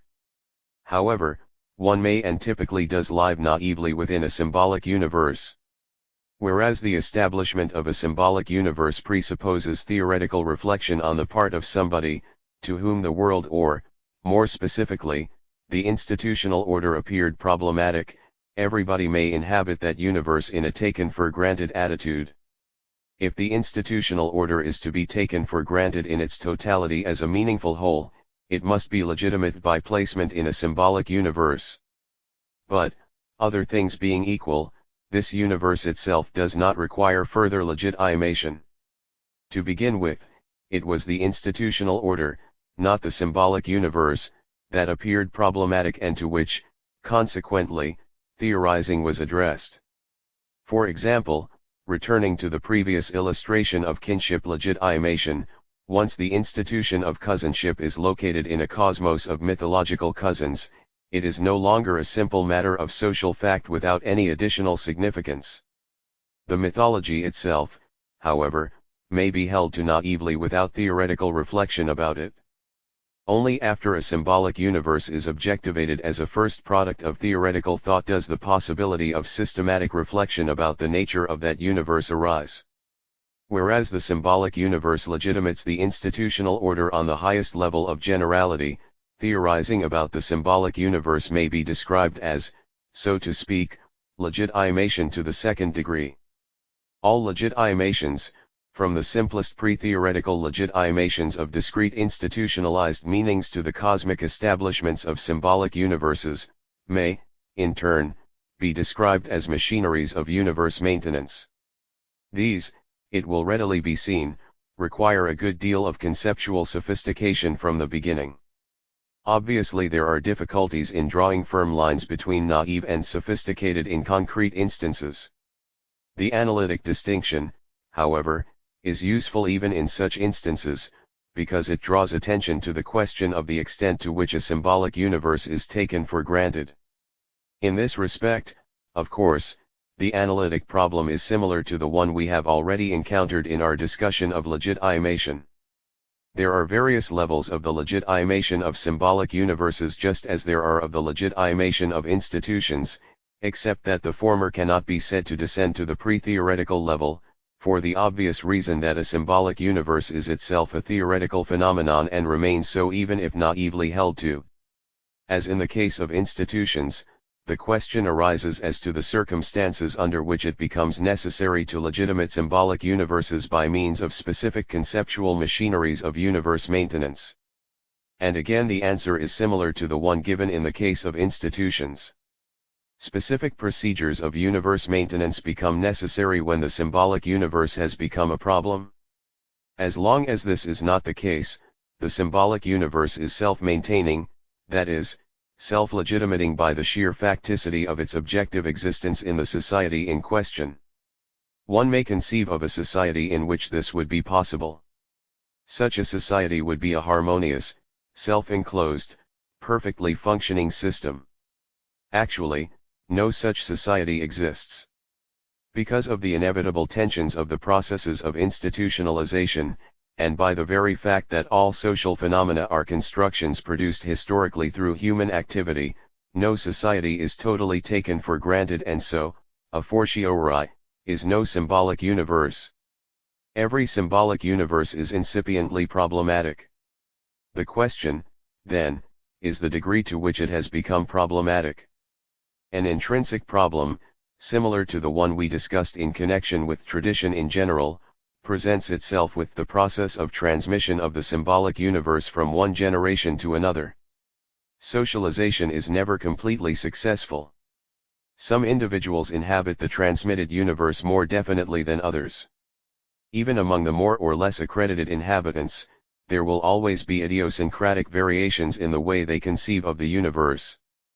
Precisely because the symbolic universe cannot be experienced as such in everyday life, but transcends the latter by its very nature, it is not possible to teach its meaning in the straightforward manner in which one can teach the meanings of everyday life. Children's questions about the symbolic universe have to be answered in a more complicated way than their questions about the institutional realities of everyday life. The questions of idiosyncratic adults require further conceptual elaboration.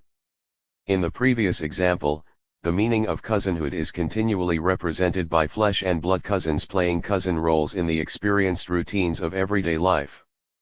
Human cousins are empirically available. Divine cousins, alas, are not. This constitutes an intrinsic problem for the pedagogues of divine cousinhood. Mutatis mutandis, the same is true of the transmission of other symbolic universes. This intrinsic problem becomes accentuated if deviant versions of the symbolic universe come to be shared by groups of inhabitants. In that case, for reasons evident in the nature of objectivation, the deviant version congeals into a reality in its own right, which, by its existence within the society, challenges the reality status of the symbolic universe as originally constituted. The group that has objectivated this deviant reality becomes the carrier of an alternative definition of reality. 81 It is hardly necessary to belabor the point that such heretical groups posit not only a theoretical threat to the symbolic universe, but a practical one to the institutional order legitimated by the symbolic universe in question. The repressive procedures customarily employed against such groups by the custodians of the official definitions of reality need not concern us in this context. What is important for our considerations is the need for such repression to be legitimate, which, of course, implies the setting in motion of various conceptual machineries designed to maintain the official universe against the heretical challenge. Historically, the problem of heresy has often been the first impetus for the systematic theoretical conceptualization of symbolic universes. The development of Christian theological thought as a result of a series of heretical challenges to the official tradition provides excellent historical illustrations for this process. As in all theorizing, new theoretical implications within the tradition itself appear in the course of this process, and the tradition itself is pushed beyond its original form in new conceptualizations. For instance, the precise Christological formulations of the early church councils were necessitated not by the tradition itself but by the heretical challenges to it. As these formulations were elaborated, the tradition was maintained and expanded at the same time. Thus there emerged, among other innovations, a theoretical conception of the Trinity that was not only unnecessary but actually non-existent in the early Christian community. In other words, the symbolic universe is not only legitimate but also modified by the conceptual machineries constructed to ward off the challenge of heretical groups within a society. A major occasion for the development of universe-maintaining conceptualization arises when a society is confronted with another society having a greatly different history. 82 The problem posed by such a confrontation is typically sharper than that posed by intrasocietal heresies because here there is an alternative symbolic universe with an official tradition whose taken for granted objectivity is equal to one's own.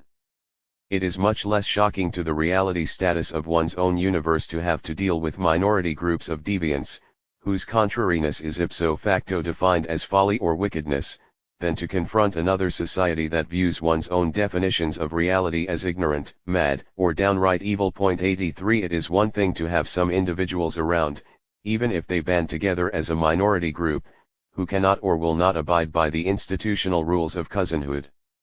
It is quite another thing to meet an entire society that has never heard of these rules, perhaps does not even have a word for cousin, and that nevertheless seems to get along very well as a going concern.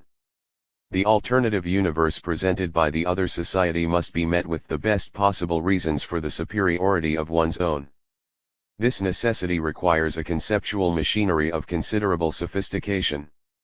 The appearance of an alternative symbolic universe poses a threat because its very existence demonstrates empirically that one's own universe is less than inevitable.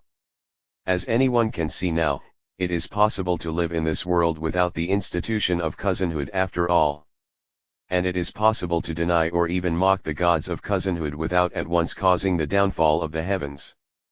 This shocking fact must be accounted for theoretically, if nothing more. Of course, it may also happen that the alternative universe has a missionary appeal.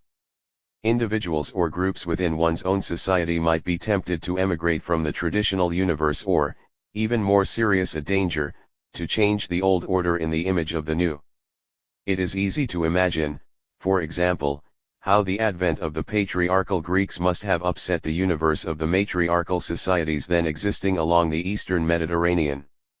The Greek universe must have had considerable appeal for the henpecked males of these societies, and we know that the Great Mother made quite an impression on the Greeks themselves.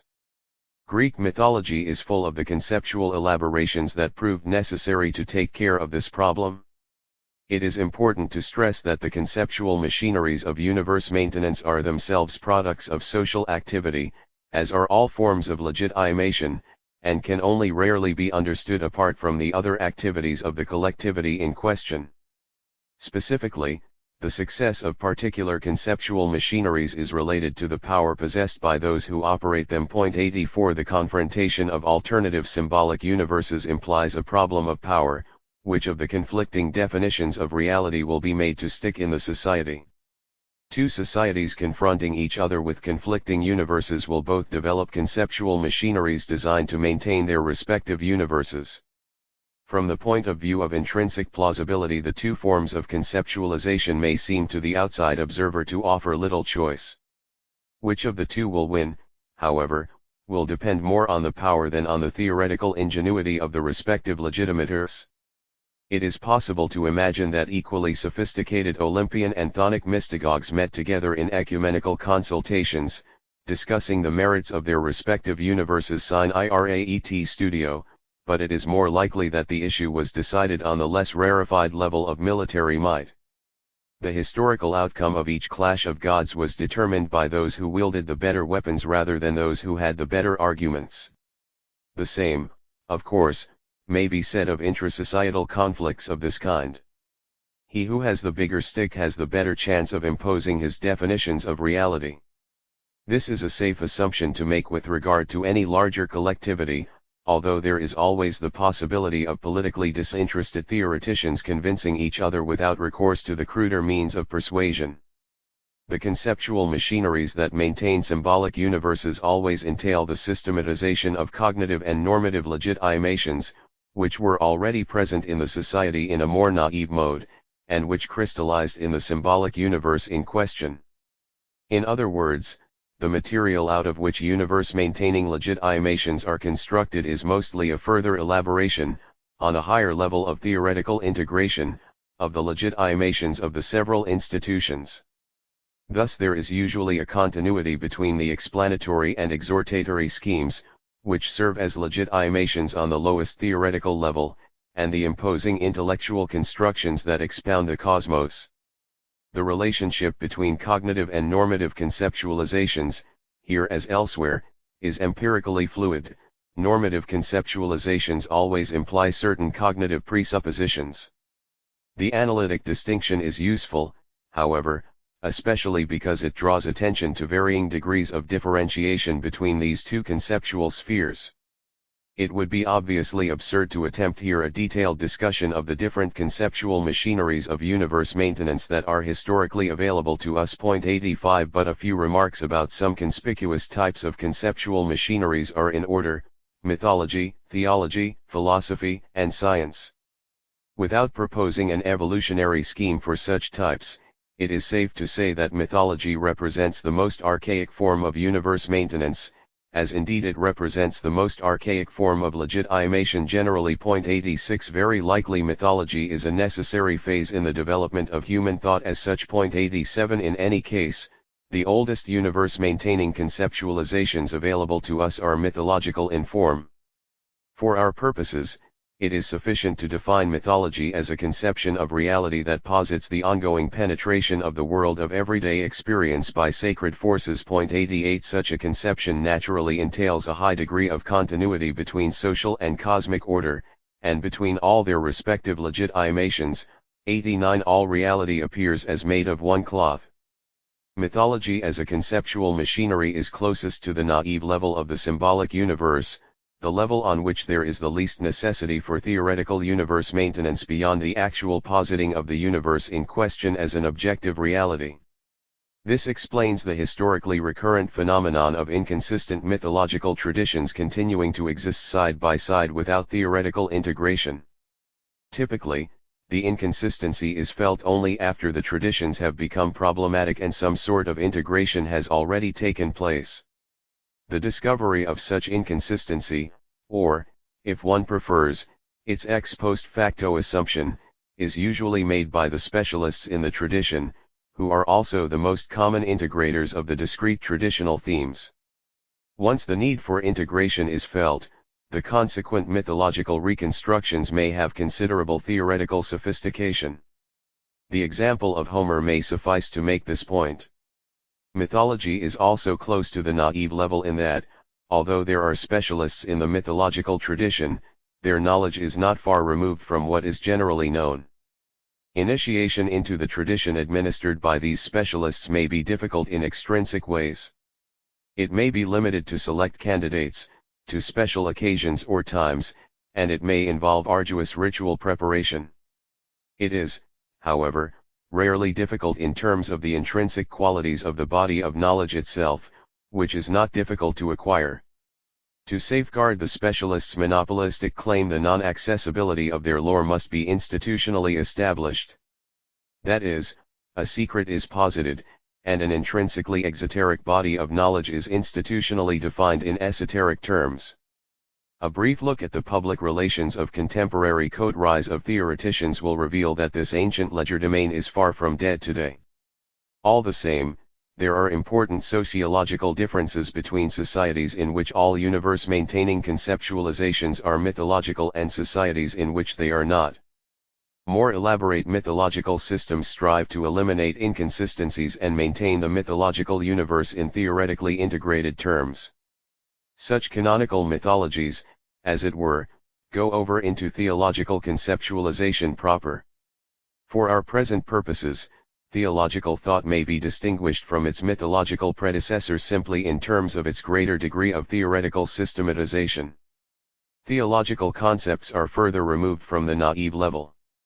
The cosmos may still be conceived of in terms of the sacred forces or beings of the old mythology, but these sacred entities have been removed to a greater distance. Mythological thought operates within the continuity between the human world and the world of the gods. Theological thought serves to mediate between these two worlds, precisely because their original continuity now appears broken. With the transition from mythology to theology, everyday life appears less ongoingly penetrated by sacred forces. The body of theological knowledge is, consequently, further removed from the general stock of knowledge of the society and thus becomes intrinsically more difficult to acquire. Even where it is not deliberately institutionalized as esoteric, it remains secret by virtue of its unintelligibility to the general populace. This has the further consequence that the populace may remain relatively unaffected by the sophisticated universe-maintaining theories concocted by the theological specialists. The coexistence of naive mythology among the masses and a sophisticated theology among an elite of theoreticians, both serving to maintain the same symbolic universe, is a frequent historical phenomenon. Only with this phenomenon in mind, for example, is it possible to call traditional societies of the Far East Buddhist, or, for that matter, to call medieval society Christian. Theology is paradigmatic for the later philosophical and scientific conceptualizations of the cosmos. While theology may be closer to mythology in the religious contents of its definitions of reality, it is closer to the later secularized conceptualizations in its social location. Unlike mythology, the other three historically dominant forms of conceptual machinery became the property of specialist elites, whose bodies of knowledge were increasingly removed from the common knowledge of the society at large. Modern science is an extreme step in this development, and in the secularization and sophistication of universe maintenance. Science not only completes the removal of the sacred from the world of everyday life, but removes universe-maintaining knowledge as such from that world. Everyday life becomes bereft of both sacred legitimation and the sort of theoretical intelligibility that would link it with the symbolic universe in its intended totality. Put more simply, the lay member of society no longer knows how his universe is to be conceptually maintained, although, of course, he still knows who the specialists of universe maintenance are presumed to be. The interesting problems posed by this situation belong to an empirical sociology of knowledge of contemporary society and cannot be further pursued in this context. It goes without saying that the types of conceptual machinery appear historically in innumerable modifications and combinations, and that the types we have discussed are not necessarily exhaustive. But two applications of universe-maintaining conceptual machinery still remain to be discussed in the context of general theory: therapy and annihilation. Therapy entails the application of conceptual machinery to ensure that actual or potential deviants stay within the institutionalized definitions of reality, or, in other words, to prevent the inhabitants of a given universe from emigrating. It does this by applying the legitimating apparatus to individual cases. Since, as we have seen, every society faces the danger of individual deviance, we may assume that therapy in one form or another is a global social phenomenon. Its specific institutional arrangements, from exorcism to psychoanalysis, from pastoral care to personnel counseling programs, belong, of course, under the category of social control. What interests us here, however, is the conceptual aspect of therapy. Since therapy must concern itself with deviations from the official definitions of reality, it must develop a conceptual machinery to account for such deviations and to maintain the realities thus challenged. This requires a body of knowledge that include a theory of deviance, a diagnostic apparatus, and a conceptual system for the cure of souls. For example, in a collectivity that has institutionalized military homosexuality, the stubbornly heterosexual individual is a sure candidate for therapy, not only because his sexual interests constitute an obvious threat to the combat efficiency of his unit of warrior lovers, but also because his deviance is psychologically subversive to the other's spontaneous virility. After all, some of them, perhaps subconsciously, might be tempted to follow his example. On a more fundamental level, the deviant's conduct challenges the societal reality as such, putting in question its taken for granted cognitive, virile men by nature love one another, and normative, virile men should love one another, operating procedures. Indeed, the deviant probably stands as a living insult to the gods, who love one another in the heavens as their devotees do on earth. Such radical deviance requires therapeutic practice soundly grounded in therapeutic theory. There must be a theory of deviance, a pathology, that is, that accounts for this shocking condition, say, by positing demonic possession. There must be a body of diagnostic concepts, say, a symptomatology, with appropriate skills for applying it in trials by ordeal, which optimally not only permits precise specification of acute conditions, but also detection of latent heterosexuality and the prompt adoption of preventive measures. Finally, there must be conceptualization of the curative process itself, say, a catalog of exorcising techniques, each with an adequate theoretical foundation. Such a conceptual machinery permits its therapeutic application by the appropriate specialists, and may also be internalized by the individual afflicted with the deviant condition. Internalization in itself will have therapeutic efficacy. In our example, the conceptual machinery may be so designed as to arouse guilt in the individual, say, a heterosexual panic, a not too difficult feat if his primary socialization has been even minimally successful. Under the pressure of this guilt, the individual will come to accept subjectively the conceptualization of his condition with which the therapeutic practitioners confront him, he develops insight, and the diagnosis becomes subjectively real to him. The conceptual machinery may be further developed to allow conceptualization, and thus conceptual liquidation, of any doubts regarding the therapy felt by either therapist or patient. For instance, there may be a theory of resistance to account for the doubts of the latter and a theory of countertransference to account for those of the former. Successful therapy establishes a symmetry between the conceptual machinery and its subjective appropriation in the individual's consciousness. It resocializes the deviant into the objective reality of the symbolic universe of the society. There is, of course, considerable subjective satisfaction in such a return to normalcy. The individual may now return to the amorous embrace of his platoon commander in the happy knowledge that he has found himself, and that he is right once more in the eyes of the gods. Therapy uses a conceptual machinery to keep everyone within the universe in question. Nihilation, in its turn, uses a similar machinery to liquidate conceptually everything outside the same universe. This procedure may also be described as a kind of negative legitimation. Legitimation maintains the reality of the socially constructed universe, nihilation denies the reality of whatever phenomena or interpretations of phenomena do not fit into that universe. This may be done in two ways. First, deviant phenomena may be given a negative ontological status, with or without a therapeutic intent. The nihilating application of the conceptual machinery is most often used with individuals or groups foreign to the society in question and thus ineligible for therapy.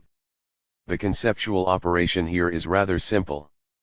The threat to the social definitions of reality is neutralized by assigning an inferior ontological status, and thereby a not to be taken seriously cognitive status, to all definitions existing outside the symbolic universe.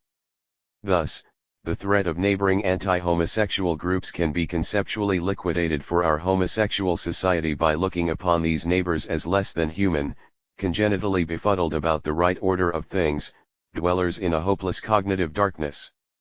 The fundamental syllogism goes as follows: the neighbors are a tribe of barbarians. The neighbors are anti-homosexual. Therefore, their anti-homosexuality is barbaric nonsense, not to be taken seriously by reasonable men. The same conceptual procedure may, of course, also be applied to deviance within the society. Whether one then proceeds from nihilation to therapy, or rather goes on to liquidate physically what one has liquidated conceptually, is a practical question of policy. The material power of the conceptually liquidated group will be a not insignificant factor in most cases.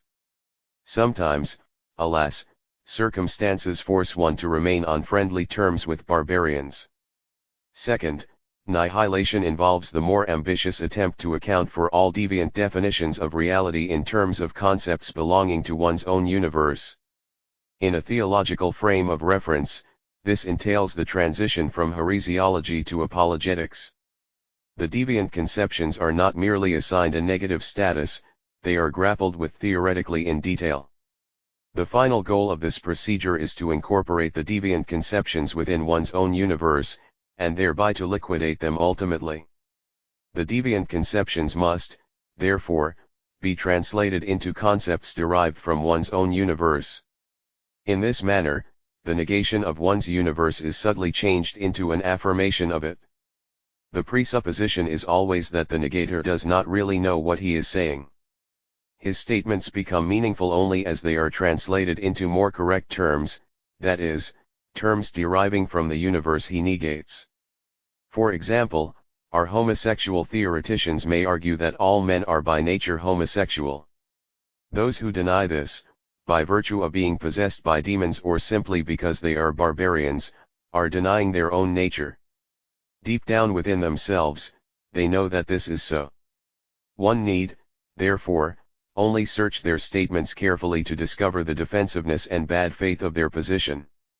Whatever they say in this matter can thus be translated into an affirmation of the homosexual universe, which they ostensibly negate. In a theological frame of reference, the same procedure demonstrates that the devil unwittingly glorifies God, that all unbelief is but unconscious dishonesty, even that the atheist is really a believer. The therapeutic and annihilating applications of conceptual machineries are inherent in the symbolic universe as such. If the symbolic universe is to comprehend all reality, nothing can be allowed to remain outside its conceptual scope. In principle, at any rate, its definitions of reality must encompass the totality of being. The conceptual machineries by which this totalization is attempted vary historically in their degree of sophistication. In nous they appear as soon as a symbolic universe has been crystallized. Social organization for universe maintenance. Because they are historical products of human activity, all socially constructed universes change, and the change is brought about by the concrete actions of human beings. If one gets absorbed in the intricacies of the conceptual machineries by which any specific universe is maintained, one may forget this fundamental sociological fact. Reality is socially defined. But the definitions are always embodied, that is, concrete individuals and groups of individuals serve as definers of reality. To understand the state of the socially constructed universe at any given time, or its change over time, one must understand the social organization that permits the definers to do their defining. Put a little crudely, it is essential to keep pushing questions about the historically available conceptualizations of reality from the abstract what, to the sociologically concrete says who. 90. As we have seen, the specialization of knowledge and the concomitant organization of personnel for the administration of the specialized bodies of knowledge develop as a result of the division of labor. It is possible to conceive of an early stage of this development in which there is no competition between the different experts. Each area of expertise is defined by the pragmatic facts of the division of labor. The hunting expert will not claim fishing expertise and will thus have no ground for competing with the one who does. As more complex forms of knowledge emerge and an economic surplus is built up, experts devote themselves full-time to the subjects of their expertise, which, with the development of conceptual machineries, may become increasingly removed from the pragmatic necessities of everyday life. Experts in these rarefied bodies of knowledge lay claim to a novel status. They are not only experts in this or that sector of the societal stock of knowledge, they claim ultimate jurisdiction over that stock of knowledge in its totality. They are, literally, universal experts. This does not mean that they claim to know everything, but rather that they claim to know the ultimate significance of what everybody knows and does.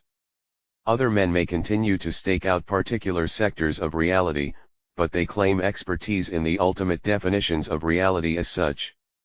This stage in the development of knowledge has a number of consequences. The first, which we have already discussed, is the emergence of pure theory.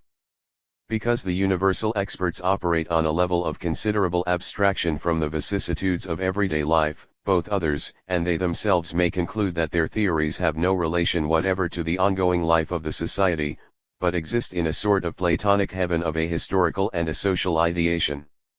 This is, of course, an illusion, but it can have great socio-historical potency, by virtue of the relationship between the reality-defining and reality-producing process. A second consequence is a strengthening of traditionalism in the institutionalized actions thus legitimate, that is, a strengthening of the inherent tendency of institutionalization towards inertia. 91 Habitualization and institutionalization in themselves limit the flexibility of human actions. Institutions tend to persist unless they become problematic. Ultimate legitimations inevitably strengthen this tendency. The more abstract the legitimations are, the less likely they are to be modified in accordance with changing pragmatic exigencies.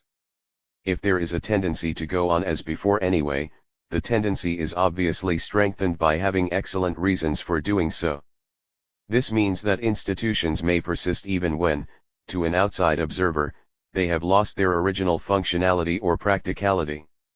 One does certain things not because they work, but because they are right, that is, in terms of the ultimate definitions of reality promulgated by the universal experts. Point 92. The emergence of full-time personnel for universe-maintaining legitimation also brings with it occasions for social conflict. Some of this conflict is between experts and practitioners. The latter, for reasons that need not be belabored, may come to resent the experts' grandiose pretensions and the concrete social privileges that accompany them.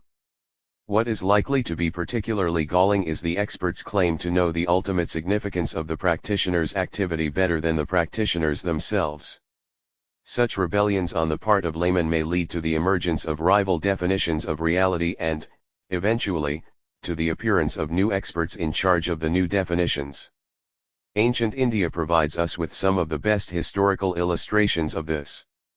The Brahmans, qua experts in ultimate reality, succeeded to an astounding degree in impressing their definitions of reality upon society at large. Whatever may have been its origins, it was as a Brahmin construction that the caste system expanded over a period of centuries until it covered most of the Indian subcontinent. Indeed, the Brahmans were invited by one ruling prince after another to serve as social engineers for the setting up of the system in new territories, partly because the system was seen as identical with higher civilization, partly also, no doubt, because the princes understood its immense capacity for social control. The Code of Manu gives us an excellent idea of both the Brahmin design for society and the very mundane advantages that accrued to the Brahmans in consequence of being accepted as the cosmically ordained designers. It was inevitable, however, that conflict would ensue between the theoreticians and the practitioners of power in such a situation. The latter were represented by the Kshatriyas, the military and princely caste. The epic literature of ancient India, the Mahabharata and the Ramayana, give eloquent witness to this conflict. Not accidentally the two great theoretical rebellions against the Brahman universe, Jainism and Buddhism, had their social locations in the Kshatriya caste. Needless to say, both the Jain and the Buddhist redefinitions of reality produced their own expert personnel, as was probably also the case with the epic poets who challenged the Brahman universe in a less comprehensive and less sophisticated manner. Point 93. This brings us to another, equally important, possibility of conflict, that between rival coteries of experts. As long as theories continue to have immediate pragmatic applications, what rivalry may exist is fairly amenable to settlement by means of pragmatic testing. There may be competing theories of boar hunting in which rival coteries of hunting experts develop vested interests. The question can be decided with relative ease by seeing which theory is most conducive to killing the most boars. No such possibility exists for deciding between, say, a polytheistic and a henotheistic theory of the universe. The respective theoreticians are forced to substitute abstract argumentation for pragmatic testing. By its very nature, such argumentation does not carry the inherent conviction of pragmatic success. What is convincing to one man may not be to another. We cannot really blame such theoreticians if they resort to various sturdier supports for the frail power of mere argument, such as, say, getting the authorities to employ armed might to enforce one argument against its competitors. In other words, definitions of reality may be enforced by the police. This, incidentally, need not mean that such definitions will remain less convincing than those accepted voluntarily. Power in society includes the power to determine decisive socialization processes and, therefore, the power to produce reality. In any case, highly abstract symbolizations, that is, theories greatly removed from the concrete experience of everyday life, are validated by social rather than empirical support. Point 94. It is possible to say that in this manner a pseudo-pragmatism is reintroduced. The theories may again be said to be convincing because they work, that is, in the sense of having become standard, taken for granted knowledge in the society in question. These considerations imply that there will always be a social structural base for competition between rival definitions of reality, and that the outcome of the rivalry will be affected, if not always determined outright, by the development of this base.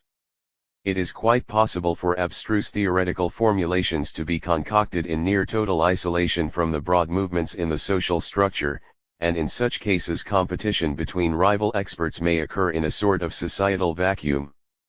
For instance, two coteries of arithmetical dervishes may go on disputing about the ultimate nature of the universe in the midst of the desert, with nobody on the outside being in the least interested in the dispute. As soon, however, as one or the other of these viewpoints gets a hearing in the surrounding society, it will be largely extra-theoretical interests that will decide the outcome of the rivalry.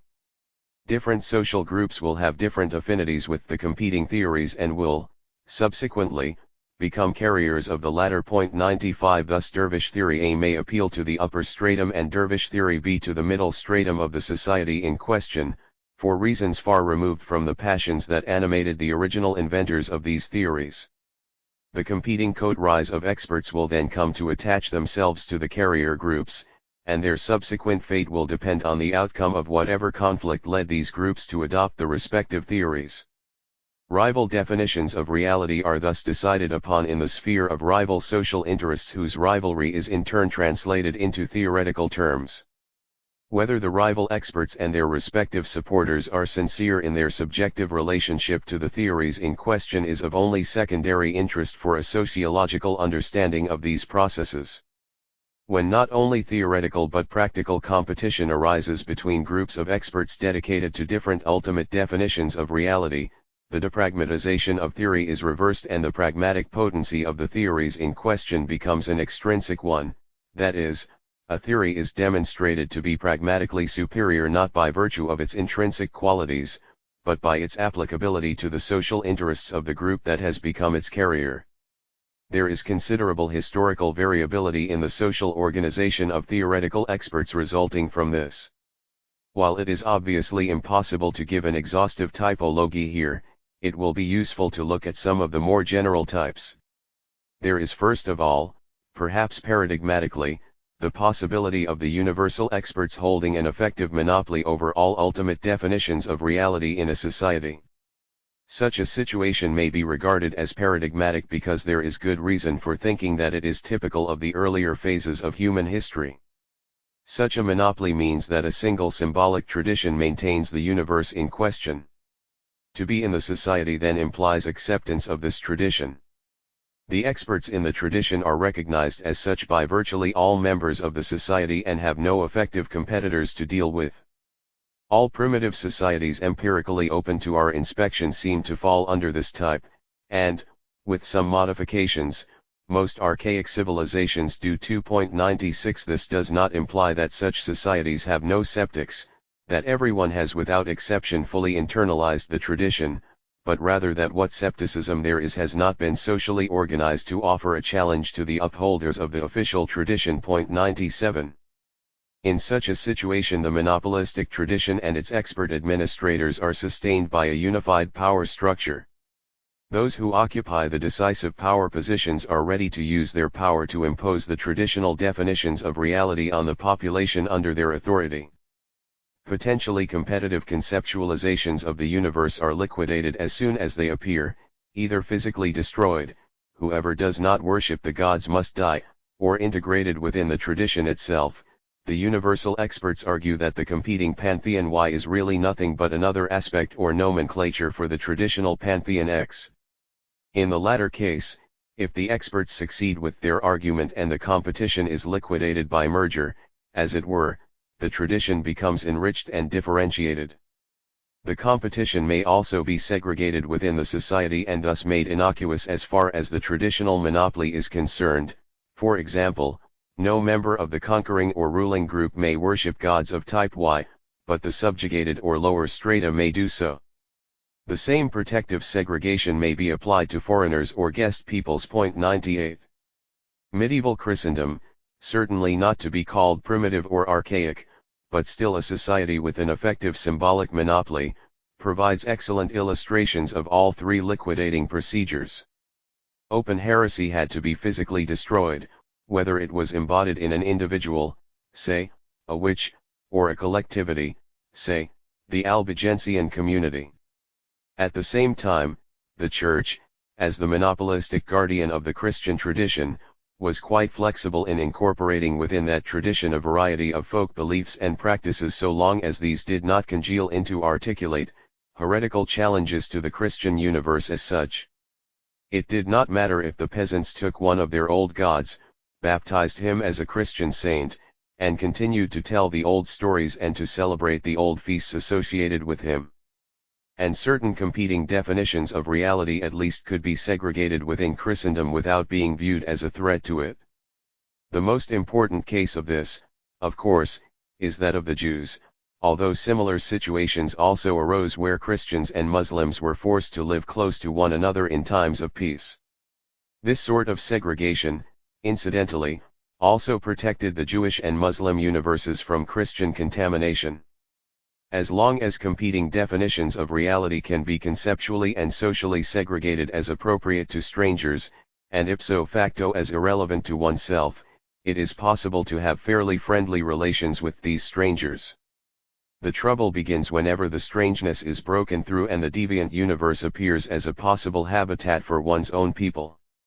At that point, the traditional experts are likely to call for the fire and the sword, or, alternatively, particularly if fire and sword turn out to be unavailable, to enter into ecumenical negotiations with the competitors. Monopolistic situations of this kind presuppose a high degree of social structural stability, and are themselves structurally stabilizing. Traditional definitions of reality inhibit social change. Conversely, breakdown in the taken for granted acceptance of the monopoly accelerates social change. It should not surprise us, then, that a profound affinity exists between those with an interest in maintaining established power positions and the personnel administering monopolistic traditions of universe maintenance. In other words, conservative political forces tend to support the monopolistic claims of the universal experts, whose monopolistic organizations in turn tend to be politically conservative. Historically, of course, most of these monopolies have been religious. It is thus possible to say that churches, understood as monopolistic combinations of full-time experts in a religious definition of reality, are inherently conservative once they have succeeded in establishing their monopoly in a given society. Conversely, ruling groups with a stake in the maintenance of the political status quo are inherently churchly in their religious orientation and, by the same token, suspicious of all innovations in the religious tradition. 99. Monopolistic situations may fail to be established or maintained for a variety of historical reasons, both international and domestic. It is then possible for a struggle between competing traditions and their administrative personnel to continue for a long time. When a particular definition of reality comes to be attached to a concrete power interest, it may be called an ideology. 100. It should be stressed that this term has little utility if it is applied to the sort of monopolistic situation discussed above. It makes little sense, for example, to speak of Christianity as an ideology in the Middle Ages, even though it had obvious political uses for the ruling groups, for the simple reason that the Christian universe was inhabited by everyone in medieval society, by the serfs just as much as by their lords. In the period following the Industrial Revolution, however, there is a certain justification in calling Christianity a bourgeois ideology, because the bourgeoisie used the Christian tradition and its personnel in its struggle against the new industrial working class, which in most European countries could no longer be regarded as inhabiting the Christian universe. 101. It also makes little sense to use the term if two different definitions of reality confront each other in intersocietal contact. For example, if one spoke of the Christian ideology of the Crusaders and the Muslim ideology of the Saracens. The distinctiveness of ideology is rather that the same overall universe is interpreted in different ways, depending upon concrete vested interests within the society in question. Frequently an ideology is taken on by a group because of specific theoretical elements that are conducive to its interests. For example, when an impoverished peasant group struggles against an urban merchant group that has financially enslaved it, it may rally around a religious doctrine that upholds the virtues of agrarian life, condemns the money economy and its credit system as immoral, and generally decries the luxuries of urban living. The ideological gain of such a doctrine for the peasants is obvious. Good illustrations of this may be found in the history of ancient Israel. It would be erroneous, however, to imagine that the relationship between an interest group and its ideology is always so logical. Every group engaged in social conflict requires solidarity. Ideologies generate solidarity. The choice of a particular ideology is not necessarily based on its intrinsic theoretical elements, but may stem from a chance encounter. It is far from clear, for example, that it was intrinsic elements in Christianity that made the latter politically interesting to certain groups in the age of Constantine. It seems rather that Christianity, originally a lower middle class ideology if anything, was harnessed by powerful interests for political purposes with little relationship to its religious contents. Something else might have served equally well, Christianity just happened to be around at some crucial moments of decision. Of course, once the ideology is adopted by the group in question, more accurately, once the particular doctrine becomes the ideology of the group in question, it is modified in accordance with the interests it must now legitimate. This entails a process of selection and addition in regard to the original body of theoretical propositions. But there is no reason to assume that these modifications have to affect the totality of the adopted doctrine. There may be large elements in an ideology that bear no particular relationship to the legitimate interests, but that are vigorously affirmed by the carrier group simply because it has committed itself to the ideology. In practice, this may lead power holders to support their ideological experts in theoretical squabbles that are quite irrelevant to their interests. Constantine's involvement in the Christological controversies of the time is a good case in point. It is important to bear in mind that most modern societies are pluralistic. This means that they have a shared core universe taken for granted as such, and different partial universes coexisting in a state of mutual accommodation. The latter probably have some ideological functions, but outright conflict between ideologies has been replaced by varying degrees of tolerance or even cooperation. Such a situation, brought about by a constellation of non-theoretical factors, presents the traditional experts with severe theoretical problems. Administering a tradition with age-old monopolistic pretensions, they have to find ways of theoretically legitimating the demonopolization that has taken place. Sometimes they take the option of continuing to voice the old totalitarian claims as if nothing had happened, but very few people are likely to take these claims seriously. Whatever the experts do, the pluralistic situation changes not only the social position of the traditional definitions of reality, but also the way in which these are held in the consciousness of individuals. 102. The pluralistic situation presupposes an urban society with a highly developed division of labor, a concomitant high differentiation in the social structure and high economic surplus. These conditions, which obviously prevail in modern industrial society, existed in at least certain sectors of earlier societies. The cities of the later Greco-Roman period may serve as an example here. The pluralistic situation goes with conditions of rapid social change. Indeed, pluralism itself is an accelerating factor precisely because it helps to undermine the change-resistant efficacy of the traditional definitions of reality. Pluralism encourages both skepticism and innovation and is thus inherently subversive of the taken-for-granted reality of the traditional status quo. One can readily sympathize with the experts in the traditional definitions of reality when they think back nostalgically to the times when these definitions had a monopoly in the field.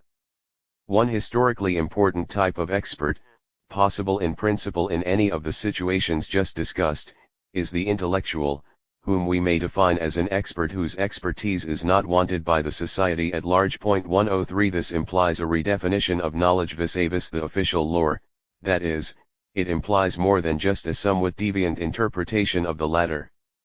The intellectual is thus, by definition, a marginal type.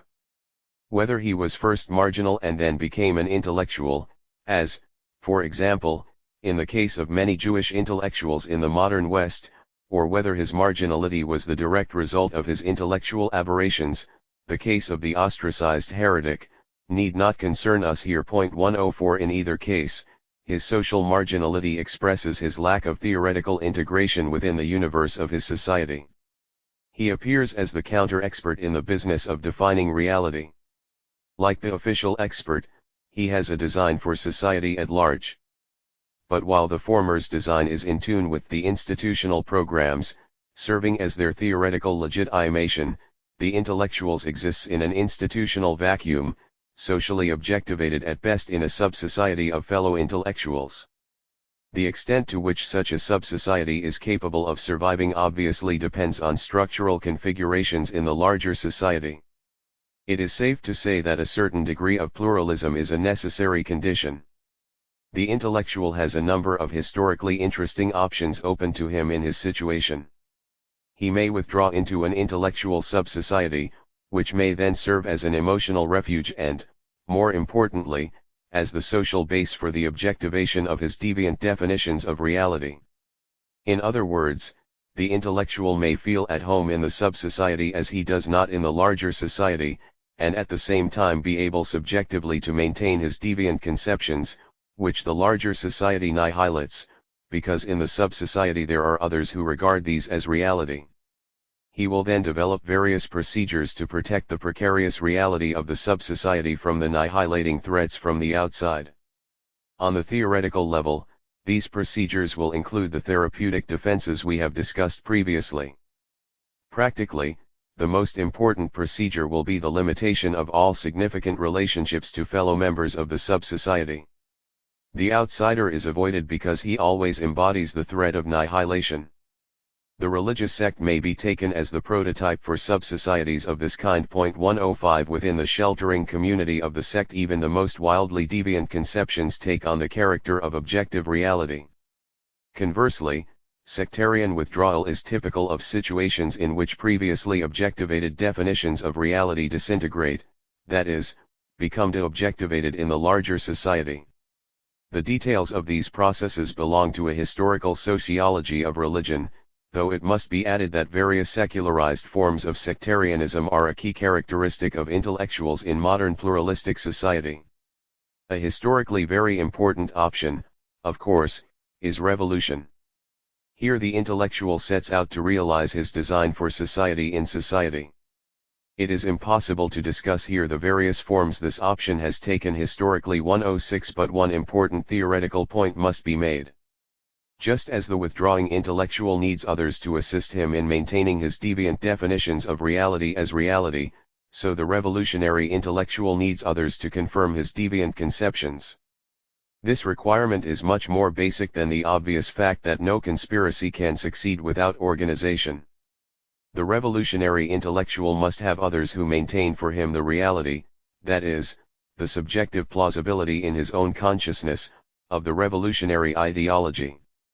All socially meaningful definitions of reality must be objectivated by social processes.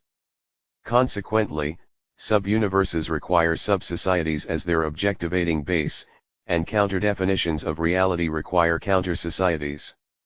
Needless to add, any practical success of the revolutionary ideology will fortify the reality it possesses within the sub-society and within the consciousness of the sub-society's members.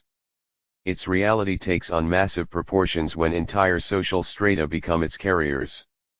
The history of modern revolutionary movements affords many illustrations of the transformation of revolutionary intellectuals into official legitimators following the victory of such movements. 107 This suggests not only that there is considerable historical variability in the social career of revolutionary intellectuals, but that different options and combinations may occur within the biography of individuals as well.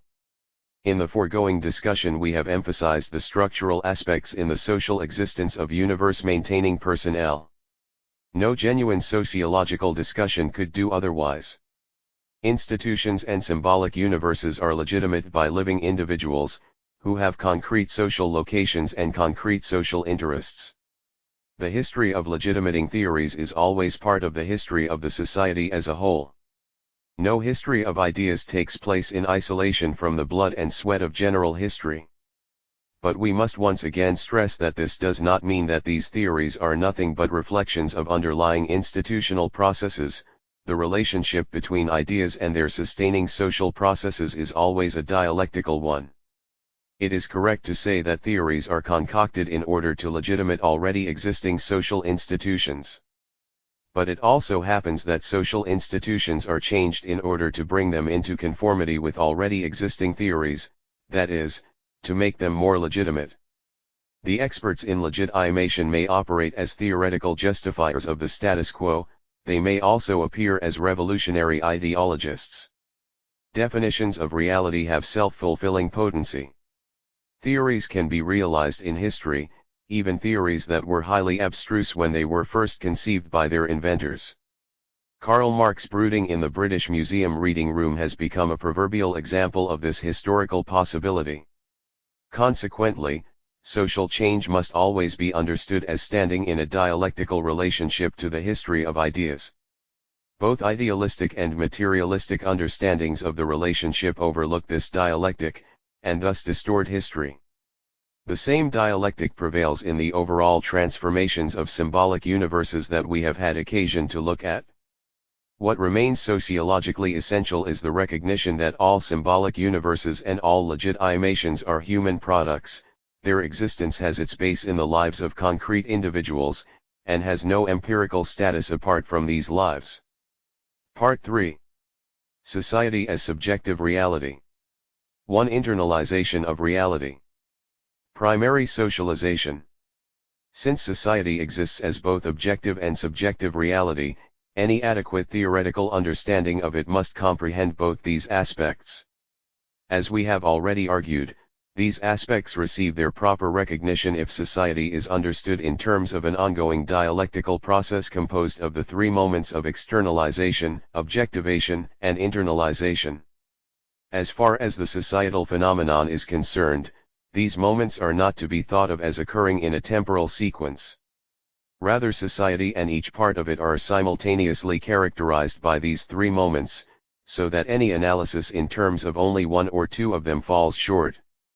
The same is true of the individual member of society, who simultaneously externalizes his own being into the social world and internalizes it as an objective reality.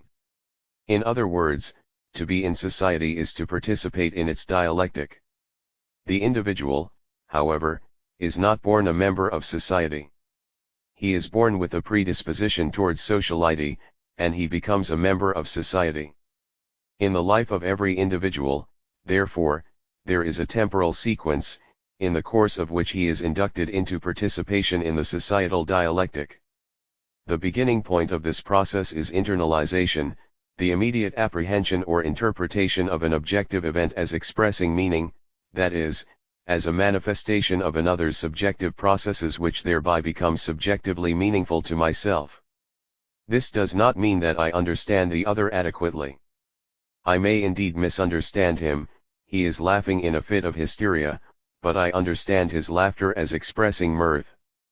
But his subjectivity is nevertheless objectively available to me and becomes meaningful to me, whether or not there is congruence between his and my subjective process. Full congruence between the two subjective meanings, and reciprocal knowledge of the congruence, presupposes signification, as previously discussed. However, internalization in the general sense used here underlies both signification and its own more complex forms. More precisely, internalization in this general sense is the basis, first, for an understanding of one's fellow men and, second, for the apprehension of the world as a meaningful and social reality. Point 1. This apprehension does not result from autonomous creations of meaning by isolated individuals, but begins with the individual taking over the world in which others already live. To be sure, the taking over is in itself, in a sense, an original process for every human organism, and the world, once taken over, may be creatively modified or, less likely, even recreated. In any case, in the complex form of internalization, I not only understand the other's momentary subjective processes, I understand the world in which he lives, and that world becomes my own. This presupposes that he and I share time in a more than ephemeral way and a comprehensive perspective, which links sequences of situations together intersubjectively. We now not only understand each other's definitions of shared situations, we define them reciprocally. A nexus of motivations is established between us and extends into the future. Most importantly, there is now an ongoing mutual identification between us. We not only live in the same world, we participate in each other's being. Only when he has achieved this degree of internalization is an individual a member of society. The ontogenetic process by which this is brought about is socialization, which may thus be defined as the comprehensive and consistent induction of an individual into the objective world of a society or a sector of it. Primary socialization is the first socialization an individual undergoes in childhood, through which he becomes a member of society.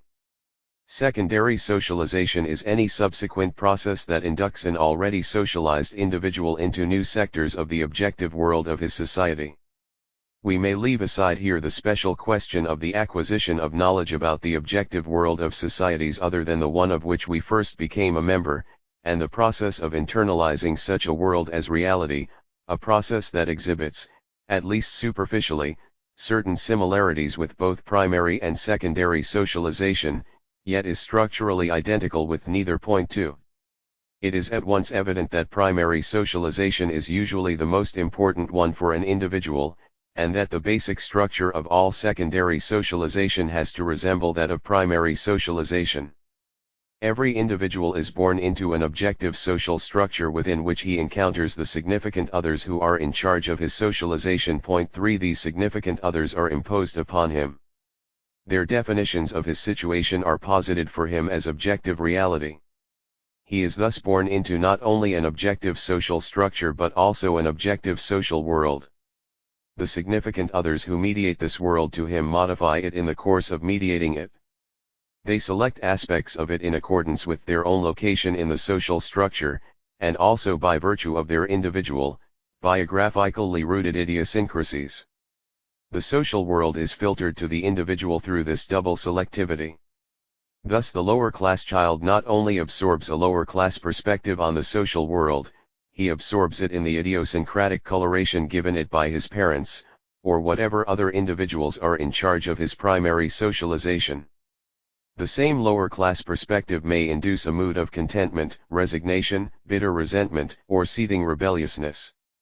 Consequently, the lower-class child will not only come to inhabit a world greatly different from that of an upper-class child, but may do so in a manner quite different from the lower-class child next door. Point 4. It should hardly be necessary to add that primary socialization involves more than purely cognitive learning. It takes place under circumstances that are highly charged emotionally. Indeed, there is good reason to believe that without such emotional attachment to the significant others the learning process would be difficult if not impossible. Point 5. The child identifies with the significant others in a variety of emotional ways. Whatever they may be, internalization occurs only as identification occurs. The child takes on the significant others' roles and attitudes, that is, internalizes them and makes them his own. And by this identification with significant others the child becomes capable of identifying himself, of acquiring a subjectively coherent and plausible identity. In other words, the self is a reflected entity, reflecting the attitudes first taken by significant others towards it. 6. The individual becomes what he is addressed as by his significant others. This is not a one-sided, mechanistic process. It entails a dialectic between identification by others and self-identification, between objectively assigned and subjectively appropriated identity. The dialectic, which is present each moment the individual identifies with his significant others, is, as it were, the particularization in individual life of the general dialectic of society that has already been discussed. Although the details of this dialectic are, of course, of great importance for social psychology, it would exceed our present purpose if we were to follow up its implications for social psychological theory. Point 7. What is most important for our considerations here is the fact that the individual not only takes on the roles and attitudes of others, but in the same process takes on their world. Indeed, identity is objectively defined as location in a certain world and can be subjectively appropriated only along with that world. Put differently, all identifications take place within horizons that imply a specific social world. The child learns that he is what he is called. Every name implies a nomenclature, which in turn implies a designated social location. Point 8 To be given an identity involves being assigned a specific place in the world. As this identity is subjectively appropriated by the child, I am John Smith, so is the world to which this identity points. Subjective appropriation of identity and subjective appropriation of the social world are merely different aspects of the same process of internalization, mediated by the same significant others. Primary socialization creates in the child's consciousness a progressive abstraction from the roles and attitude of specific others to roles and attitudes in general. For example, in the internalization of norms there is a progression from, "Mummy is angry with me now" to, "Mummy is angry with me whenever I spill the soup." As additional significant others, father, grandmother, older sister, and so on, support the mother's negative attitude towards soup spilling, the generality of the norm is subjectively extended. The decisive step comes when the child recognizes that everybody is against soup spilling, and the norm is generalized to, one does not spill soup, one being himself as part of a generality that includes, in principle, all of society insofar as it is significant to the child. This abstraction from the roles and attitudes of concrete significant others is called the generalized other. Point 9 Its formation within consciousness means that the individual now identifies not only with concrete others but with a generality of others, that is, with a society. Only by virtue of this generalized identification does his own self-identification attain stability and continuity. He now has not only an identity vis-a-vis this or that significant other, but an identity in general, which is subjectively apprehended as remaining the same no matter what others, significant or not, are encountered. This newly coherent identity incorporates within itself all the various internalized roles and attitudes, including, among many other things, the self-identification as a non-spiller of soups. The formation within consciousness of the generalized other marks a decisive phase in socialization. It implies the internalization of society as such and of the objective reality established therein, and, at the same time, the subjective establishment of a coherent and continuous identity. Society, identity, and reality are subjectively crystallized in the same process of internalization. This crystallization is concurrent with the internalization of language. Indeed, for reasons evident from the foregoing observations on language, language constitutes both the most important content and the most important instrument of socialization.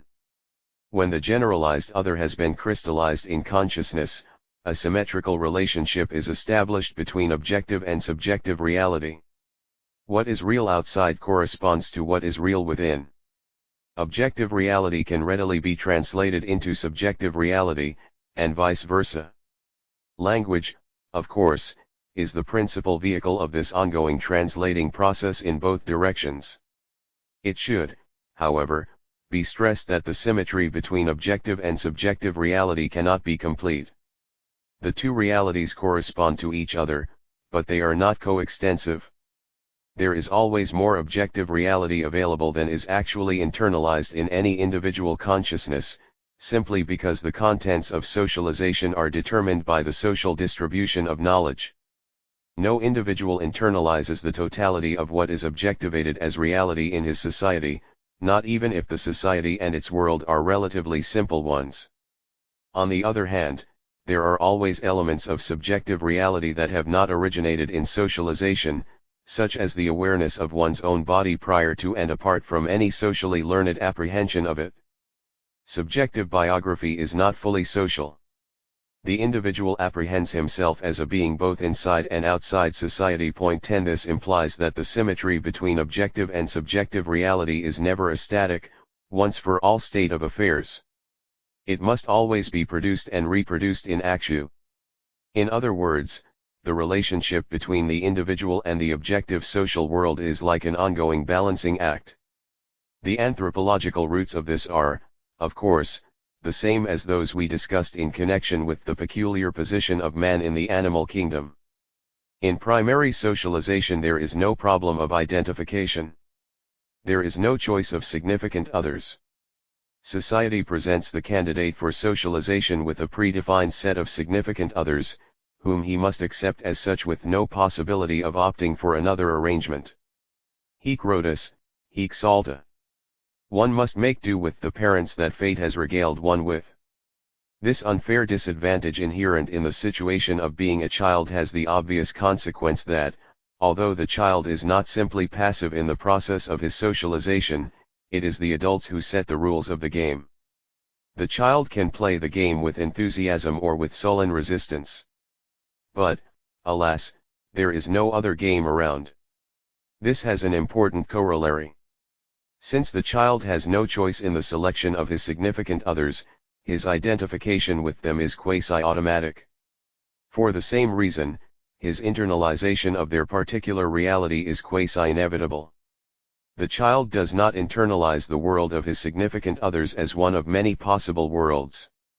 He internalizes it as the world, the only existent and only conceivable world, the world tout court. It is for this reason that the world internalized in primary socialization is so much more firmly entrenched in consciousness than worlds internalized in secondary socializations.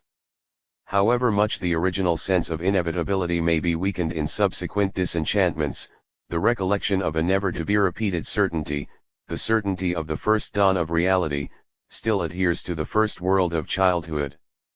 Primary socialization thus accomplishes what, in hindsight, of course, may be seen as the most important confidence trick that society plays on the individual, to make appear as necessity what is in fact a bundle of contingencies, and thus to make meaningful the accident of his birth. The specific contents that are internalized in primary socialization vary, of course, from society to society. Some are found everywhere. It is language that must be internalized above all. With language, and by means of it, various motivational and interpretative schemes are internalized as institutionally defined, wanting to act like a brave little boy, for instance, and assuming little boys to be naturally divided into the brave and the cowardly. These schemes provide the child with institutionalized programs for everyday life, some immediately applicable to him, others anticipating conduct socially defined for later biographical stages, the bravery that will allow him to get through a day beset with tests of will from one's peers and from all sorts of others, and also the bravery that will be required of one later, when one is initiated as a warrior, say, or when one might be called by the god. These programs, both the immediately applicable and the anticipatory, differentiate one's identity from that of others, such as girls, slave boys, or boys from another clan. Finally, there is internalization of at least the rudiments of the legitimating apparatus. The child learns why the programs are what they are. One must be brave because one wants to become a real man, one must perform the rituals because otherwise the gods will be angry, one must be loyal to the chief because only if one does will the gods support one in times of danger, and so on. In primary socialization, then, the individual's first world is constructed.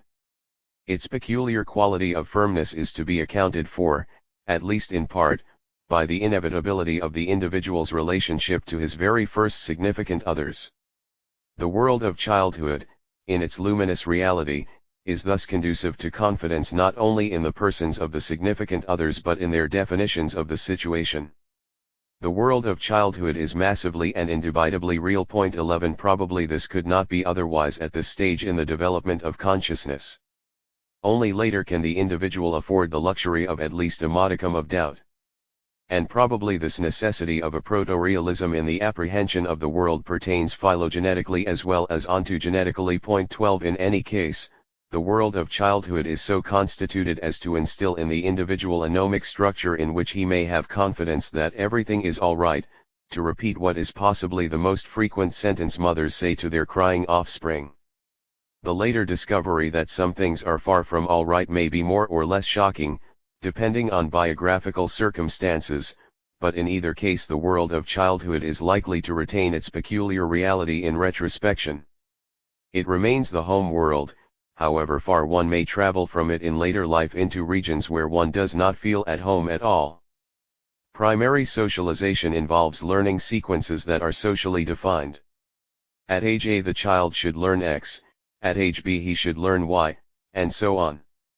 Every such program entails some social recognition of biological growth and differentiation. Thus every program, in any society, must recognize that a 1-year-old child cannot be expected to learn what a 3-year-old can. Also, most programs are likely to define the matter differently for boys and girls.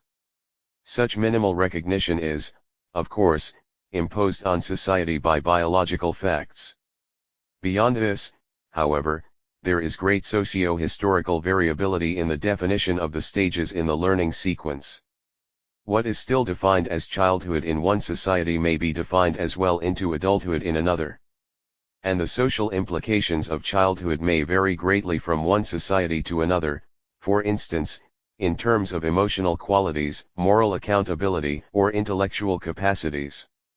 Contemporary Western civilization, at least prior to the Freudian movement, tended to regard children as naturally innocent and sweet. Other societies considered them by nature sinful and unclean, different from adults only in terms of their strength and understanding. There have been similar variations in terms of children's availability for sexual activity, criminal responsibility, divine inspiration, and so on. Such variations in the social definition of childhood and its stages will obviously affect the learning program. Point 13. The character of primary socialization is also affected by the requirements of the stock of knowledge to be transmitted. Certain legitimations may require a higher degree of linguistic complexity for their understanding than others. We might guess, for instance, that a child would need less words to understand that he must not masturbate because that makes his guardian angel angry than to understand the argument that masturbation will interfere with his later sexual adjustment. The requirements of the overall institutional order will further affect primary socialization. Different skills are required at different ages in one society as against another, or indeed in varying sectors of the same society.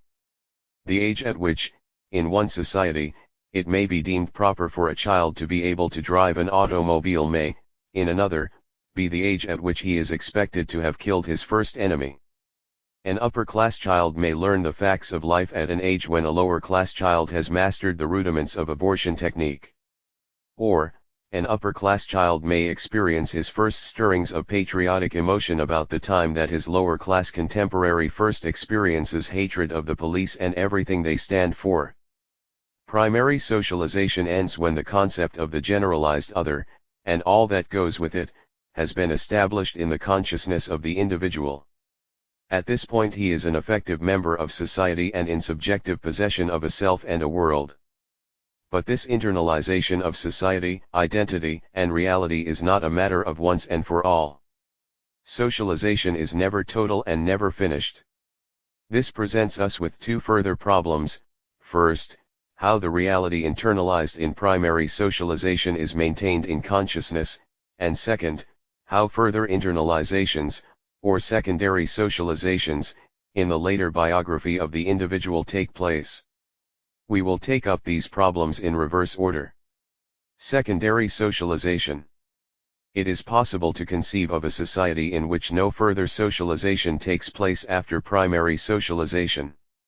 Such a society would, of course, be one with a very simple stock of knowledge. All knowledge would be generally relevant, with different individuals varying only in their perspectives on it.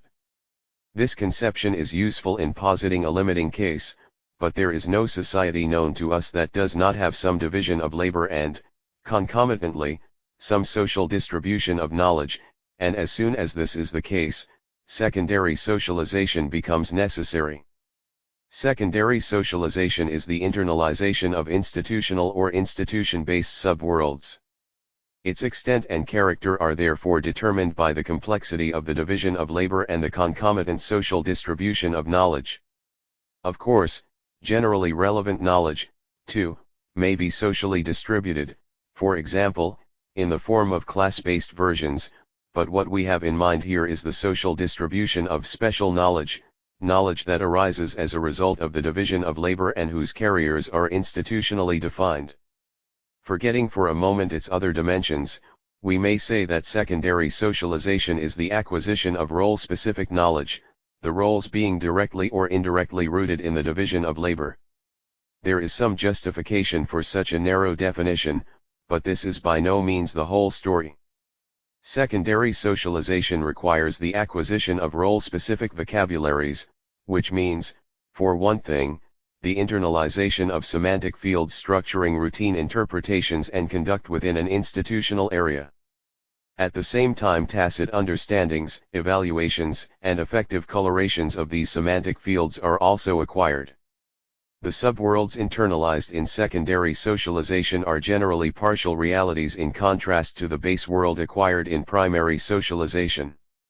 Yet they, too, are more or less cohesive realities, characterized by normative and affective as well as cognitive components. Furthermore, they, too, require at least the rudiments of a legitimating apparatus, often accompanied by ritual or material symbols. For example, a differentiation may arise between foot soldiers and cavalry. The latter will have to have special training, which will probably involve more than learning the purely physical skills necessary to handle military horses. The language of the cavalry will become quite different from that of the infantry. A terminology will be built up referring to horses, their qualities and uses, and to situations arising as a result of cavalry life, which will be quite irrelevant to the foot soldier. The cavalry will also use a different language in more than an instrumental sense. An angry infantryman swears by making reference to his aching feet, while the cavalryman may mention his horse's backside. In other words, a body of images and allegories is built up on the instrumental basis of cavalry language. This role-specific language is internalized in toto by the individual as he is trained for mounted combat. He becomes a cavalryman not only by acquiring the requisite skills but by becoming capable of understanding and using this language. He can then communicate with his fellow horsemen in allusions rich in meaning to them but quite obtuse to men in the infantry. It goes without saying that this process of internalization entails subjective identification with the role and its appropriate norms. I am a horseman never lets the enemy see the tail of his mount, never let a woman forget the feel of the spurs, a fast rider in war, a fast rider in gambling, and so forth. As the need arises, this body of meanings will be sustained by legitimations, ranging from simple maxims like the foregoing to elaborate mythological constructions.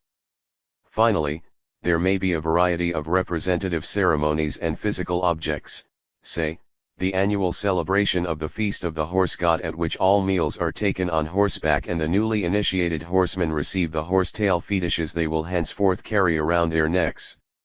The character of such secondary socialization depends upon the status of the body of knowledge concerned within the symbolic universe as a whole.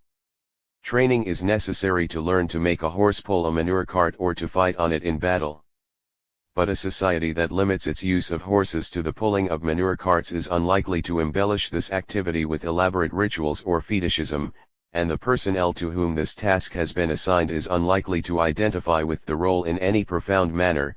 The legitimations, such as they are likely to be of a compensatory kind. Thus there is a great deal of socio-historical variability in the representations involved in secondary socialization. In most societies, however, some rituals accompany the transition from primary to secondary socialization. Point 14. The formal processes of secondary socialization are determined by its fundamental problem.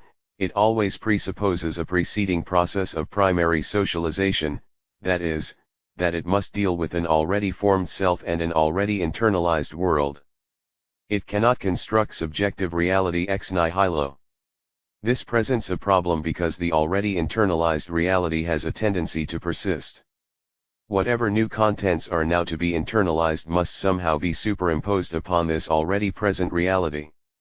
There is, therefore, a problem of consistency between the original and the new internalizations. The problem may be more or less difficult of solution in different cases. Having learned that cleanliness is a virtue in one's own person, it is not difficult to transfer the same virtue to one's horse. But having learned that certain obscenities are reprehensible as a pedestrian child, it may need some explanation that they are now de rigueur as a member of the cavalry. To establish and maintain consistency, secondary socialization presupposes conceptual procedures to integrate different bodies of knowledge. In secondary socialization, biological limitations become decreasingly important to the learning sequences, which now come to be established in terms of intrinsic properties of the knowledge to be acquired, that is, in terms of the foundational structure of that knowledge. For example, in order to learn certain hunting techniques one must first learn mountain climbing, or in order to learn calculus one must first learn algebra. The learning sequences can also be manipulated in terms of the vested interests of the personnel administering the body of knowledge. For example, it can be established that one must learn divination from animal entrails before one can learn divination from the flight of birds, or that one must have a high school diploma before one can enroll in an embalming school, or that one must pass an examination in Gaelic before being eligible for a position in the Irish civil service. Such stipulations are extrinsic to the knowledge pragmatically required for the performance of the roles of diviner, embalmer, or Irish civil servant. They are established institutionally to enhance the prestige of the roles in question or to meet other ideological interests. A grade school education may be perfectly sufficient to grasp the curriculum of an embalming school, and Irish civil servants carry on their normal business in the English language. It may even happen that the learning sequences thus manipulated are pragmatically dysfunctional. For instance, it may be stipulated that a college background in general culture should precede the professional training of research sociologists, while their actual activities might in fact be more efficiently carried on if they were unburdened with culture of this sort. While primary socialization cannot take place without an emotionally charged identification of the child with his significant others, most secondary socialization can dispense with this kind of identification and proceed effectively with only the amount of mutual identification that enters into any communication between human beings. Put crudely, it is necessary to love one's mother, but not one's teacher. Socialization in later life typically begins to take on an affectivity reminiscent of childhood when it seeks radically to transform the subjective reality of the individual. This posits special problems that we shall analyze a little further on. In primary socialization the child does not apprehend his significant others as institutional functionaries, but as mediators of reality tout court. The child internalizes the world of his parents as the world, and not as the world appertaining to a specific institutional context. Some of the crises that occur after primary socialization are indeed caused by the recognition that the world of one's parents is not the only world there is, but has a very specific social location, perhaps even one with a pejorative connotation. For example, the older child comes to recognize that the world represented by his parents, the same world that he had previously taken for granted as inevitable reality, is actually the world of uneducated, lower-class, rural Southerners. In secondary socialization, the institutional context is usually apprehended. Needless to say, this need not involve a sophisticated understanding of all the implications of the institutional context. Yet the Southern child, to stay within the same example, does apprehend his school teacher as an institutional functionary in a way he never did his parents, and he understands the teacher's role as representing institutionally specific meanings, such as those of the nation as against the region, of the national middle-class world as against the lower-class ambience of his home, of the city as against the countryside. Hence the social interaction between teachers and learners can be formalized. The teachers need not be significant others in any sense of the word. They are institutional functionaries with the formal assignment of transmitting specific knowledge. The roles of secondary socialization carry a high degree of anonymity, that is, they are readily detached from their individual performers. The same knowledge taught by one teacher could also be taught by another. Any functionary of this type could teach this type of knowledge. The individual functionaries may, of course, be subjectively differentiated in various ways, as more or less congenial, better or worse teachers of arithmetic, and so on, but they are in principle interchangeable. This formality and anonymity are, of course, linked with the affective character of social relations in secondary socialization. Their most important consequence, however, is to bestow on the contents of what is learned in secondary socialization much less subjective inevitability than the contents of primary socialization possess. Therefore, the reality accent of knowledge internalized in secondary socialization is more easily bracketed, that is, the subjective sense that these internalizations are real is more fugitive. It takes severe biographical shocks to disintegrate the massive reality internalized in early childhood, much less to destroy the realities internalized later. Beyond this, it is relatively easy to set aside the reality of the secondary internalizations. The child lives willy-nilly in the world as defined by his parents, but he can cheerfully leave the world of arithmetic behind him as soon as he leaves the classroom. This makes it possible to detach a part of the self and its concomitant reality as relevant only to the role-specific situation in question.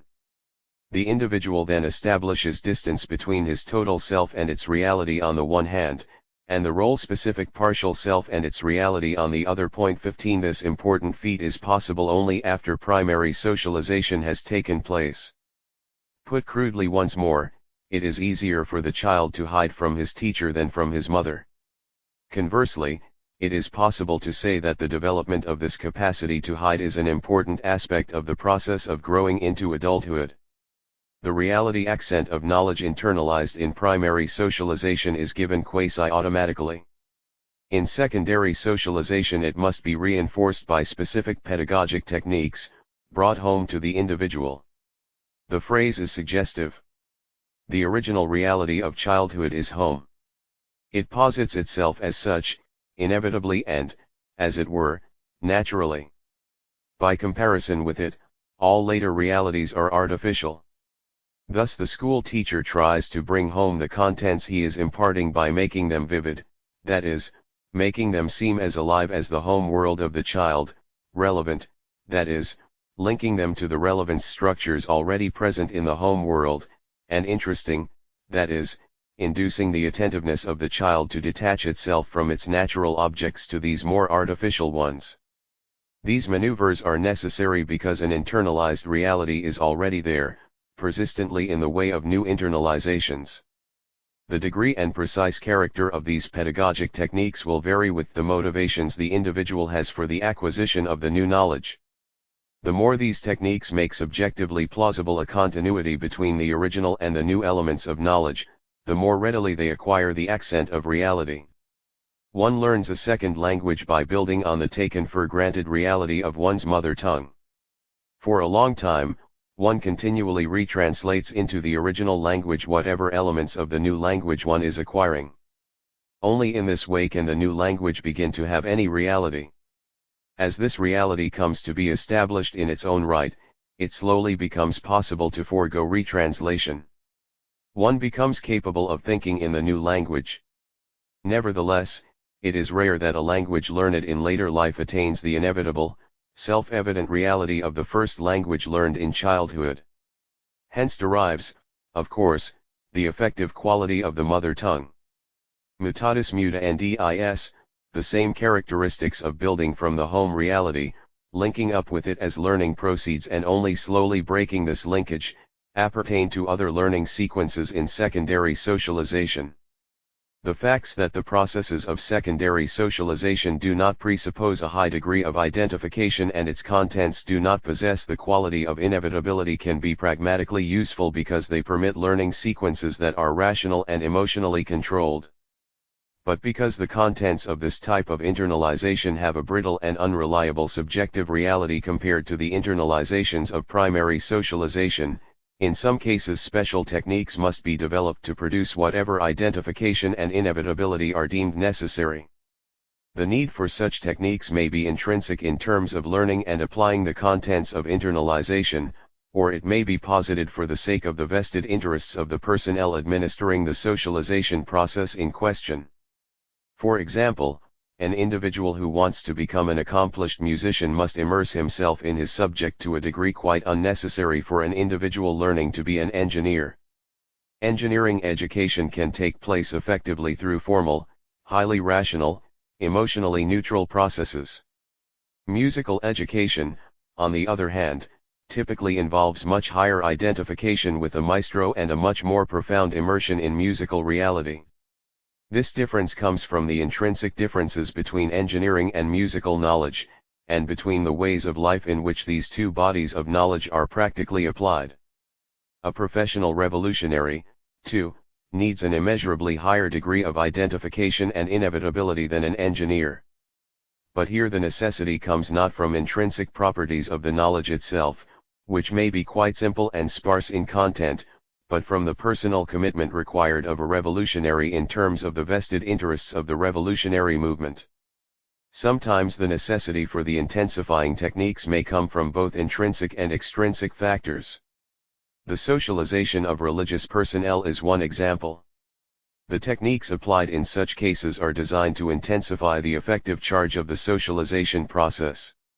Typically, they involve the institutionalization of an elaborate initiation process, a novitiate, in the course of which the individual comes to commit himself fully to the reality that is being internalized. When the process requires an actual transformation of the individual's home reality, it comes to replicate as closely as possible the character of primary socialization, as we shall see a little later. But even short of such transformation, secondary socialization becomes effectively charged to the degree to which immersion in and commitment to the new reality are institutionally defined as necessary. The relationship of the individual to the socializing personnel becomes correspondingly charged with significance, that is, the socializing personnel take on the character of significant others vis-a-vis the individual being socialized. The individual then commits himself in a comprehensive way to the new reality. He gives himself to music, to the revolution, to the faith, not just partially but with what is subjectively the whole of his life. The readiness to sacrifice oneself is, of course, the final consequence of this type of socialization. An important circumstance that may posit a need for such intensification is competition between the reality-defining personnel of various institutions. In the case of revolutionary training, the intrinsic problem is the socialization of the individual in a counter-definition of reality, counter, that is, to the definitions of the official legitimators of the society. But there will also have to be intensification in the socialization of the musician in a society that offers sharp competition to the aesthetic values of the musical community. For example, it may be assumed that a musician in the making in contemporary America must commit himself to music with an emotional intensity that was unnecessary in 19th century Vienna, precisely because in the American situation there is powerful competition from what will subjectively appear as the materialistic and mass culture world of the rat race. Similarly, religious training in a pluralistic situation posits the need for artificial techniques of reality accentuation that are unnecessary in a situation dominated by a religious monopoly. It is still natural to become a Catholic priest in Rome in a way that it is not in America. Consequently, American theological seminaries must cope with the problem of reality slipping and devise techniques for making stick the same reality. Not surprisingly, they have hit upon the obvious expedient of sending their most promising students to Rome for a while. Similar variations may exist within the same institutional context, depending upon the tasks assigned to different categories of personnel. Thus the degree of commitment to the military required of career officers is quite different from that required of draftees, a fact clearly reflected in the respective training processes. Similarly, different commitments to the institutional reality are demanded from an executive and from lower echelon white-collar personnel, from a psychoanalyst and from a psychiatric social worker, and so forth. An executive must be politically sound in a way not incumbent on the supervisor of the typing pool, and a didactic analysis is imposed upon the psychoanalyst but only suggested to the social worker, and so on. There are, then, highly differentiated systems of secondary socialization in complex institutions, sometimes geared very sensitively to the differential requirements of the various categories of institutional personnel. 16. The institutionalized distribution of tasks between primary and secondary socialization varies with the complexity of the social distribution of knowledge. As long as it is relatively uncomplicated, the same institutional agency can proceed from primary to secondary socialization and carry on the latter to a considerable extent. In cases of very high complexity, specialized agencies for secondary socialization may have to be developed, with full-time personnel specially trained for the educational tasks in question. Short of this degree of specialization, there may be a sequence of socializing agencies combining this task with others. In the latter case, for example, it may be established that at a certain age a boy is transferred from his mother's hut to the warrior's barracks, where he will be trained to become a horseman. This need not entail full-time educational personnel. The older horsemen may teach the younger ones. The development of modern education is, of course, the best illustration of secondary socialization taking place under the auspices of specialized agencies. The resultant decline in the position of the family with regard to secondary socialization is too well known to require further elaboration here. Point 17. Maintenance and transformation of subjective reality. Since socialization is never complete and the contents it internalizes face continuing threats to their subjective reality, every viable society must develop procedures of reality maintenance to safeguard a measure of symmetry between objective and subjective reality. We have already discussed this problem in connection with legitimation. Our focus here is on the defense of subjective rather than objective reality, reality as apprehended in individual consciousness rather than on reality as institutionally defined. Primary socialization internalizes a reality apprehended as inevitable. This internalization may be deemed successful if the sense of inevitability is present most of the time, at least while the individual is active in the world of everyday life. But even when the world of everyday life retains its massive and taken for granted reality in actu, it is threatened by the marginal situations of human experience that cannot be completely bracketed in everyday activity. There is always the haunting presence of metamorphoses, those actually remembered and those only sensed as sinister possibilities. There are also the more directly threatening competing definitions of reality that may be encountered socially. It is one thing for a well-behaved man to dream of unspeakable orgies in nocturnal solitude. It is quite another to see these dreams empirically enacted by a libertarian colony next door. Dreams can more easily be quarantined within consciousness as nonsense to be shrugged aside or as mental aberrations to be silently repented. They retain the character of phantasms vis-a-vis the reality of everyday life. An actual acting out forces itself upon consciousness much more clamorously. It may have to be destroyed in fact before it can be coped with in the mind. In any case, it cannot be denied as one can at least try to deny the metamorphoses of marginal situations. The more artificial character of secondary socialization makes the subjective reality of its internalizations even more vulnerable to challenging definitions of reality, not because they are not taken for granted or are apprehended as less than real in everyday life, but because their reality is less deeply rooted in consciousness and thus more susceptible to displacement. For example, both the prohibition on nudity, which is related to one's sense of shame and internalized in primary socialization, and the canons of proper dress for different social occasions, which are acquired as secondary internalizations, are taken for granted in everyday life. As long as they are not socially challenged, neither constitutes a problem for the individual. However, the challenge would have to be much stronger in the former case than in the latter to crystallize as a threat to the taken for granted reality of the routines in question. A relatively minor shift in the subjective definition of reality would suffice for an individual to take for granted that one may go to the office without a tie. A much more drastic shift would be necessary to have him go, as a matter of course, without any clothes at all. The former shift could be socially mediated by nothing more than a change of job, say, from a rural to a metropolitan college campus. The latter would entail a social revolution in the individual's milieu. It would be subjectively apprehended as a profound conversion, probably after an initially intense resistance. The reality of secondary internalizations is less threatened by marginal situations, because it is usually irrelevant to them. What may happen is that such reality is apprehended as trivial precisely because its irrelevance to the marginal situation is revealed. Thus it may be said that the imminence of death profoundly threatens the reality of one's previous self-identifications as a man, a moral being, or a Christian. One's self-identification as an assistant manager in the ladies' hosiery department is not so much threatened as trivialized in the same situation. Conversely, it may be said that the maintenance of primary internalizations in the face of marginal situations is a fair measure of their subjective reality. The same test would be quite irrelevant when applied to most secondary socializations.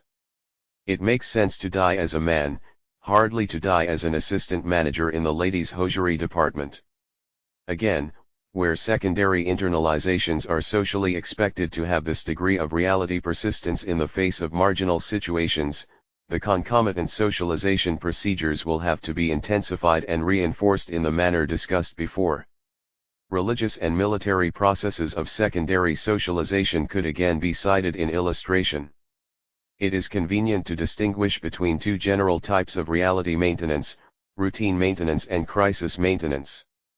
The former is designed to maintain the internalized reality in everyday life, the latter in situations of crises. Both entail fundamentally the same social processes, though some differences must be noted.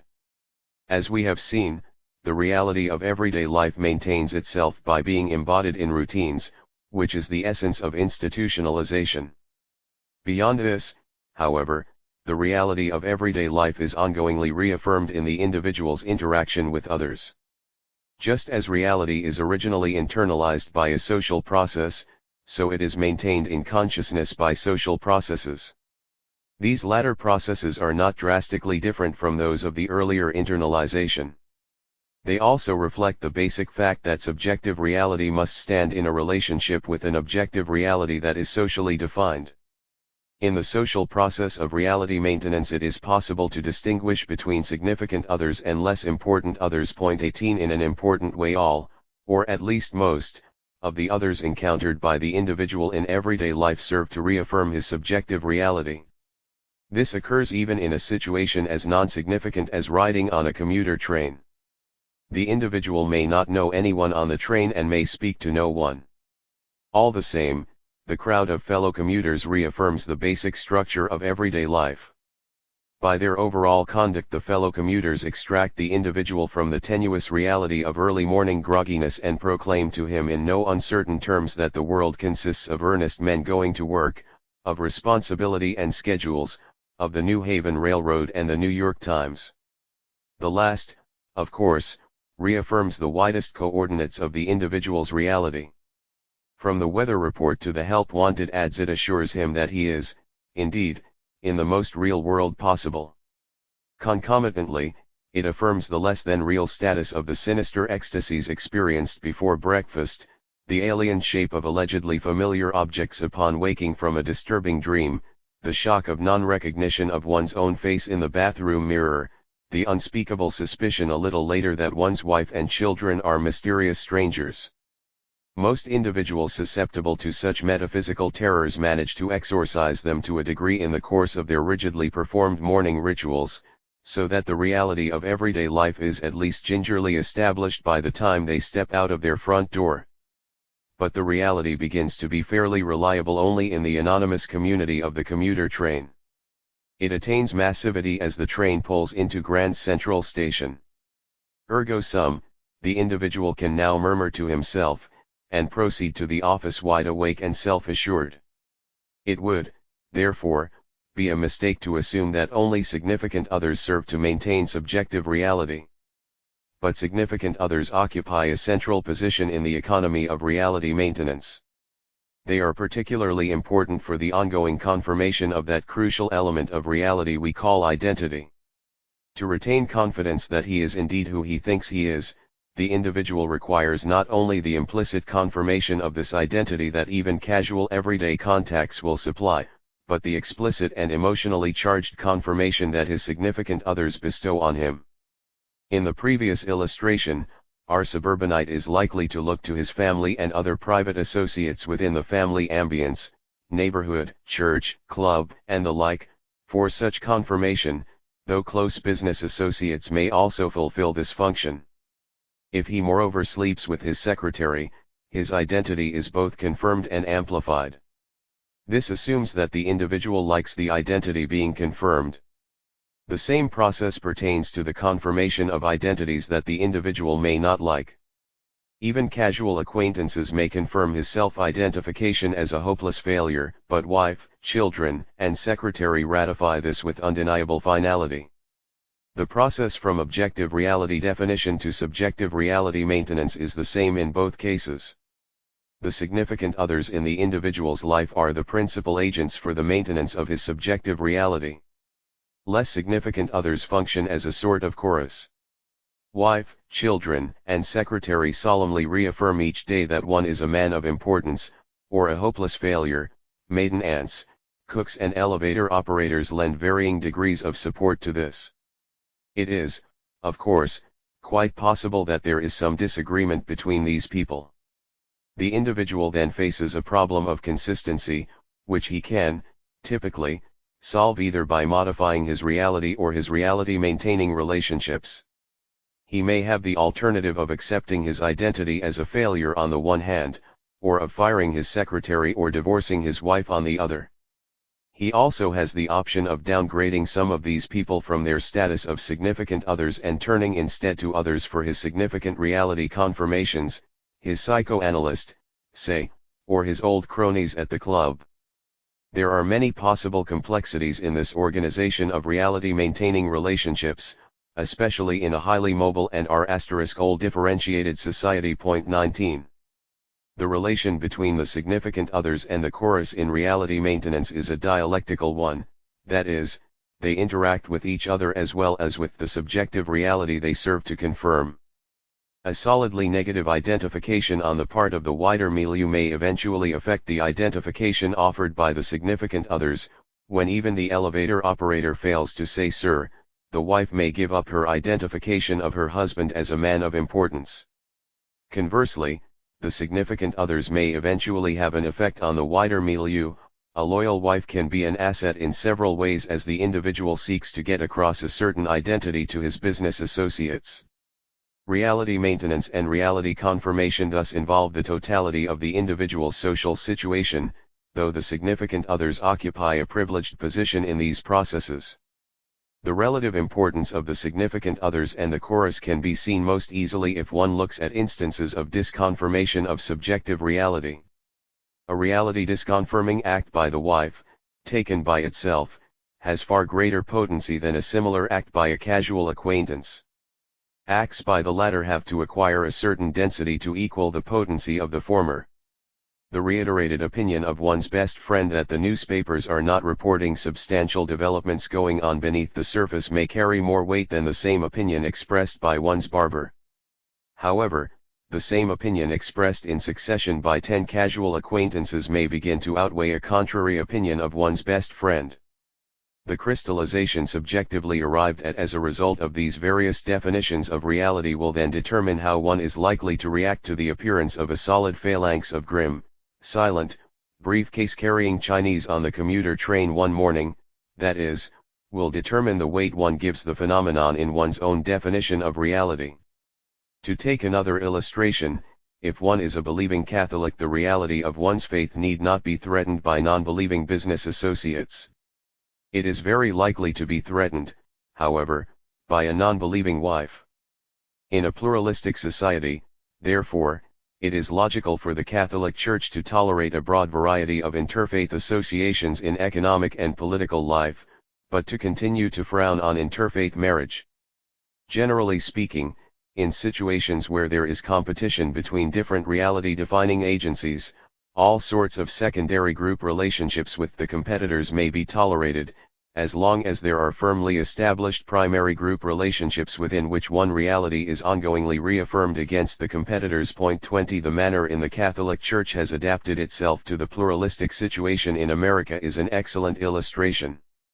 The most important vehicle of reality maintenance is conversation. One may view the individual's everyday life in terms of the working away of a conversational apparatus that ongoingly maintains, modifies, and reconstructs his subjective reality. Point 21. Conversation means mainly, of course, that people speak with one another. This does not deny the rich aura of nonverbal communication that surrounds speech. Nevertheless, speech retains a privileged position in the total conversational apparatus. It is important to stress, however, that the greater part of reality maintenance in conversation is implicit, not explicit. Most conversation does not in so many words define the nature of the world. Rather, it takes place against the background of a world that is silently taken for granted. Thus an exchange such as, "Well, it's time for me to get to the station," and "Fine, darling, have a good day at the office," implies an entire world within which these apparently simple propositions make sense. By virtue of this implication, the exchange confirms the subjective reality of this world. If this is understood, one will readily see that the great part, if not all, of everyday conversation maintains subjective reality. Indeed, its massivity is achieved by the accumulation and consistency of casual conversation that can afford to be casual precisely because it refers to the routines of a taken-for-granted world. The loss of casualness signals a break in the routines and, at least potentially, a threat to the taken-for-granted reality. Thus one may imagine the effect on casualness of an exchange like this: "Well, it's time for me to get to the station, fine, darling, don't forget to take along your gun." At the same time that the conversational apparatus ongoingly maintains reality, it ongoingly modifies it. Items are dropped and added, weakening some sectors of what is still being taken for granted and reinforcing others.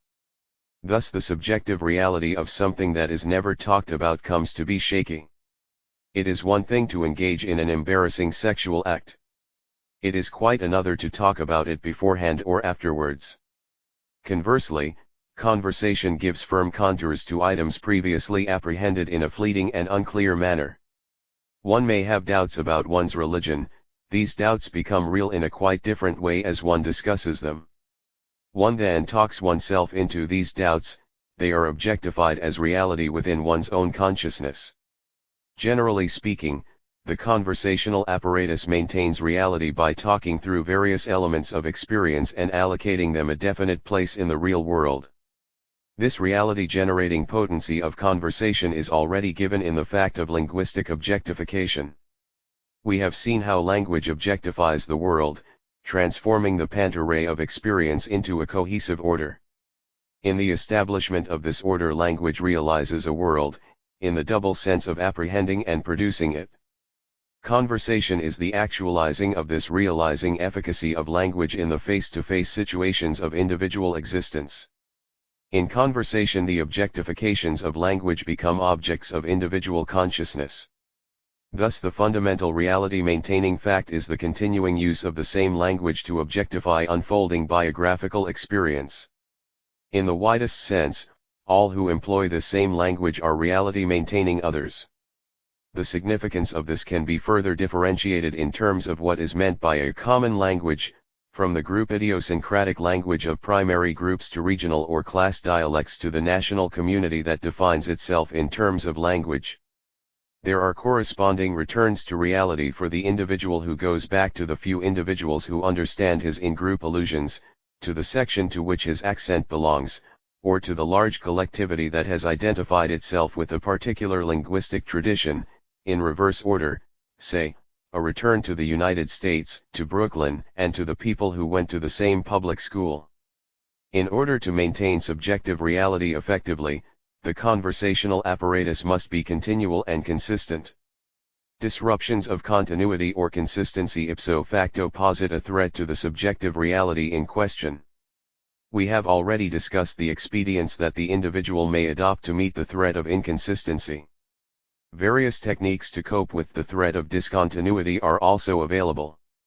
The use of correspondence to continue significant conversation despite physical separation may serve as an illustration. Point 22. Different conversations can be compared in terms of the density of the reality they produce or maintain. On the whole, Frequency of conversation enhances its reality-generating potency, but lack of frequency can sometimes be compensated for by the intensity of the conversation when it does take place. One may see one's lover only once a month, but the conversation then engaged in is of sufficient intensity to make up for its relative infrequency. Certain conversations may also be explicitly defined and legitimate as having a privileged status, such as conversations with one's confessor, one's psychoanalyst, or a similar authority figure. The authority here lies in the cognitively and normatively superior status that is assigned to these conversations.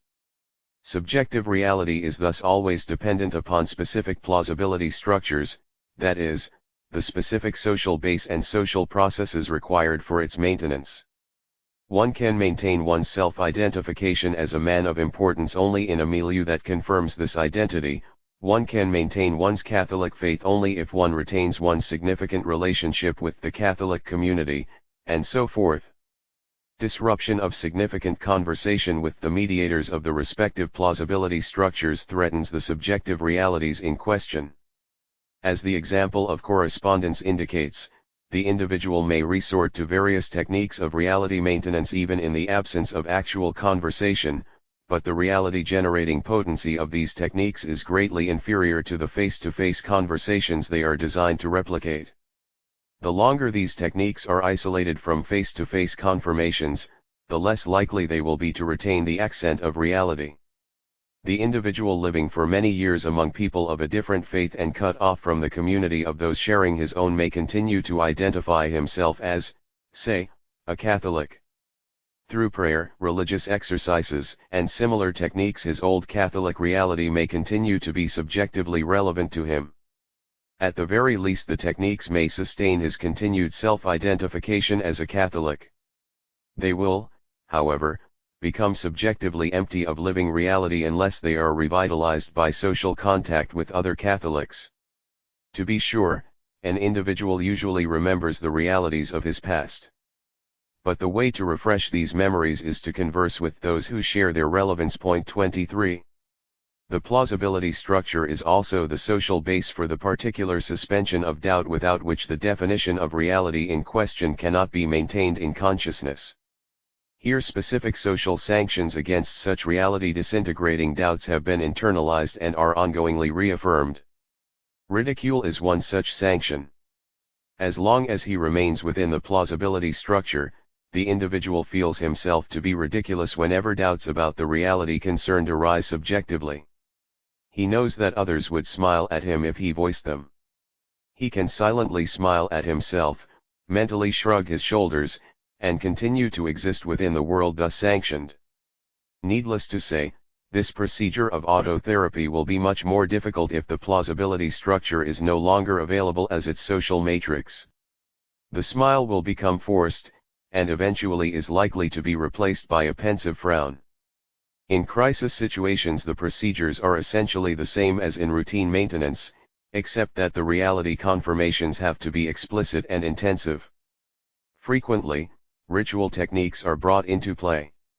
While the individual may improvise reality-maintaining procedures in the face of crisis, the society itself sets up specific procedures for situations recognized as involving the risk of a breakdown in reality. Included in these predefined situations are certain marginal situations, of which death is by far the most important. Crises in reality, however, may occur in a considerably wider number of cases than are posited by marginal situations. They may be either collective or individual, depending upon the character of the challenge to the socially defined reality. For example, collective rituals of reality maintenance may be institutionalized for times of natural catastrophe, individual ones for times of personal misfortune. Or, to take another example, specific reality-maintaining procedures may be established to cope with foreigners and their potential threat to the official reality. The individual may have to go through an elaborate ritual purification after contact with a foreigner. The ablution is internalized as a subjective nihilation of the alternative reality represented by the foreigner. Taboos, exorcisms, and curses against foreigners, heretics or madmen similarly serve the purpose of individual mental hygiene. the violence of these defensive procedures will be proportional to the seriousness with which the threat is viewed.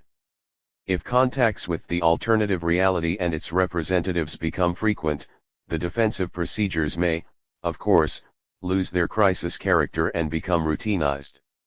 Every time one meets a foreigner, say, one must spit 3 times, without giving much further thought to the matter. Everything that has been said so far on socialization implies the possibility that subjective reality can be transformed. To be in society already entails an ongoing process of modification of subjective reality. To talk about transformation, then, involves a discussion of different degrees of modification. We will concentrate here on the extreme case, in which there is a near total transformation, that is, in which the individual switches worlds. If the processes involved in the extreme case are clarified, those of less extreme cases will be understood more easily. Typically, the transformation is subjectively apprehended as total. This, of course, is something of a misapprehension. Since subjective reality is never totally socialized, it cannot be totally transformed by social processes. At the very least, the transformed individual will have the same body and live in the same physical universe. Nevertheless, there are instances of transformation that appear total if compared with lesser modifications. Such transformations we will call alternations. Point 24. Alternation requires processes of resocialization. These processes resemble primary socialization, because they have radically to reassign reality accents and, consequently, must replicate to a considerable degree the strongly effective identification with the socializing personnel that was characteristic of childhood. They are different from primary socialization because they do not start ex nihilo, and as a result must cope with the problem of dismantling, disintegrating the preceding gnomic structure of subjective reality. How can this be done? A recipe for successful alternation has to include both social and conceptual conditions, the social, of course, serving as the matrix of the conceptual. The most important social condition is the availability of an effective plausibility structure, that is, a social base serving as the laboratory of transformation. This plausibility structure will be mediated to the individual by means of significant others, with whom he must establish strongly effective identification. No radical transformation of subjective reality, including, of course, identity, is possible without such identification, which inevitably replicates childhood experiences of emotional dependency on significant others. Point 25. Their significant others are the guides into the new reality. They represent the plausibility structure in the roles they play vis-a-vis the individual, roles that are typically defined explicitly in terms of their resocializing function, and they mediate the new world to the individual. The individual's world now finds its cognitive and affective focus in the plausibility structure in question. Socially, this means an intense concentration of all significant interaction within the group that embodies the plausibility structure and particularly upon the personnel assigned the task of resocialization. The historical prototype of alternation is religious conversion. The above considerations can be applied to this by saying, extra ecclesiam nulla salus. By salus we mean here, with due apologies to the theologians who had other things in mind when they coined the phrase, the empirically successful accomplishment of conversion. It is only within the religious community, the ecclesia, that the conversion can be effectively maintained as plausible. This is not to deny that conversion may antedate affiliation with the community. Saul of Tarsus sought out the Christian community after his Damascus experience. But this is not the point. To have a conversion experience is nothing much. The real thing is to be able to keep on taking it seriously, to retain a sense of its plausibility. This is where the religious community comes in. It provides the indispensable plausibility structure for the new reality. In other words, Saul may have become Paul in the aloneness of religious ecstasy, but he could remain Paul only in the context of the Christian community that recognized him as such and confirmed the new being in which he now located this identity. This relationship of conversion and community is not a peculiarly Christian phenomenon, despite the historically peculiar features of the Christian ecclesia. One cannot remain a Muslim outside the Ummah of Islam, a Buddhist outside the Sangha, and probably not a Hindu anywhere outside India. Religion requires a religious community, and to live in a religious world requires affiliation with that community. 26 The plausibility structures of religious conversion have been imitated by secular agencies of alternation. The best examples are in the areas of political indoctrination and psychotherapy. 27 The plausibility structure must become the individual's world, displacing all other worlds, especially the world the individual inhabited before his alternation. This requires segregation of the individual from the inhabitants of other worlds, especially his cohabitants in the world he has left behind. Ideally, this will be physical segregation. If that is not possible for whatever reasons, the segregation is posited by definition, that is, by a definition of those others that annihilates them. The alternating individual disaffiliates himself from his previous world and the plausibility structure that sustained it, bodily if possible, mentally if not. In either case he is no longer yoked together with unbelievers, and thus is protected from their potential reality-disrupting influence. Such segregation is particularly important in the early stages of alternation, the novitiate phase. Once the new reality has congealed, circumspect relations with outsiders may again be entered into, although those outsiders who used to be biographically significant are still dangerous. They are the ones who will say, "Come off it, Saul," and there may be times when the old reality they invoke takes the form of temptation. Alternation thus involves a reorganization of the conversational apparatus. The partners in significant conversation change. And in conversation with the new significant other's subjective reality is transformed. It is maintained by continuing conversation with them, or within the community they represent. Put simply, this means that one must now be very careful with whom one talks.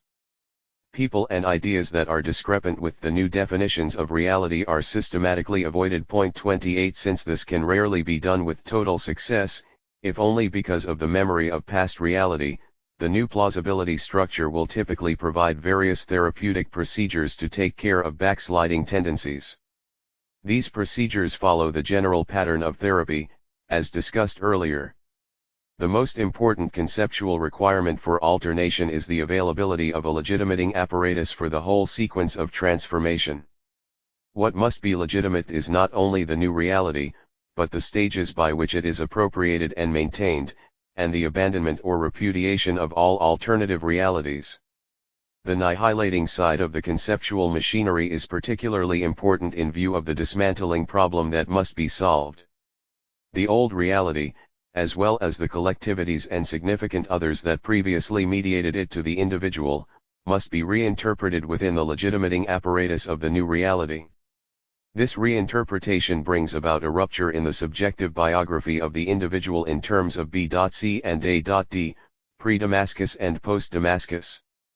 Everything preceding the alternation is now apprehended as leading towards it, as an Old Testament, so to speak, or as preparatio evangelii, everything following it as flowing from its new reality.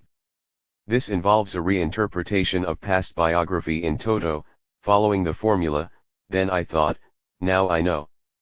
Frequently this includes the retrojection into the past of present interpretative schemas, the formula for this being, "I already knew then," though in an unclear manner, and motives that were not subjectively present in the past but that are now necessary for the reinterpretation of what took place then, the formula being, "I really did this because."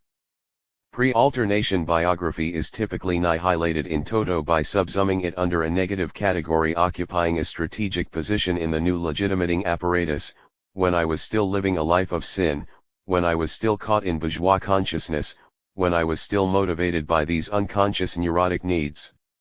The biographical rupture is thus identified with a cognitive separation of darkness and light.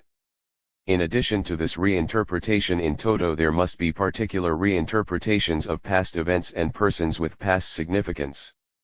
The alternating individual would, of course, be best off if he could completely forget some of these.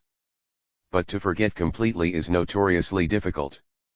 What is necessary, then, is a radical reinterpretation of the meaning of these past events or persons in one's biography. Since it is relatively easier to invent things that never happened than to forget those that actually did, the individual may fabricate and insert events wherever they are needed to harmonize the remembered with the reinterpreted past.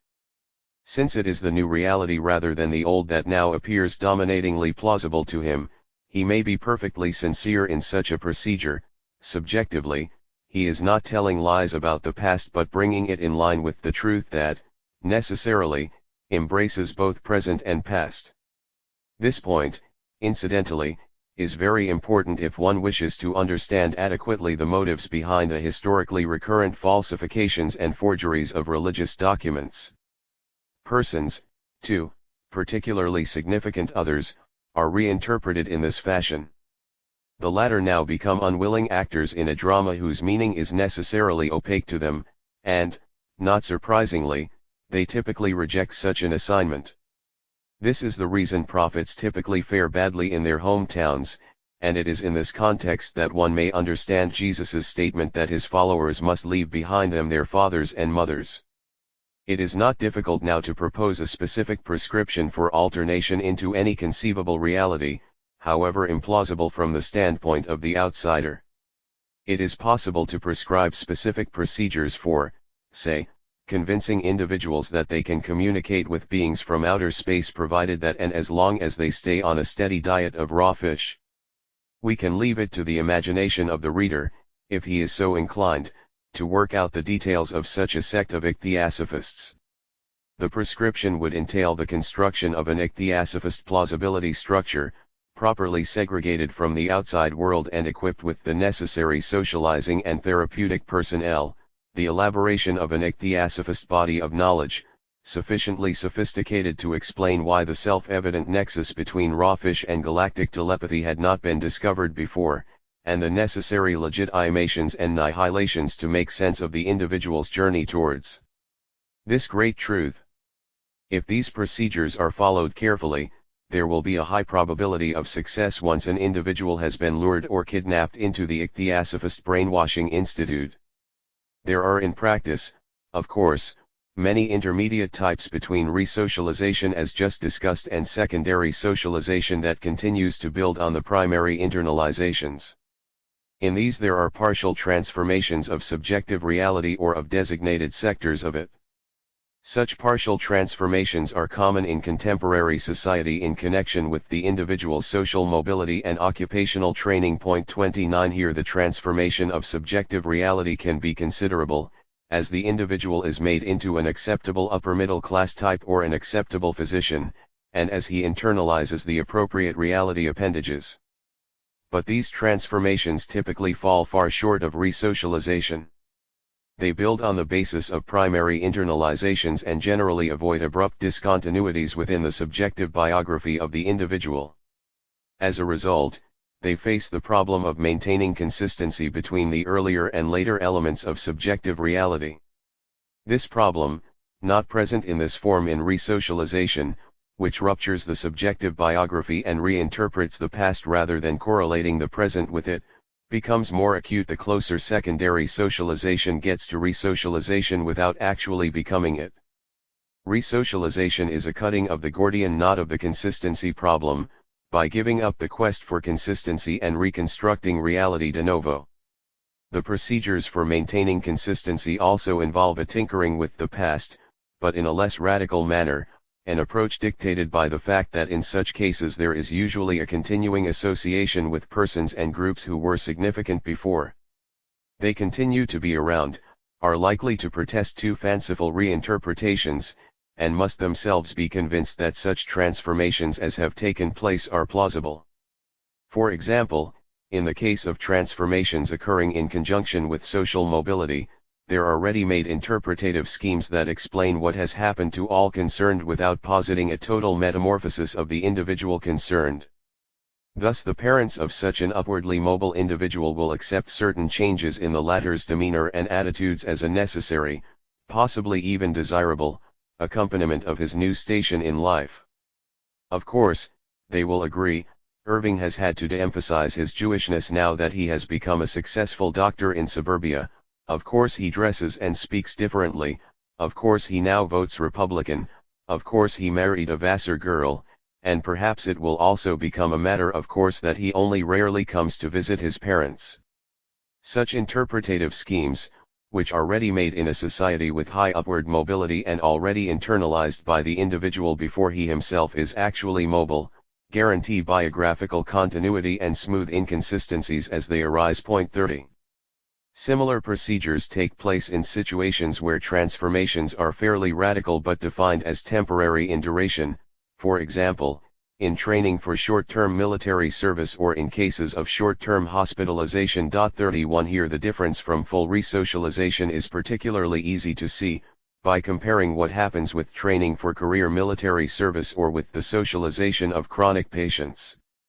In the former instances, consistency with the previous reality and identity, existence as a civilian or as a healthy person, is already posited by the assumption that one will eventually return to these. Broadly speaking, one may say that the procedures involved are of opposite character. In resocialization, the past is reinterpreted to conform to the present reality, with the tendency to retroject into the past various elements that were subjectively unavailable at the time. In secondary socialization, the present is interpreted so as to stand in a continuous relationship with the past, with the tendency to minimize such transformations as have actually taken place. Put differently, the reality base for resocialization is the present, for secondary socialization the past. 2. Internalization and social structure. Socialization always takes place in the context of a specific social structure. Not only its contents but also its measure of success have social structural conditions and social structural consequences. In other words, the microsociological or social psychological analysis of phenomena of internalization must always have as its background a macrosociological understanding of their structural aspects. 32. On the level of theoretical analysis attempted here, we cannot enter into a detailed discussion of the different empirical relationships between the contents of socialization and social structural configurations. 33. Some general observations may, however, be made on the social structural aspects of the success of socialization. By successful socialization we mean the establishment of a high degree of symmetry between objective and subjective reality, as well as identity, of course. Conversely, unsuccessful socialization is to be understood in terms of asymmetry between objective and subjective reality. As we have seen, totally successful socialization is anthropologically impossible. Totally unsuccessful socialization is, at the very least, extremely rare, limited to cases of individuals with whom even minimal socialization fails because of extreme organic pathology. Our analysis must, therefore, be concerned with gradations on a continuum whose extreme poles are empirically unavailable. Such analysis is useful because it permits some general statements about the conditions and consequences of successful socialization. Maximal success in socialization is likely to occur in societies with very simple division of labor and minimal distribution of knowledge. Socialization under such conditions produces identities that are socially predefined and profiled to a high degree. Since every individual is confronted with essentially the same institutional program for his life in the society, the total force of the institutional order is brought to bear with more or less equal weight on each individual, producing a compelling massivity for the objective reality to be internalized. Identity then is highly profiled in the sense of representing fully the objective reality within which it is located. Put simply, everyone pretty much is what he is supposed to be. In such a society, identities are easily recognizable, objectively and subjectively. Everybody knows who everybody else is and who he is himself. A knight is a knight and a peasant is a peasant, to others as well as to themselves. There is, therefore, no problem of identity. The question, who am I, is unlikely to arise in consciousness, since the socially predefined answer is massively real subjectively and consistently confirmed in all significant social interaction. This by no means implies that the individual is happy with his identity. It was probably never very agreeable to be a peasant, for instance. To be a peasant entailed problems of all sorts, subjectively real, pressing and far from happiness producing. It did not entail the problem of identity. One was a miserable, perhaps even a rebellious peasant. But one was a peasant. Persons formed under such conditions are unlikely to conceive of themselves in terms of hidden depths, in a psychological sense. Surface and under the surface selves are differentiated only in terms of the range of subjective reality present to consciousness in any given moment, not in terms of a permanent differentiation of layers of the self. For example, the peasant apprehends himself in one role as he is beating his wife and in another as he cringes before his lord. In each case, the other role is under the surface, that is, not attended to in the peasant's consciousness. But neither role is posited as a deeper or more real self. In other words, the individual in such a society not only is what he is supposed to be, but he is that in a unified, unstratified way. 34. Under such conditions, unsuccessful socialization occurs only as a result of biographical accidents, either biological or social. For example, a child's primary socialization may be impaired because of a physical deformity that is socially stigmatized or because of a stigma based on social definitions. 35 The cripple and the bastard are prototypes of these two cases. There is also the possibility of socialization being intrinsically prevented by biological handicaps, as in the case of extreme mental deficiency. All these cases have the character of individual misfortune. They do not provide the ground for the institutionalization of counter-identities and counter-reality. Indeed, this fact provides the measure of misfortune present in such biographies. In a society of this kind, the individual cripple or bastard has virtually no subjective defense against the stigmatic identity assigned to him. He is what he is supposed to be, to himself as to his significant others and to the community as a whole. To be sure, he may react to this fate with resentment or rage, but it is qua inferior being that he is resentful or enraged. His resentment and rage may even serve as decisive ratifications of his socially defined identity as an inferior being, since his betters, by definition, are above these brutish emotions. He is imprisoned in the objective reality of his society, although that reality is subjectively present to him in an alien and truncated manner. Such an individual will be unsuccessfully socialized, that is, there will be a high degree of asymmetry between the socially defined reality in which he is de facto caught, as in an alien world, and his own subjective reality, which reflects that world only very poorly. The asymmetry will, however, have no cumulative structural consequences because it lacks a social base within which it could crystallize into a counter-world, with its own institutionalized cluster of counter-identities.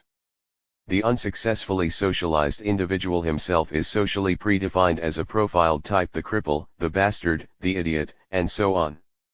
Consequently, whatever contrary self-identifications may at times arise in his own consciousness lack any plausibility structure that would transform them into something more than ephemeral fantasies. Incipient counter-definitions of reality and identity are present as soon as any such individuals congregate in socially durable groups. This triggers a process of change that will introduce a more complex distribution of knowledge. A counter-reality may now begin to be objectivated in the marginal group of the unsuccessfully socialized. At this point, of course, the group will initiate its own socialization processes. For example, lepers and the offspring of lepers may be stigmatized in a society. Such stigmatization may be limited to those physically afflicted with the disease, or it may include others by social definition, say, anyone born in an earthquake. Thus individuals may be defined as lepers from birth, and this definition may severely affect their primary socialization, say, under the auspices of a crazy old woman, who keeps them physically alive beyond the confines of the community and transmits to them a bare minimum of the community's institutional traditions. As long as such individuals, even if they number more than a handful, do not form a counter-community of their own, both their objective and subjective identities will be predefined in accordance with the community's institutional program for them. They will be lepers, and nothing else. The situation begins to change when there is a leper colony sufficiently large and durable to serve as a plausibility structure for counter-definitions of reality, and of the fate of being a leper. To be a leper, be it in terms of biological or social assignment, may now be known as the special mark of divine election. The individuals prevented from fully internalizing the reality of the community may now be socialized into the counter-reality of the leper's colony, that is, unsuccessful socialization into one social world may be accompanied by successful socialization into another. At any early stage of such a process of change, the crystallization of counter-reality and counter-identity may be hidden from the knowledge of the larger community, which still predefines and ongoingly identifies these individuals as lepers, and nothing else. It does not know that, really, they are the special sons of the gods. At this point, an individual assigned to the leper category may discover hidden depths within himself. The question "who am I?" becomes possible simply because two conflicting answers are socially available: the crazy old woman's, "You are a leper," and that of the colony's own socializing personnel, "You are a son of God." As the individual accords a privileged status within his consciousness to the colony's definitions of reality and of himself, a rupture occurs between his visible conduct in the larger community and his invisible self-identification as someone quite different. In other words, a cleavage appears between appearance and reality in the individual's self-apprehension. He no longer is what he is supposed to be. He acts the leper, he is a son of God. If we are to push the example one step further, to the point when this cleavage becomes known to the non-lepers community, it is not difficult to see that the community's reality, too, will be affected by this change. Minimally, it will no longer be so easy to recognize the identity of those defined as lepers. One will no longer be sure whether an individual so defined identifies himself in the same way or not. Maximally, it will no longer be an easy matter to recognize anybody's identity, for if lepers can refuse to be what they are supposed to be, so can others, perhaps, so can oneself. If this process appears fanciful at first, it is beautifully illustrated by Gandhi's designation of Harijans, that is, children of God, for the outcasts of Hinduism. Once there is a more complex distribution of knowledge in a society, unsuccessful socialization may be the result of different significant others mediating different objective realities to the individual. Put differently, unsuccessful socialization may be the result of heterogeneity in the socializing personnel. This may occur in a number of ways. There may be situations in which all the significant others of primary socialization mediate a common reality, but from considerably different perspectives. To a degree, of course, every significant other has a different perspective on the common reality simply by virtue of being a specific individual with a specific biography. But the consequences we have in mind here occur only when the differences between the significant others pertain to their social types rather than their individual idiosyncrasies. For example, men and women may inhabit considerably different social worlds in a society. If both men and women function as significant others in primary socialization, they mediate these discrepant realities to the child. This by itself does not raise the threat of unsuccessful socialization. The male and female versions of reality are socially recognized, and this recognition, too, is transmitted in primary socialization. Thus there is a predefined dominance of the male version for the male child and of the female version for the female. The child will know the version appertaining to the other sex, to the extent that it has been mediated to him by the significant others of the other sex, but he will not identify with this version. Even minimal distribution of knowledge posits specific jurisdictions for the different versions of the common reality. In the above case, the female version is socially defined as having no jurisdiction over the male child. Normally, this definition of the proper place of the reality of the other sex is internalized by the child, who properly identifies with the reality to which he has been assigned. However, abnormality becomes a biographical possibility if a certain competition exists between reality definitions, raising the possibility of choosing between them. For a variety of biographical reasons, the child may make the wrong choice. For example, A male child may internalize improper elements of the female world because his father is absent during the crucial period of primary socialization and it is administered exclusively by his mother and 3 older sisters. They may mediate the proper jurisdictional definitions to the little boy so that he knows he is not supposed to live in the women's world. But he may nevertheless identify with it. His resulting effeminacy may be either visible or invisible. In either case, there will be asymmetry between his social identity assignment and his subjectively real identity. 36. Obviously, a society will supply therapeutic mechanisms to take care of such abnormal cases. We need not reiterate here what has been said about therapy, except to stress that the need for therapeutic mechanisms increases in proportion to the structurally given potentiality for unsuccessful socialization. In the example just discussed, at the very least the successfully socialized children will put pressure on the wrong ones.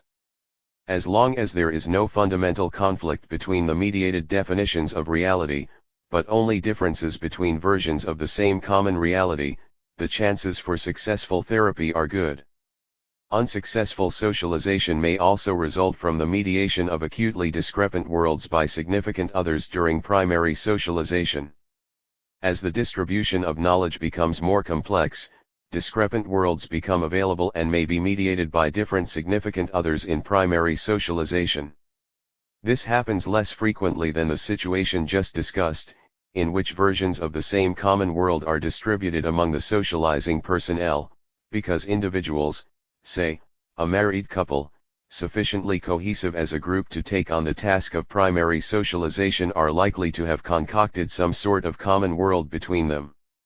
It does occur, however, and is of considerable theoretical interest. For example, a child may be raised not only by his parents but also by a nurse recruited from an ethnic or class sub-society. The parents mediate to the child the world of, say, a conquering aristocracy of one race, the nurse mediates the world of a subjugated peasantry of another race. It is even possible that the two mediations employ completely different languages, which the child learns simultaneously but which the parents and the nurse find mutually unintelligible.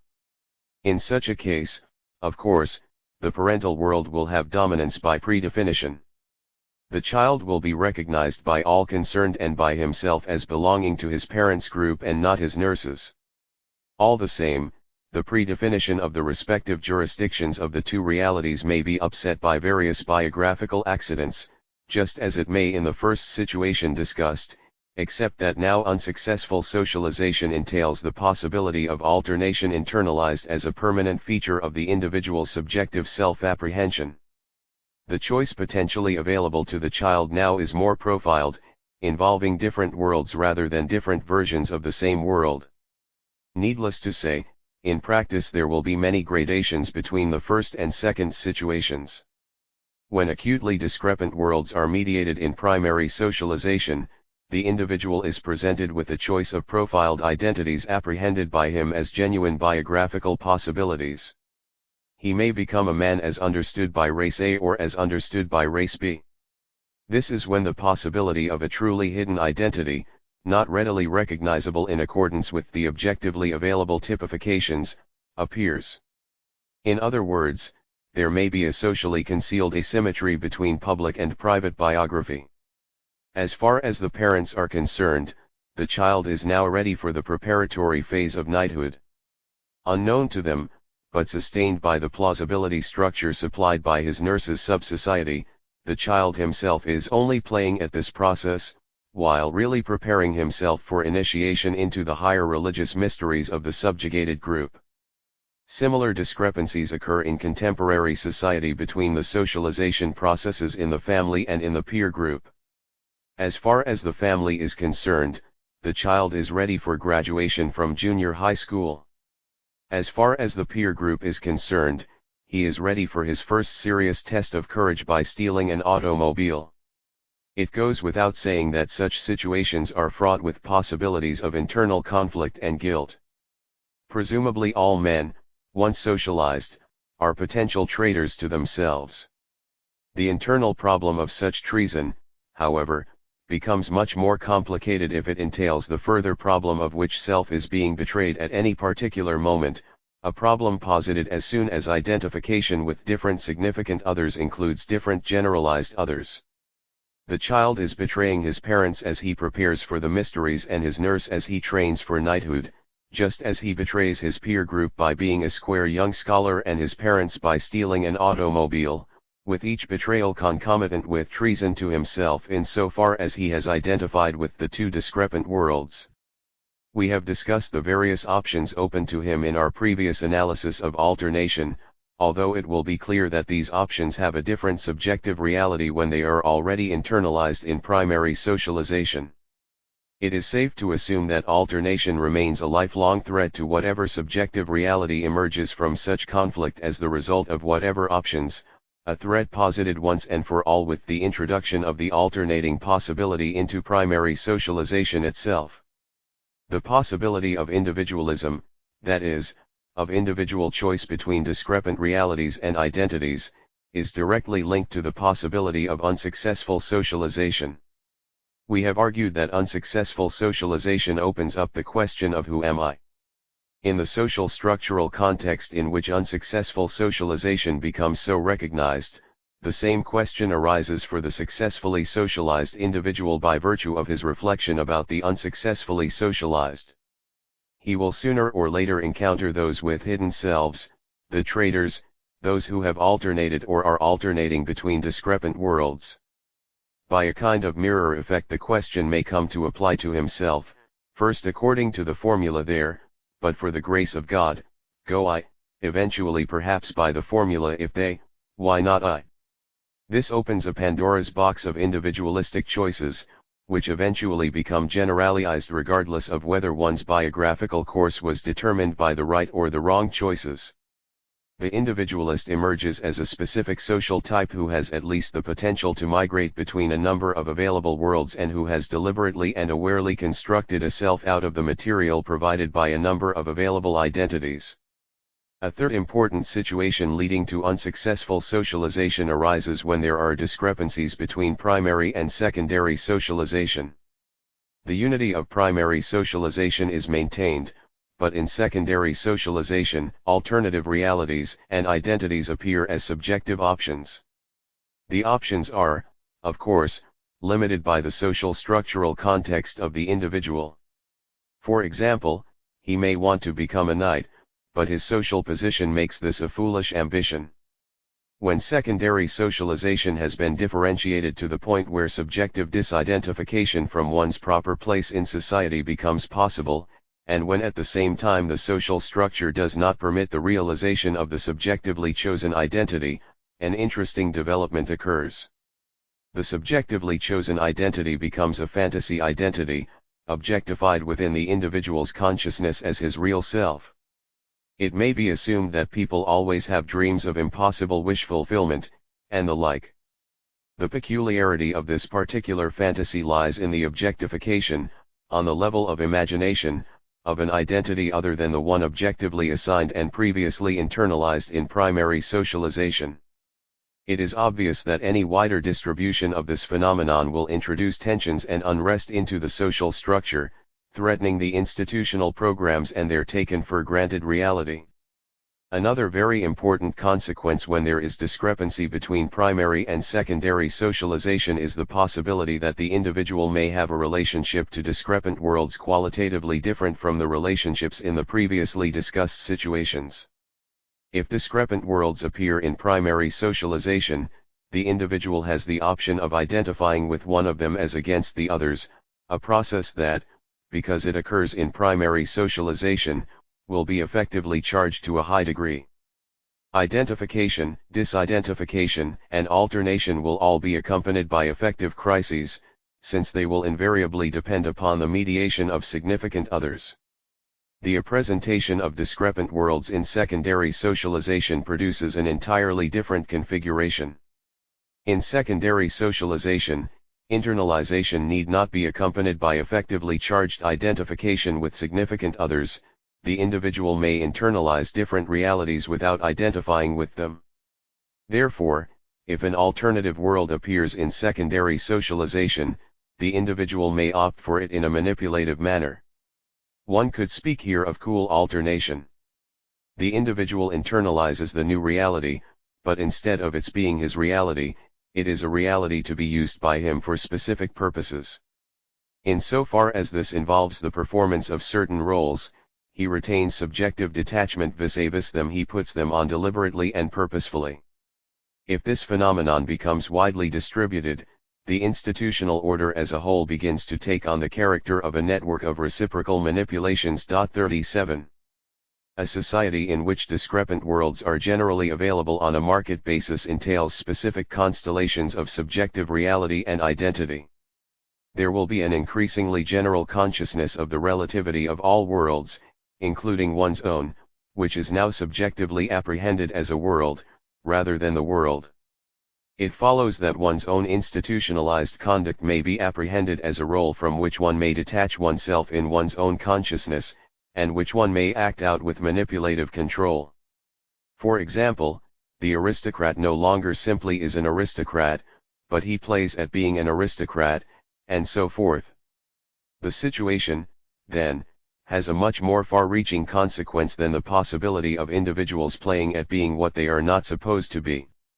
They also play at being what they are supposed to be, a quite different matter.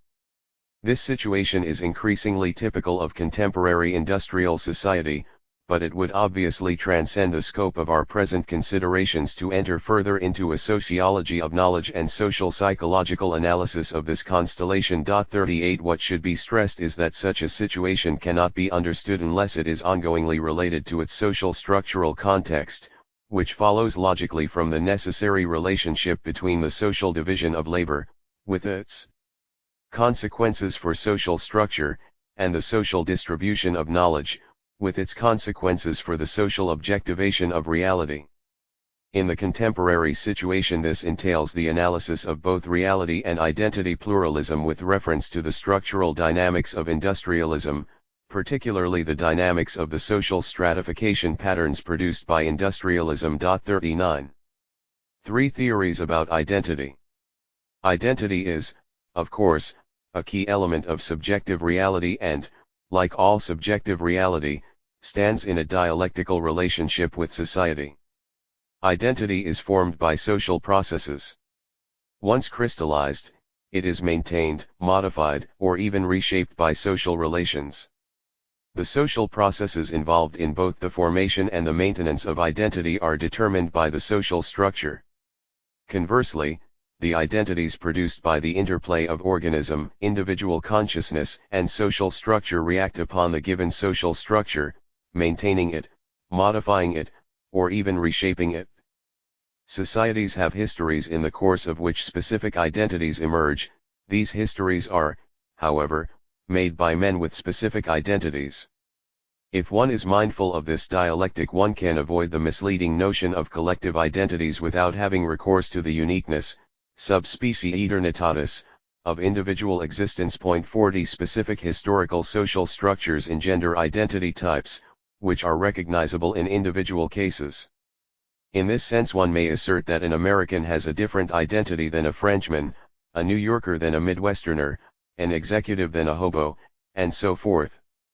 As we have seen, orientation and conduct in everyday life depend upon such typifications.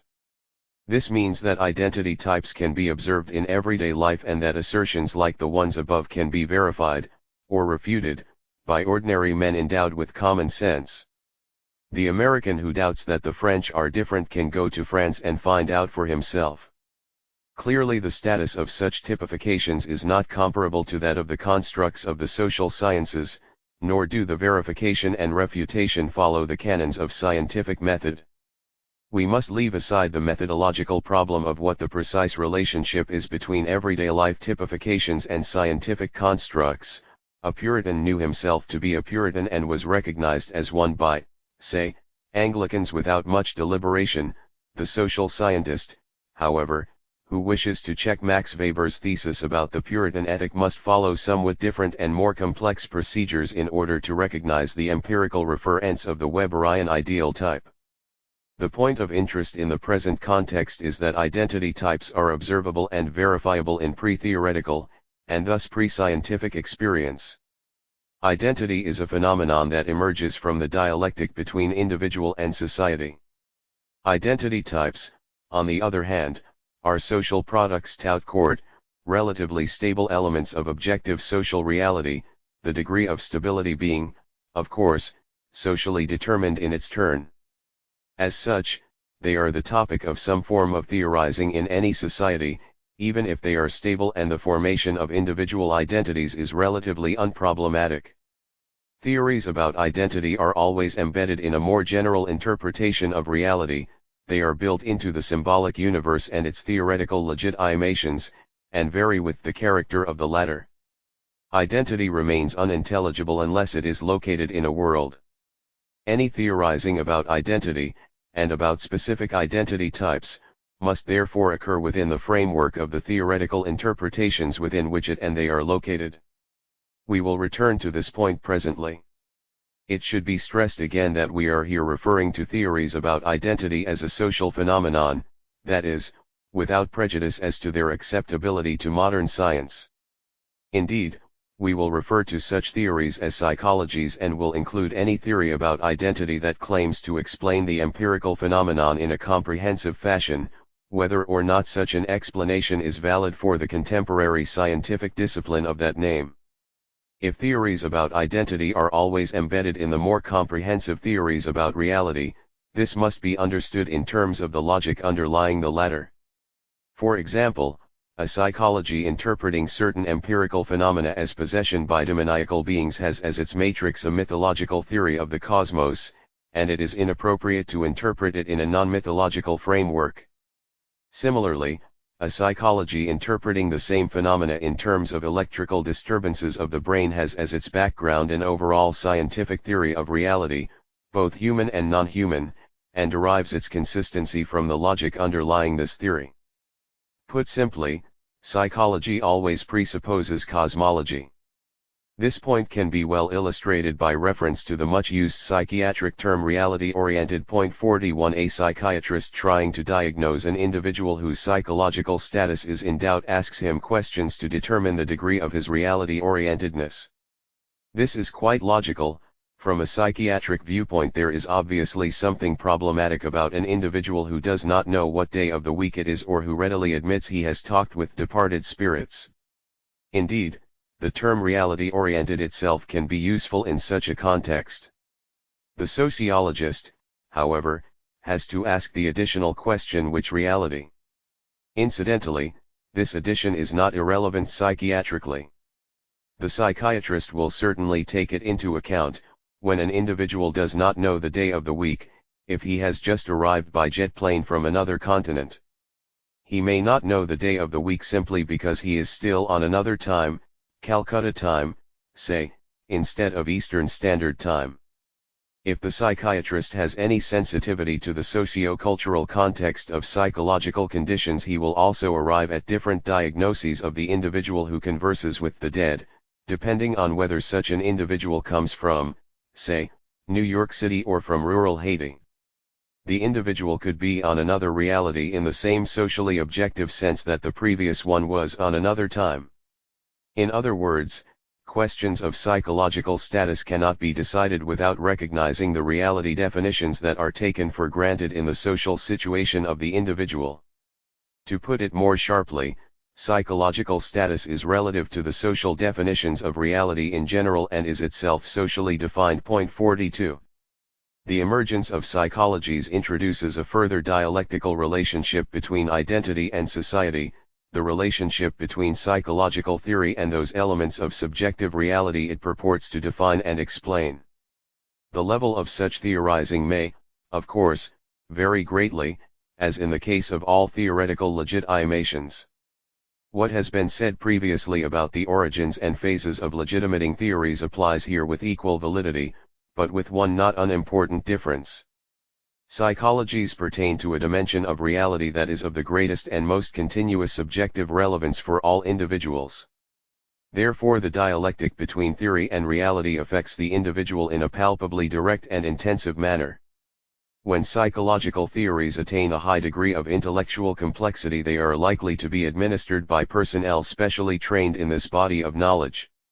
Whatever the social organization of these specialists may be, psychological theories re-enter everyday life by providing the interpretative schemes for disposing of problematic cases. Problems arising out of the dialectic between either subjective identity and social identity assignments, or identity and its biological substratum, of which more later, can be classified according to theoretical categories, which is, of course, the presupposition for any therapy. The psychological theories then serve to legitimate the identity maintenance and identity repair procedures established in the society, providing the theoretical linkage between identity and world, as these are both socially defined and subjectively appropriated. Psychological theories may be empirically adequate or inadequate, by which we do not mean their adequacy in terms of the procedural canons of empirical science, but rather, as interpretative schemes applicable by the expert or the layman to empirical phenomena in everyday life. For example, a psychological theory positing demoniacal possession is unlikely to be adequate in interpreting the identity problems of middle-class, Jewish intellectuals in New York City. These people simply do not have an identity capable of producing phenomena that could be so interpreted. The demons, if such there are, seem to avoid them. On the other hand, psychoanalysis is unlikely to be adequate for the interpretation of identity problems in rural Haiti, while some sort of Vaudin psychology might supply interpretative schemes with a high degree of empirical accuracy. The two psychologies demonstrate their empirical adequacy by their applicability in therapy, but neither thereby demonstrates the ontological status of its categories.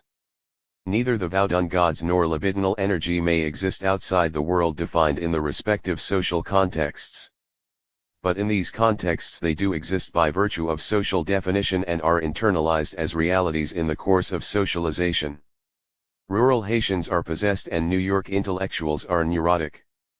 Possession and neurosis are thus constituents of both objective and subjective reality in these contexts. This reality is empirically available in everyday life. The respective psychological theories are empirically adequate in precisely the same sense. The problem of whether or how psychological theories could be developed to transcend this socio-historical relativity need not concern us here. Insofar as psychological theories are adequate in this sense, they are capable of empirical verification. Again, what is at issue is not verification in the scientific sense, but testing in the experience of everyday social life. For example, it may be proposed that individuals born on certain days of the month are likely to be possessed, or that individuals with domineering mothers are likely to be neurotic.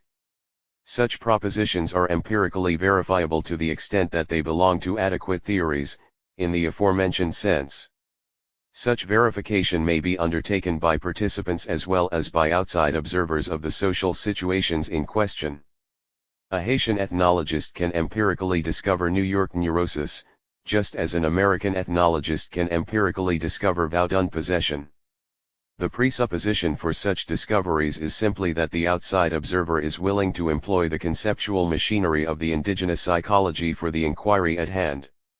Whether he is also willing to accord that psychology a more general epistemological validity is irrelevant to the immediate empirical investigation. Another way of saying that psychological theories are adequate is to say that they reflect the psychological reality they purport to explain. But if this were the whole story, the relationship between theory and reality here would not be a dialectical one. A genuine dialectic is involved because of the realizing potency of psychological theories. Insofar as psychological theories are elements of the social definition of reality, their reality-generating capacity is a characteristic they share with other legitimating theories. However, their realizing potency is particularly great because it is actualized by emotionally charged processes of identity formation. If a psychology becomes socially established, that is, becomes generally recognized as an adequate interpretation of objective reality, it tends to realize itself forcefully in the phenomena it purports to interpret. Its internalization is accelerated by the fact that it pertains to internal reality, so that the individual realizes it in the very act of internalizing it. Again, since a psychology by definition pertains to identity, its internalization is likely to be accompanied by identification, hence is ipso facto likely to be identity forming. In this close nexus between internalization and identification, psychological theories differ considerably from other types of theory. Not surprisingly, since problems of unsuccessful socialization are most conducive to this kind of theorizing, psychological theories are more apt to have socializing effects. This is not the same thing as saying that psychologies are self-verifying.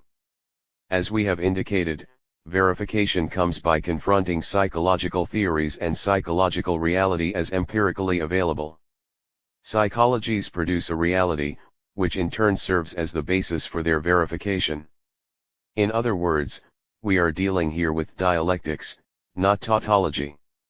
The rural Haitian who internalizes Vaudin psychology will become possessed as soon as he discovers certain well-defined signs. Similarly, the New York intellectual who internalizes Freudian psychology will become neurotic as soon as he diagnoses certain well-known symptoms.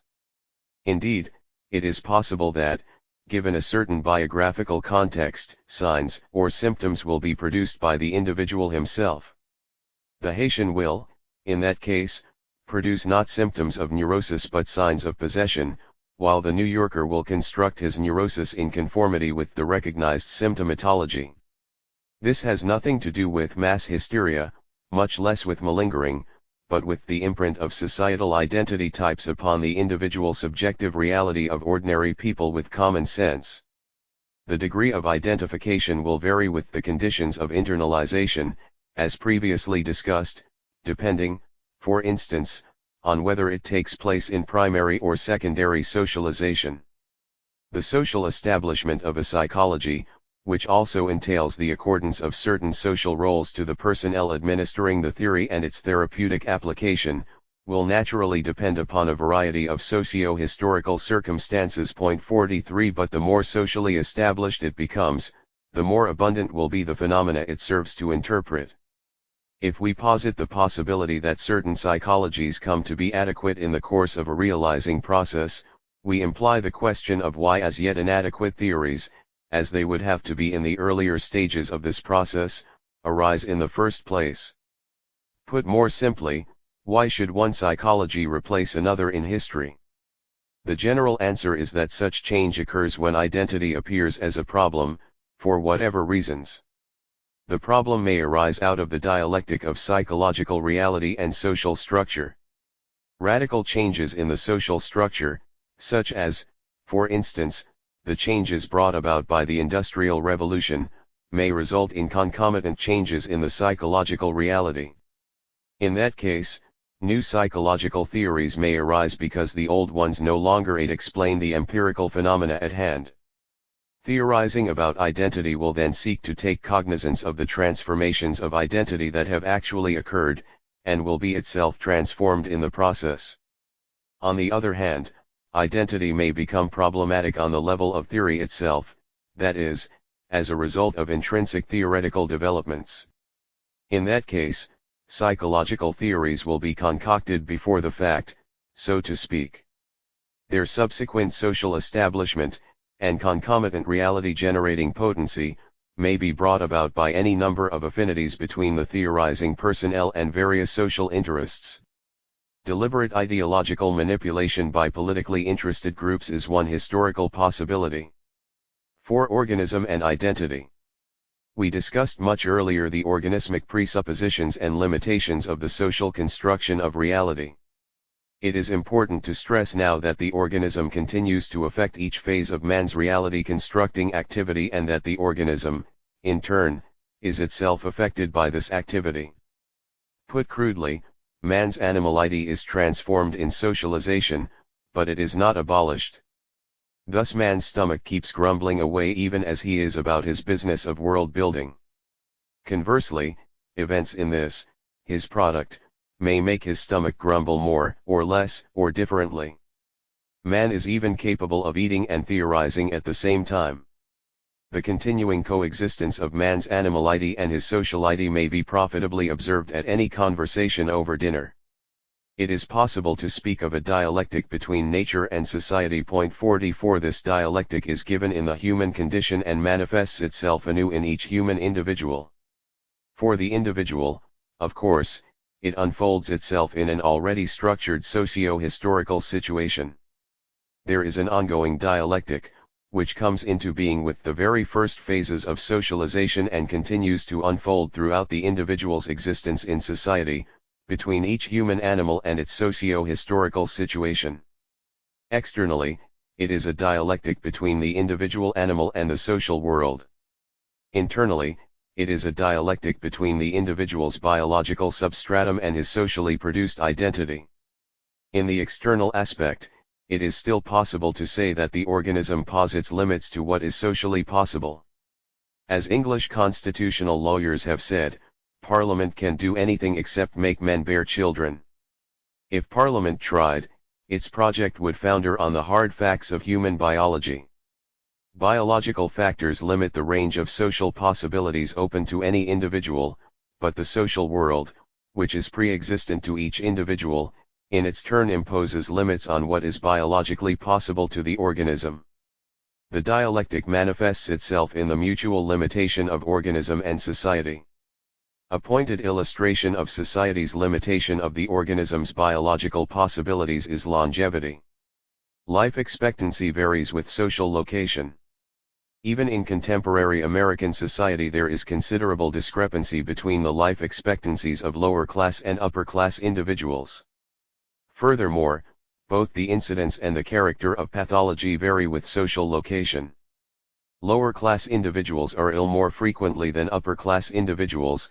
In addition, they have different illnesses. In other words, society determines how long and in what manner the individual organism shall live.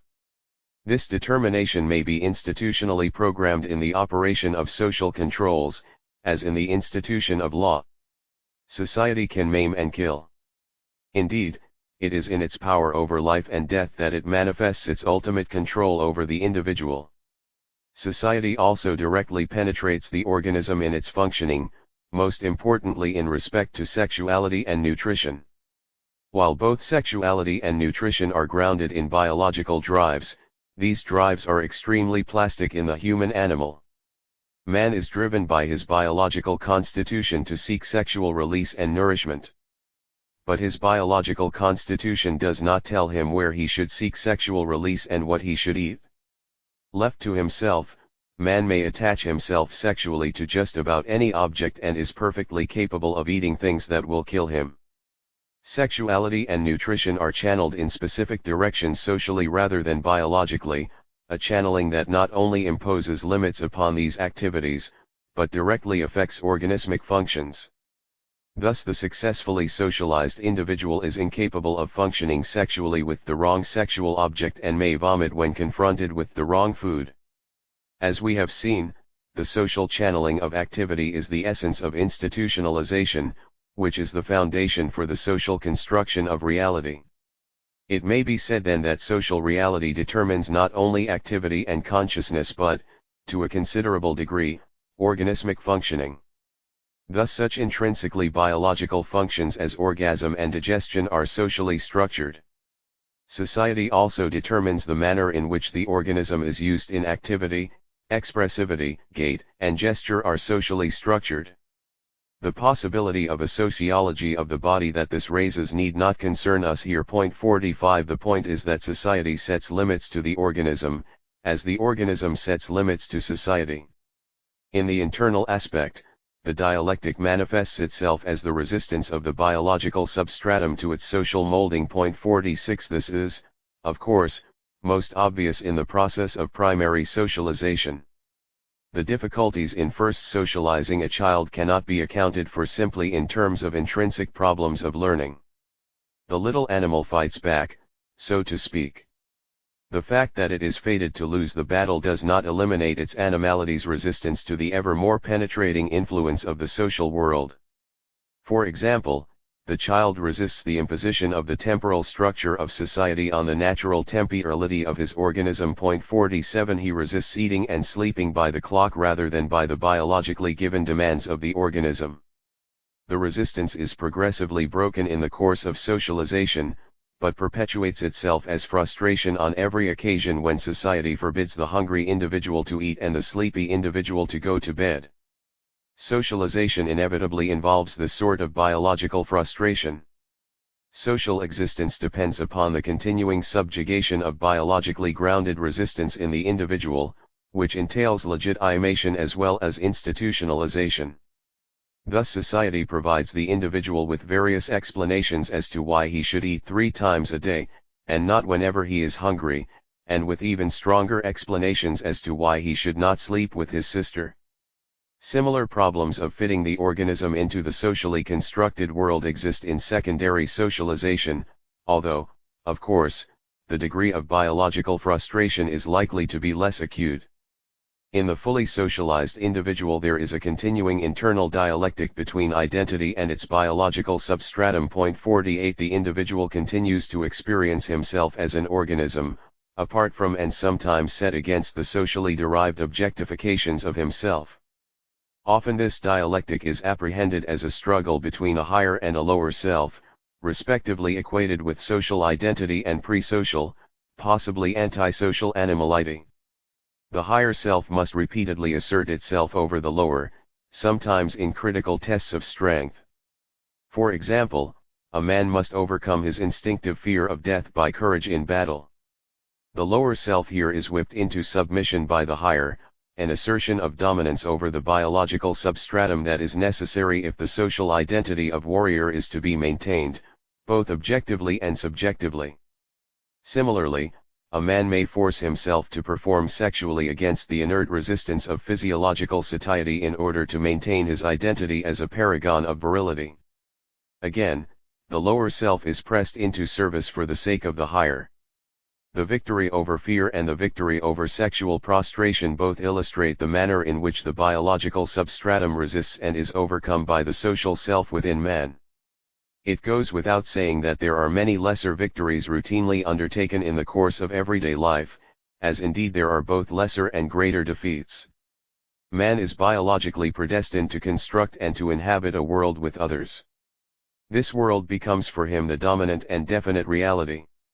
Its limits are set by nature, but, once constructed, this world acts back upon nature. In the dialectic between nature and the socially constructed world the human organism itself is transformed. In this same dialectic man produces reality and thereby produces himself. Conclusion. The sociology of knowledge and sociological theory. In the foregoing we have tried to present a general and systematic account of the role of knowledge in society. It is obvious that our analyses are not exhaustive. But we hope that our attempt to develop a systematic theory for the sociology of knowledge will stimulate both critical discussion and empirical investigations. Of one thing we are confident. A redefinition of the problems and tasks of the sociology of knowledge was long overdue. We hope that our analysis indicates the way along which further work might fruitfully proceed. However, our conception of the sociology of knowledge also contains some general implications for sociological theory and the sociological enterprise at large, and furnishes a different perspective on a number of specific areas of sociological interest. The analyses of objectivation, institutionalization, and legitimation are directly applicable to the problems of the sociology of language, the theory of social action and institutions, and the sociology of religion. Our understanding of the sociology of knowledge leads to the conclusion that the sociologies of language and religion cannot be considered peripheral specialties of little interest to sociological theory as such, but have essential contributions to make to it. This insight is not new. Durkheim and his school had it, but it was lost for a variety of theoretically irrelevant reasons. We hope we have made it clear that the sociology of knowledge presupposes a sociology of language, and that a sociology of knowledge without a sociology of religion is impossible, and vice versa. Furthermore, we believe that we have shown how the theoretical positions of Weber and Durkheim can be combined in a comprehensive theory of social action that does not lose the inner logic of either.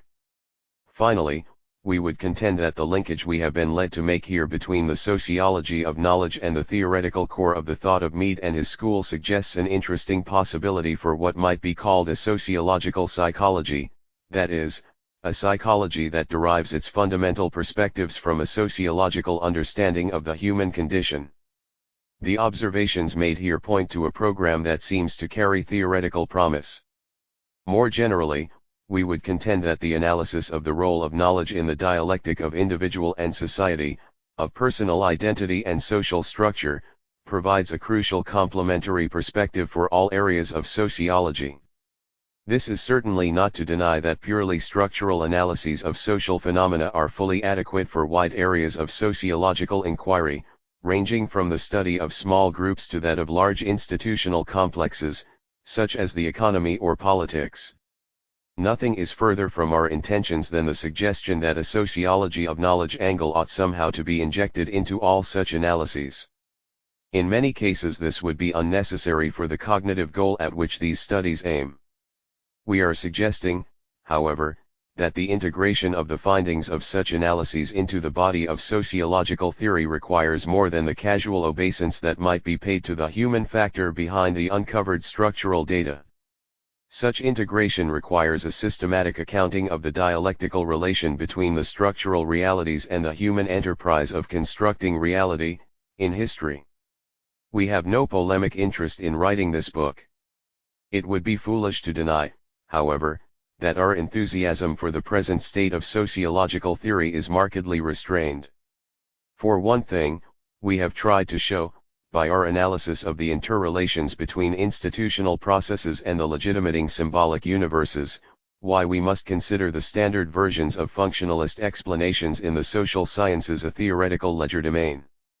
Furthermore, we hope we have shown cause for our conviction that a purely structural sociology is endemically in danger of reifying social phenomena.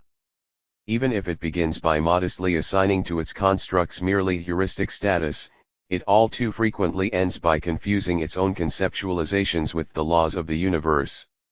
In contrast to some of the dominant fashions of theorizing in contemporary sociology, the ideas we have tried to develop posit neither an ahistorical social system nor an ahistorical human nature. The approach we have employed here is both non-sociologistic and non-psychologistic. We cannot agree that sociology has as its object the alleged dynamics of social and psychological systems, placed post hoc into a dubious relationship. Incidentally, the intellectual itinerary of these two terms is worthy of a case study in the empirical sociology of knowledge. The insight into the dialectic between social reality and individual existence in history is by no means new.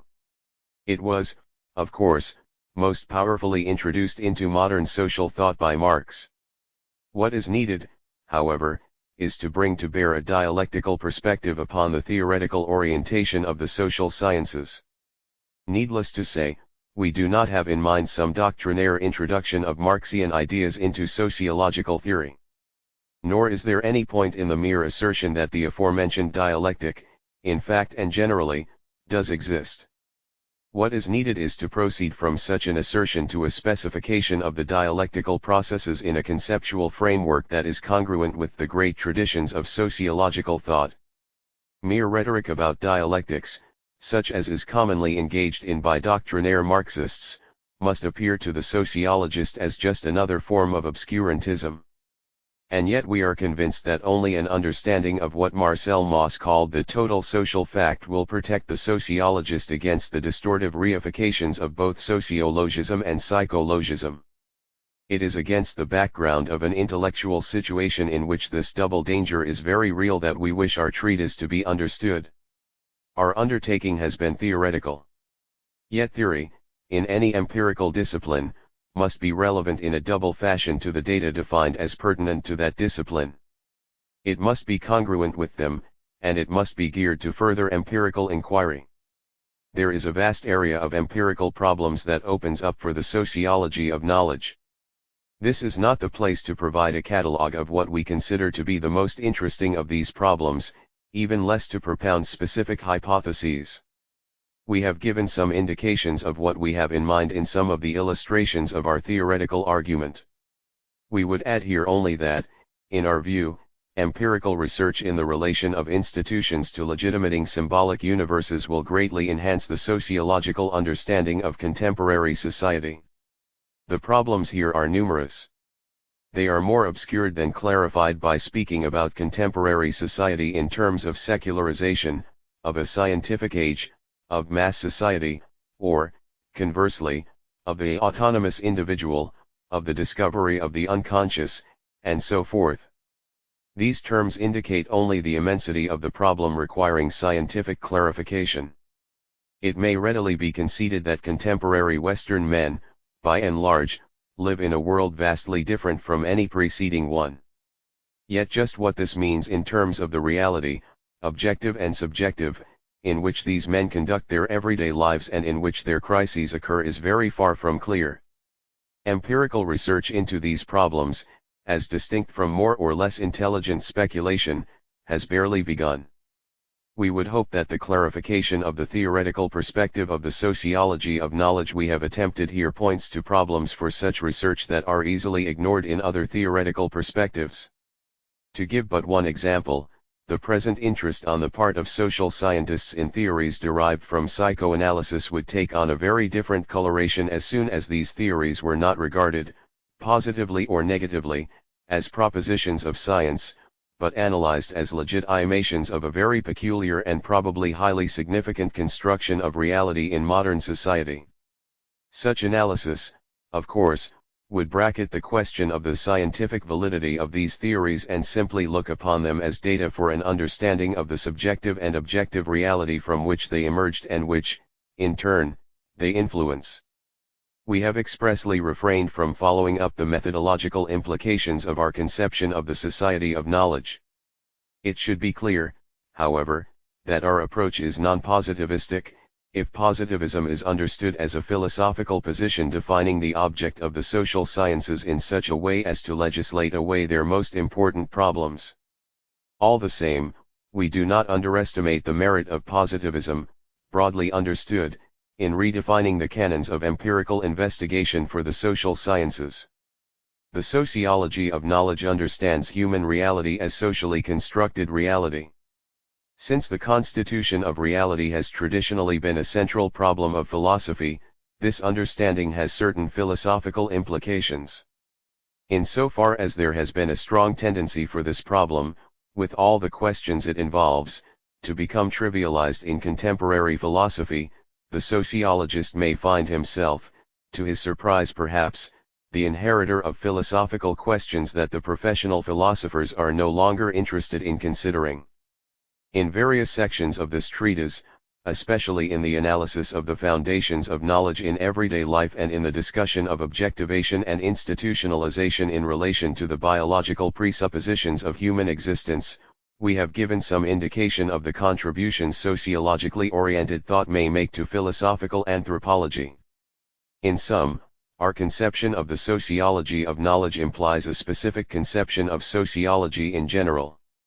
It does not imply that sociology is not a science, that its methods should be other than empirical, or that it cannot be value-free.